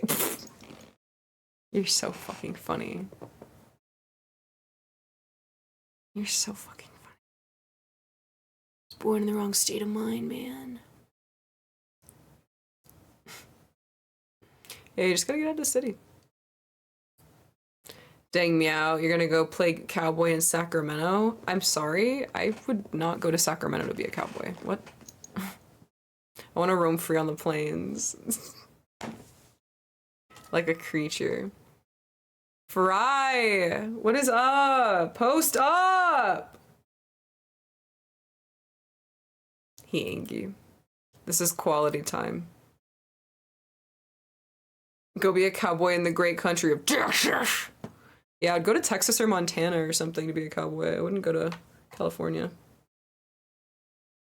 Be the biggest train the biggest train museums in Sacramento, really? Okay, work. We're on the next plane to Wyoming. Cowboy gang! Is that, do they do cowboy there? I kind of feel like everything next to the Canadian border is just kind of like wild country. Like I don't know anything about any of those states. I skipped it the last time I was there. Shouldn't have skipped it. I'm moving to Tennessee and taking Nashville music scene by storm. That sounds intimidating. Zira says, I'm from Texas. And Zira says, yeah, I'd yeed too many haws. Hee-haw. Sounds like a little donkey. Hee-haw. Kitten says, I'm so happy to be born a cowboy. When I popped out of the womb, I had a full-grown beard and a cowboy hat, boots and a giant belt buckle and a 6-foot revolver. A 6-shooter revolver. 6 foot. I gotta relax. Can I read? My first word was yee-haw. Gee whiz, partner.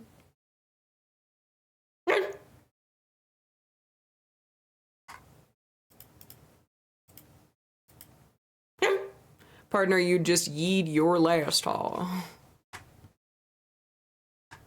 Clam, don't be causing chaos and fear mongering to people like unnecessarily off topic, bro.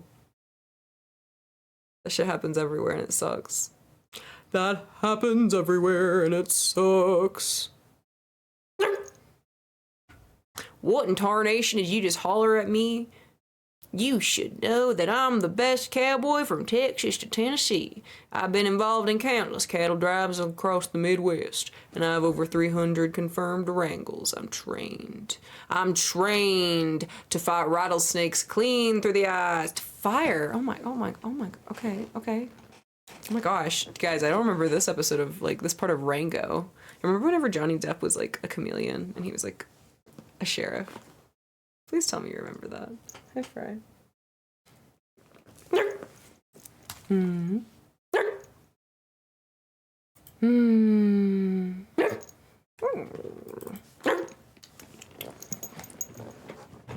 is it?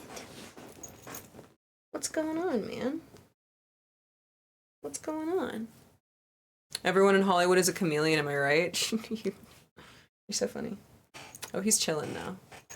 I'm fixing to boot up a Clint Eastwood Western. Oh, dude, okay, I love, dude, Doc Holliday. I enjoy a Western. Good night, Skoji. Sleep tight, bud.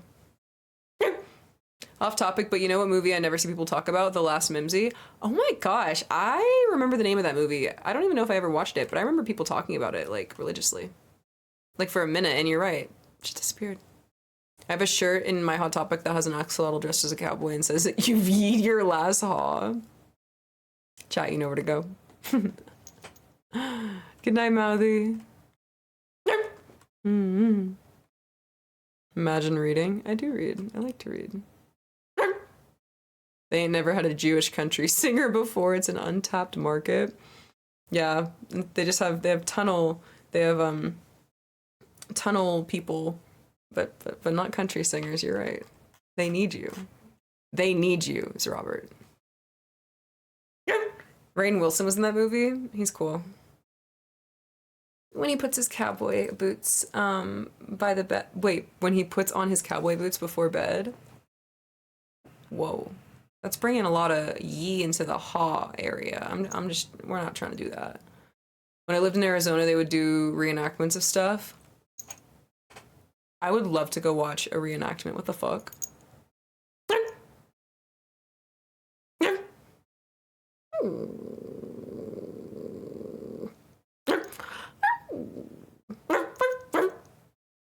Watching Westerns makes me want to smoke cigarettes. The propaganda hits me. Yeah, I have to be careful watching people smoke, like, in media. It can kind of trigger me, too. I love Val Kilmer as Doc Holliday in Tombstone. It's the best. Dude. Yeah.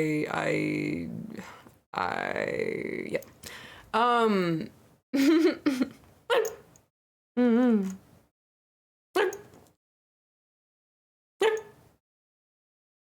There's a defunct abandoned amusement park in my town that used to do reenactments. I never got to see one.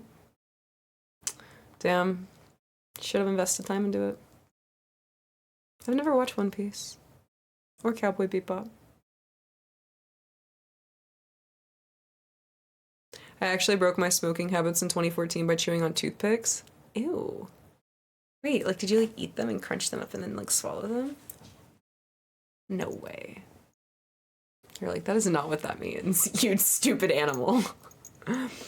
That's cool, though. I'm glad that you kicked that. Good for you. It's like, not easy for everybody, but it is possible for everybody. Yeah, I was talking a lot about, like, anti-drug and, like, all that shit earlier, and, like, I acknowledge, bro, like, just for anybody out there, like, I didn't mean to make you feel bad with all that. We just talking shop, you know? Not that you did. I just kind of, like, was thinking about it earlier. And I was like, oh, I don't want to sound like a cunt.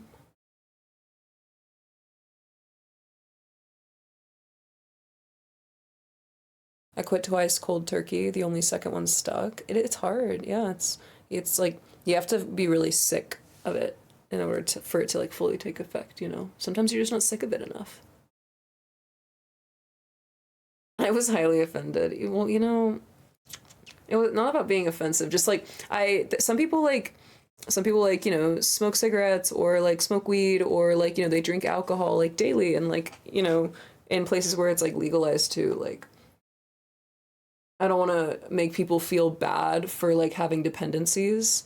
My take on it is just to like talk pragmatically about it. And as somebody who, you know, casually like, you know, I'll get a mimosa if I go to the fucking, what are you talking about? I'm getting a mimosa and eggs Benedict if I go out for brunch. Are you crazy? Yeah, bro, are you smoking a joint? Like, let me hit that. Like, but that's like, it's like a self-control thing that I have. Like, I have kind of like rules and regulations that I follow for myself with that. And so I just never want to make people like feel bad, I guess, for like having any kind of dependency or like whatever. My thing is just to bring awareness to it for like, the bigger picture, I guess, on what it can do. It freaks me out the way that people will take floor pills at raves. Duck, I literally, dude, I brought my friend to a rave and somebody walked up to me and they literally walked up to me and they were like, "Oh, is this your friend's first rave?" It's like people will like look like hawks. Like they can spot people out. And I was like, "Yeah." And they said, "Do you think he wants any ecstasy?" And I was like, I don't think so. You can ask him though. He didn't, but like it's like there is this like really weird thing in like party culture where it's like people like to watch others trip or like experience inebriation. It like brings comfort, I'm sure, in a lot of ways, but also I think like kind of like unspokenly psychologically, like there's something a little like masochistic and like sadistic about watching somebody kind of like do that, you know?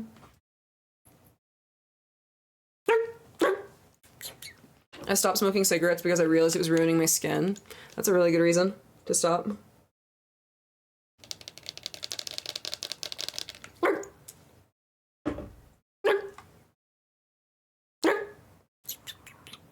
I love toothpicks, especially the mint flavored ones. You're like a beaver.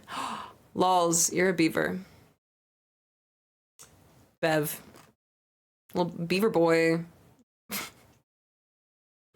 Taking shit from strangers at raves is wild. That's how people end up getting trafficked. I mean, that's how people end up like getting into a lot of situations, not just trafficked, but yeah, it's very scary. I absolutely detest the peer pressuring of others. Yeah, it's icky. And I know why people do it. I know why people who are utilizing substances want others to do it alongside them, because it is like fun to like not feel alone, but like to shove that onto people without realizing like you're kind of being a little bit intrusive or whatever have you is weird. It was super easy for me to quit cigarettes, Z-Rob says, personally, because it got to a point that it took such a toll on my physical health that how shitty I felt after smoking outweighed the nicotine fix I was getting. Yeah, you have to, there has to be like a very like distinct place of like you, like the exchange of like doing the substance is not worth what it actually like maybe once was or once gave you, and what it, and like the reality of what it does to you. So yeah. I feel like whenever I reach that way with certain things too, even just like preference and, you know, maybe like foods or whatever, like I'm very like hard stop with like, okay, I'm done with it. Like I get like very, very sick of something. Just depends on what it is.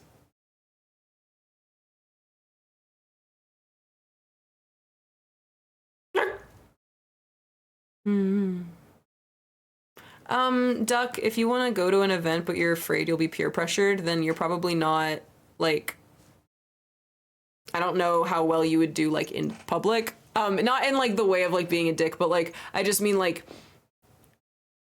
you put like you can put like safeguards in place, like, you know, say like, oh, like if you are offered something or something, you like immediately just like turn around and walk away, or like, you know, you go get your friend or something. But also like I feel like going into a situation where you're afraid, you're already setting yourself up for failure. Just like to have like a kind of a scary, anxious time. So I probably wouldn't like go to any of those kind of events with that in mind. It's really not like as common as you think. Like the people that I went raving with for the first time pressured me to do drugs with them, and I didn't, because they literally wanted me to like do liquid MDMA, and they were like, no, it's fine. And I'm like, just like casually pulled this shit out like at the hotel, and I'm like, what the fuck? Like, what are you doing? No, like what? And they wanted me to like do that for the first time, walking into like a hyper stimulating environment with like a bunch of strangers who I didn't know.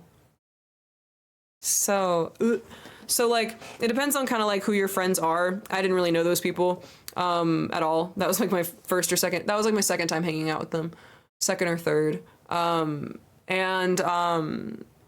like know who you're hanging out with for sure. But also just, you know, if you can't say no just for yourself, then, you know, I probably wouldn't put myself in those situations to begin with. And there are other events that are like, you know, 18 plus, like situations where it's like not like ravey, where it's like, you know, a bunch of grown-ups like, you know, rolling or anything. Like there are events that are more like kind of like subculture in LA, and like things where it's like more casual and just kind of like people drinking maybe beer or something, and like that's it. Or maybe it's like smoking weed, but like that's it. Like it just depends on where you go. So just don't go shady places. But also, I mean, that's a valid like criticism to have. I just don't let that hold you back is all I meant to say. I didn't mean to like sound like a bitch. All I mean to say is I don't want that to like make that fear to hold you back, because you can put like safeguards in play by just making sure you know who you're with, and you know, making sure that like you have, you know, your boundaries set up for yourself. That way you can rely on pulling on those whenever you need them. You know?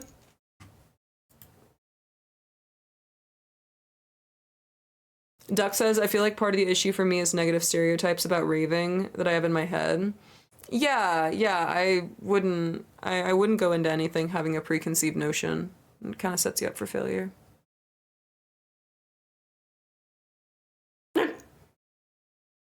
One of the reasons my ex's friends pushed her to break it off with me was because I wasn't going to get intoxicated or high every weekend with them. Yeah, it's like misery loves company, and like it, like if people are doing substances for like the wrong reasons, or even just like have like weird intentions, like it shines through. And you know, that's not, if you're trying to share your experience with people in order to validate your own experience with drugs, then like that's problematic. If you offer, you know, hey, do you want a hit of this, and somebody says no, that's valid. It'll be like, oh, cool. Like, it's nice to include people. But, like, if your experience relies on sharing it with somebody else, then, like, that's problematic and codependent. As cliche as it sounds, it doesn't make you any less cool to say no. Yeah, saying no is the most fucking empowering thing that, like, you can ever, like, learn to do toward people. Like, for anything.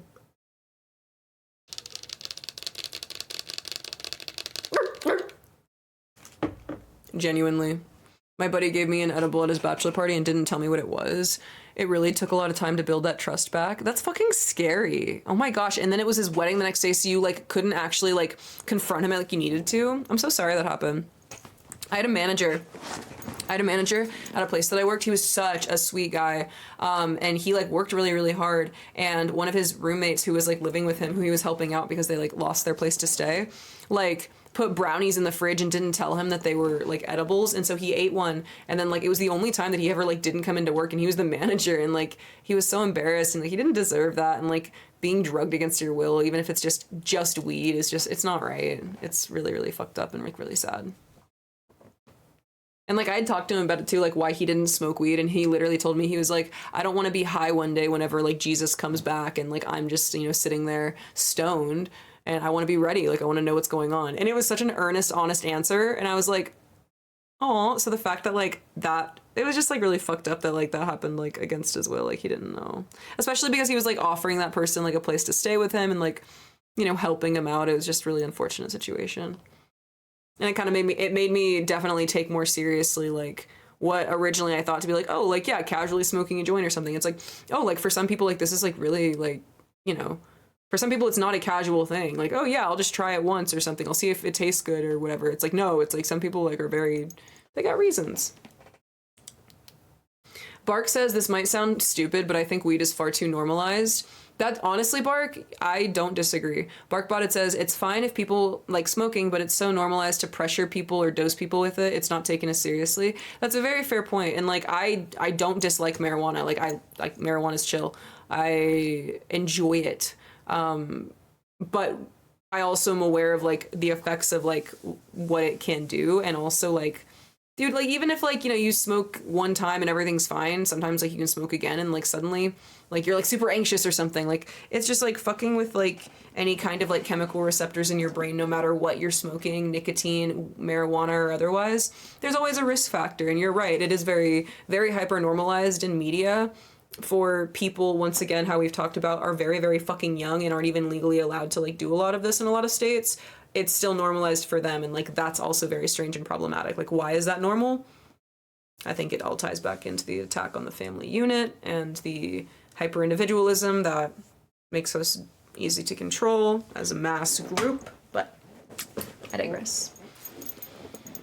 Bark says, I've had full arguments with my friends explaining that even if they're not physically addicted, they do have an emotional addiction, and it can be just as destructive as other drugs. Absolutely. I completely acknowledge that, like, as somebody who I'm, like, I don't dislike marijuana, like, at all. Like, I smoke, and sometimes it's fine. Like, like, I don't have anything bad to do with it, but I acknowledge even then that, like, oh, habitually that habit has shown, like, to not be, like, fruitful in my life, and I want to manage that. You know, I don't demonize other grown adults for smoking weed in any way whatsoever. But you're right, like there is a dependence whether or not people want to admit it or not. And I think that the misconception that there's not leads a lot of people into destructive habits that they might not realize. I completely agree with you, Bark. While also not demonizing it at all. Absolutely, completely agree. Zoink says literally this is why my ex's friends were so offended by me not wanting to go smoke with them on the weekends. They took it as me hating them or not liking their company, but really I just don't want to smoke that much weed.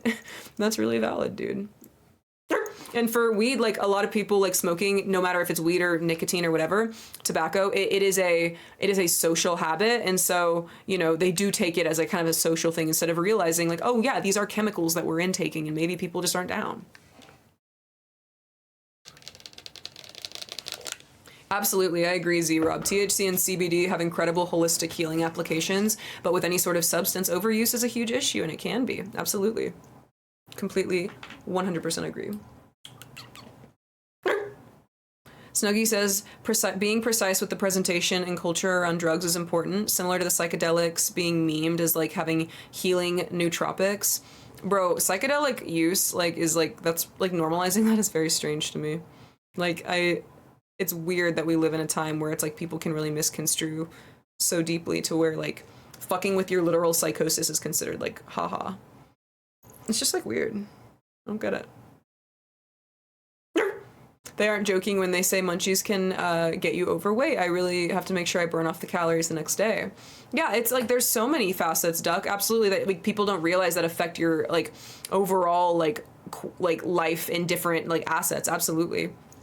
Even like for me, like productivity, like the reason why like I really enjoyed smoking as I enjoy smoking as a social thing. But on my personal time, I realized that it was kind of like it was creeping into my personal time a little too actively as a way for me to cope with avoiding doing important things because it kind of like scared me. Like it's like you put off doing something important because you're nervous about it. I would definitely use smoking as a crutch for that. Like, oh, let me just go do this. Oh, after I do this, oh, whatever. But then whenever I'm smoking, I'm also like distracting myself and not 100% there for what I'm working on. So it defeats the purpose of even like doing that. It like, I reached that point to where I was like, hey, like, if I'm not like, out with friends or like, traveling or whatever, like having a cocktail type beat, sharing a joint or, whatever on like the balcony with like friends, like if I'm not doing that, why am I doing this in my personal time to a point where it's getting in the way of other stuff? I definitely for me recognize that about that habit. And that's why I also like really like took that by the horns, especially in most every facet of like the way that I could, with not just like stopping in general, but like mediating like how much like I like allowed I realized that it was kind of like a self-control issue. I was like, bro, that's crazy. Like I attached a chemical dependency in my brain or otherwise in my body to like an emotional like thing. Like what the heck? Like that's silly. That's silly. Like I can just go like sit outside on the patio and hang out. Like I don't have to like be out there. It's just like fun whenever you're like, oh, I have my little like it's just like fun, but then you're like you don't need to do that. Yeah, exactly. And it's because it's so like normalized and I can just go like buy it wherever. I'm like, oh, okay, like that's like not a big deal. It's the same reason why freaking like really bad for you food with like a bunch of like sugars and stuff is super cheap too, because they want you to be unhealthy. We gotta realize that. You gotta take it by the horns. I noticed that a long time ago too. Like I was not doing my favorite hobbies anymore, and it's more than enough time to quit. I think more sympathetic to psychedelic use than most. They've given people in my personal life revelations. They aren't something to be toyed with. No, my biggest issue is every time like psychedelics have been offered to me or spoken about, it's always been in like not like proper settings. Whereas I think that perhaps I haven't like read much on it, but I can totally be open to like, oh, okay, like using psychedelics in like a medical environment, like a controlled, like monitored environment, that's valid. But it's never that. It's always like, hey, I grew these in my backyard. Do you want to eat them? It's like, no, I don't. What are you talking about? What the fuck? No, like no offense, but no. Stop it. I understand that look though, that outlook though. Now it's like I feel like I'm in a good headspace and I don't need to change how I feel. Yeah, I totally align with that, Dan. I totally get that. It's an interesting spiritual self-discovery tool. I think if you need any substance in order to like look inward, I don't know. I just don't know how I feel about that. I feel like it's like impeding my experience if I like relied on, you know, any kind of like substance to help me with any kind of like personal like development like that, spiritual like or otherwise. I feel like I would always be able to create doubt in that experience if I were to utilize substances to do that. And I just feel like that'd be setting myself up for failure.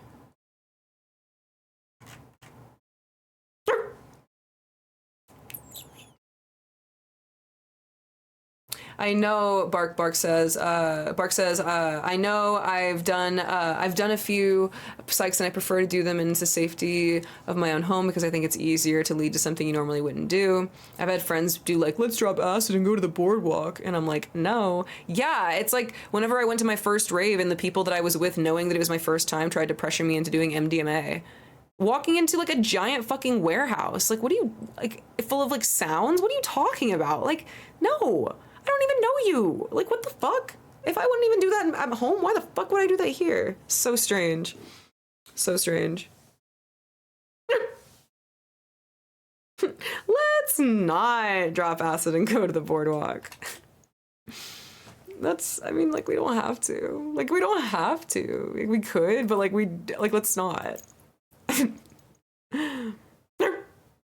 What kind of spiritual domains are you tapping into by taking psychedelics? Snorlax asks. Are you talking to God or a large praying mantis entity, demonic? That's exactly what I think too. Like, I would be really, really concerned about what I was actually opening myself up to by like lowering my chemical guards like in my heart and in my mind using like substances like that for a spiritual intent. Like that just seems like I'm literally like walking myself into like a very scary situation of being able to be like demonically influenced. And that's not talking about general substance abuse, but that is like if you are using substances to intentionally like connect with any kind of spirituality or like, I don't know, whatever have you, like that just sounds sus. You know, did I explain why that sounds sus to me? Hopefully I properly explained it.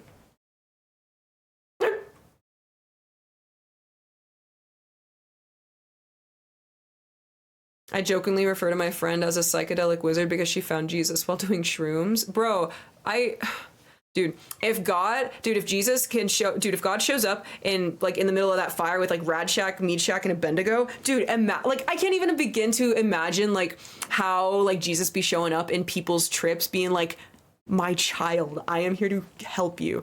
Bro, like I've been in situations where like haven't been like, you know, tripping as hard as I'm sure that like anybody, I've never done like any kind of like absolutely hard substance, but I've been inebriated in like places that are just so disorienting to where I'm literally like, God, like I need you to help me, bro. So I can't imagine people who are stuck in like, you know, actual like long-term, like for 6, 8, 12-hour trips, like just like begging, like hoping that like they are fucking like rescued from that. And then like, bro, Jesus himself literally being like, bro, bestie, like I'm here for you. What a beautiful thing. Like also like,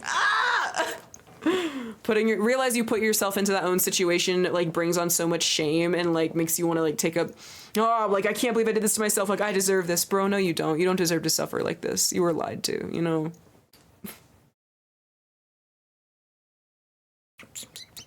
I think psychedelics, your experience depends on what you see. Supposedly oh fuck, chat's going really fast. Zero says, I had an ego death on my last big trip and I thought I became God. Oh gosh. I was watching worship videos on YouTube thinking they were praising me. Bro, and that's directly demonic because like having other idols before God is like, you know, like, I mean, we got commandments, bro, you know, bro, that's crazy. That's a perfect example of how like you never know, like what you don't know what you're tapping into, bro. That's wild.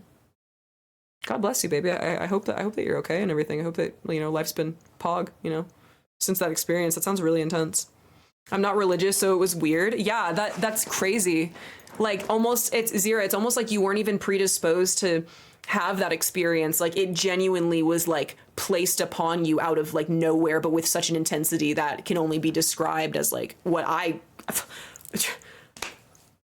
Bro, demons don't hide, man. They're right there, bro. Their influence and everything, bro. We war not against flesh and blood. That's scary. Oof. Dan says you need to be ready for that kind of experience in a club. Gotta have strong positive mental state. Yeah, and this all comes back to because someone was asking about, Duck was saying that they want to go to a rave, but they're worried about being peer pressured into using substances. So like that's where all this started, and that is really true. Like having the fortitude to enter the spaces that you wish to. Like seriously, I mean, like Jesus is my shield, bro. Like genuinely, like there is so much that I cannot distract myself with anxiety over, and I have to trust that God lights my path and the Holy Spirit lights my path in the way that he promises in his word. I rely on the experiences that I've had and to where I've seen him actively work in my life to know that he will show up when I need him, to where I can be in the present moment and focus on what I'm doing. And you know, I might be in the middle of a club having a good time dancing, and like maybe suddenly I'm talking to somebody on the, you know, about God the next second. Like that literally happens all the time. Like all the time. But either way, or, you know,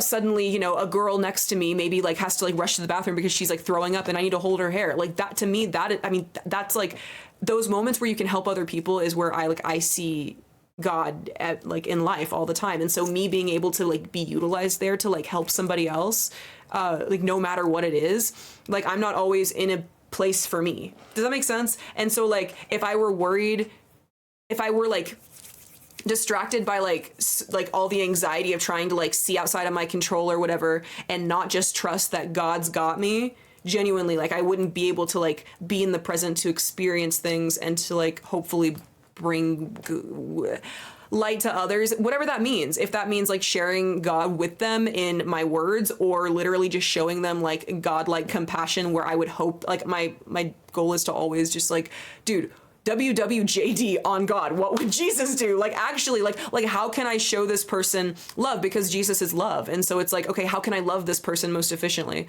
Like I'm always trying to do that pretty actively in my life, because otherwise like I'll feed into like self-focus, and then like that's not helpful for anybody. Like me being a cunt because like I'm cold or I'm not having fun. Like what the fuck? Like get the fuck over it. Like this is not just about you, bitch. Like somebody might need this experience of like sitting out in the cold to realize, bitch, like you've been in the cold too long with your relationship with Christ, and like he wants to bring you light and warmth.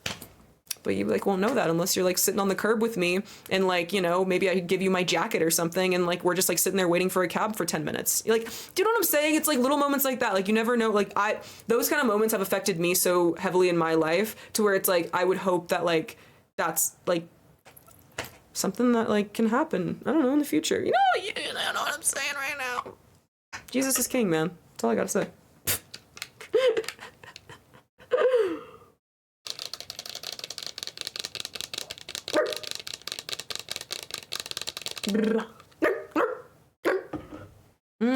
That makes a good point, Zero. Like no matter like good or like good experiences, I'm still weary about what the long-term effects of consistently ingesting such a potent fungus can do to your brain. Yeah, like realizing that like once again, like the things that like get us like, you know, high or drunk or whatever are like chemically altering. Like alcohol literally like numbs your senses to the point where it's numbing parts of your body, and that's why you feel drunk. Like it's like too much alcohol will like destroy your like receptors and like your fucking like nerves and stuff. Like that's what we're doing to ourselves in microdosing. It's like, hold on, whenever it comes to like microdosing alcohol, whereas, you know, things like shrooms and stuff, like what is that even? Jeez, just takes what it takes. Like, I don't know, maybe there's like a secret pollination like pod inside the mushroom one day, and it makes you like extra super crazy more than you knew, and then suddenly you're like stuck in a break, and oh, it's awful. It's scary.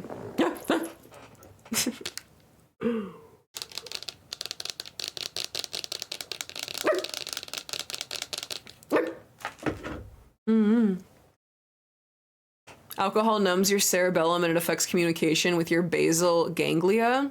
Wow, whenever Cinnabunny talks facts to me, I just, I get a little shiver. To be completely fair, psychedelic complications are just as common as complications from other medicines. It's very rare, but it's a chance. I contest. I push back on that more so more so in the way that I have personal experience. So I have a cousin who smoked laced marijuana, and it spiraled her into a schizophrenic break, and she's been stuck in that for about 13 years, if I remember the timeline correctly. So because I've witnessed even just like accidental like cross contamination, just everything with it. It's like I feel like the mind is much easier to tap into and distort than we realize, with because like, you know, she didn't know that anything was laced or whatever, but like regardless, like nobody can say like how much the marijuana had affected her at that point, and the combination with other chemicals. It's like it's very very dodgy. Very, very dodgy. I feel like medication that's being controlled by like a doctor, monitored by a team, that's been, you know, gone through tests, is a lot more reliable to, you know, make an option, rather than, you know, somebody growing something in their backyard and being like, hey, smoke it. Yeah, she took an unknown, so the chances are going to be higher. But she didn't know it was unknown. Like, to her, she just went to her drug, you know, her dealer like normal and picked it up. Like, it wasn't an unknown, sketchy situation for her. Obviously, she felt safe enough to take it. And it's like really unfortunate, you know, because I think that can happen to any other good person just in their life too, without realizing it.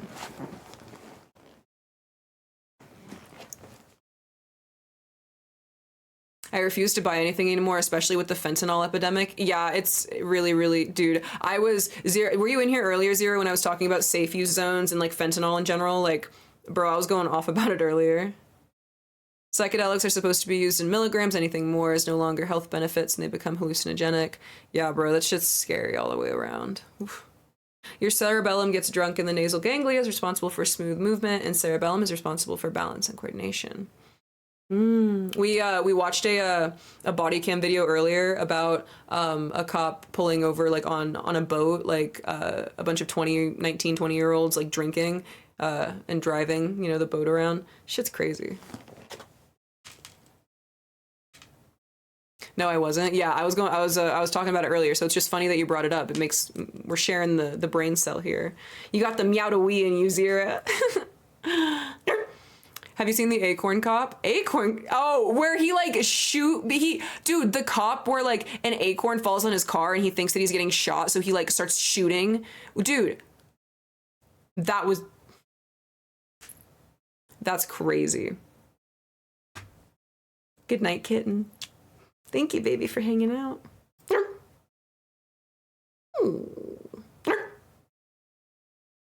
Mm-hmm.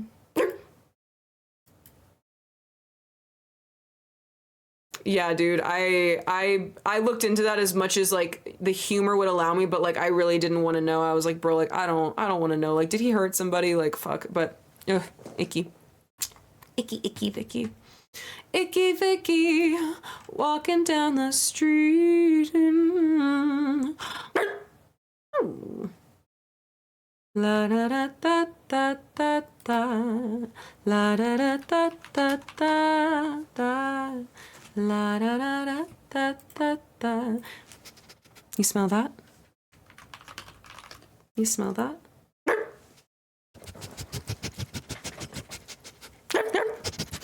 I know today was kind of a heavy one today, but hopefully you're down for it. Hopefully you enjoyed it, and if not, if you muted me and just lurked and to support, then that's epic too. Thanks for letting me talk about important things when they're important to me. It makes me feel good. And listen, don't forget, okay?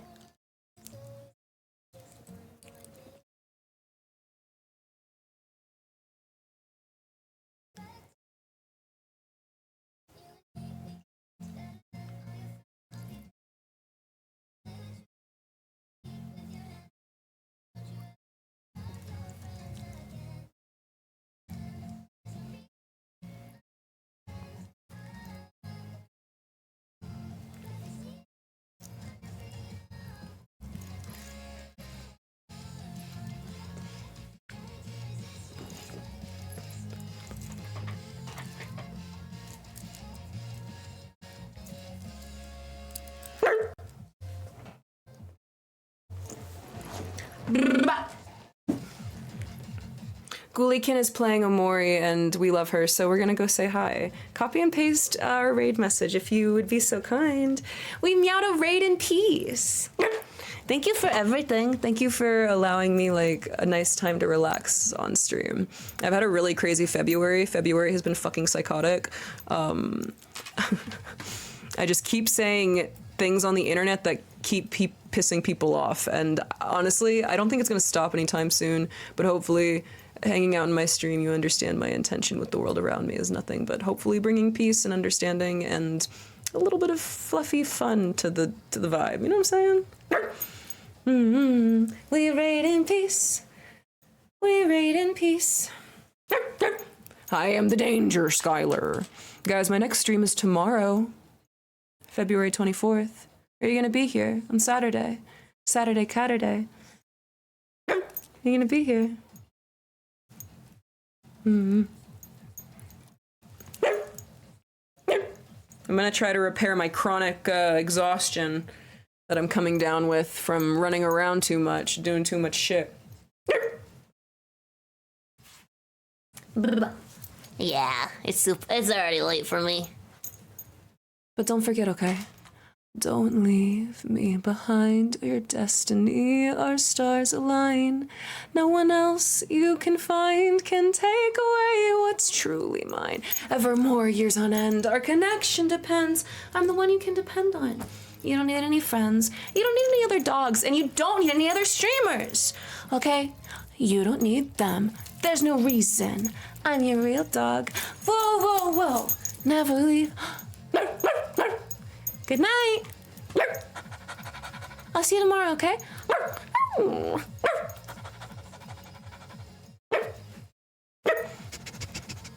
I love you.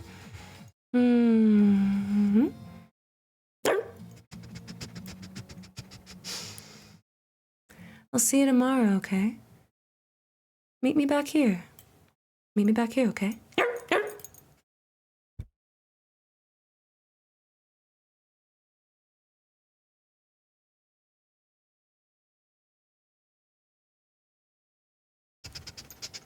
Don't forget to take care of yourself while we're apart, okay?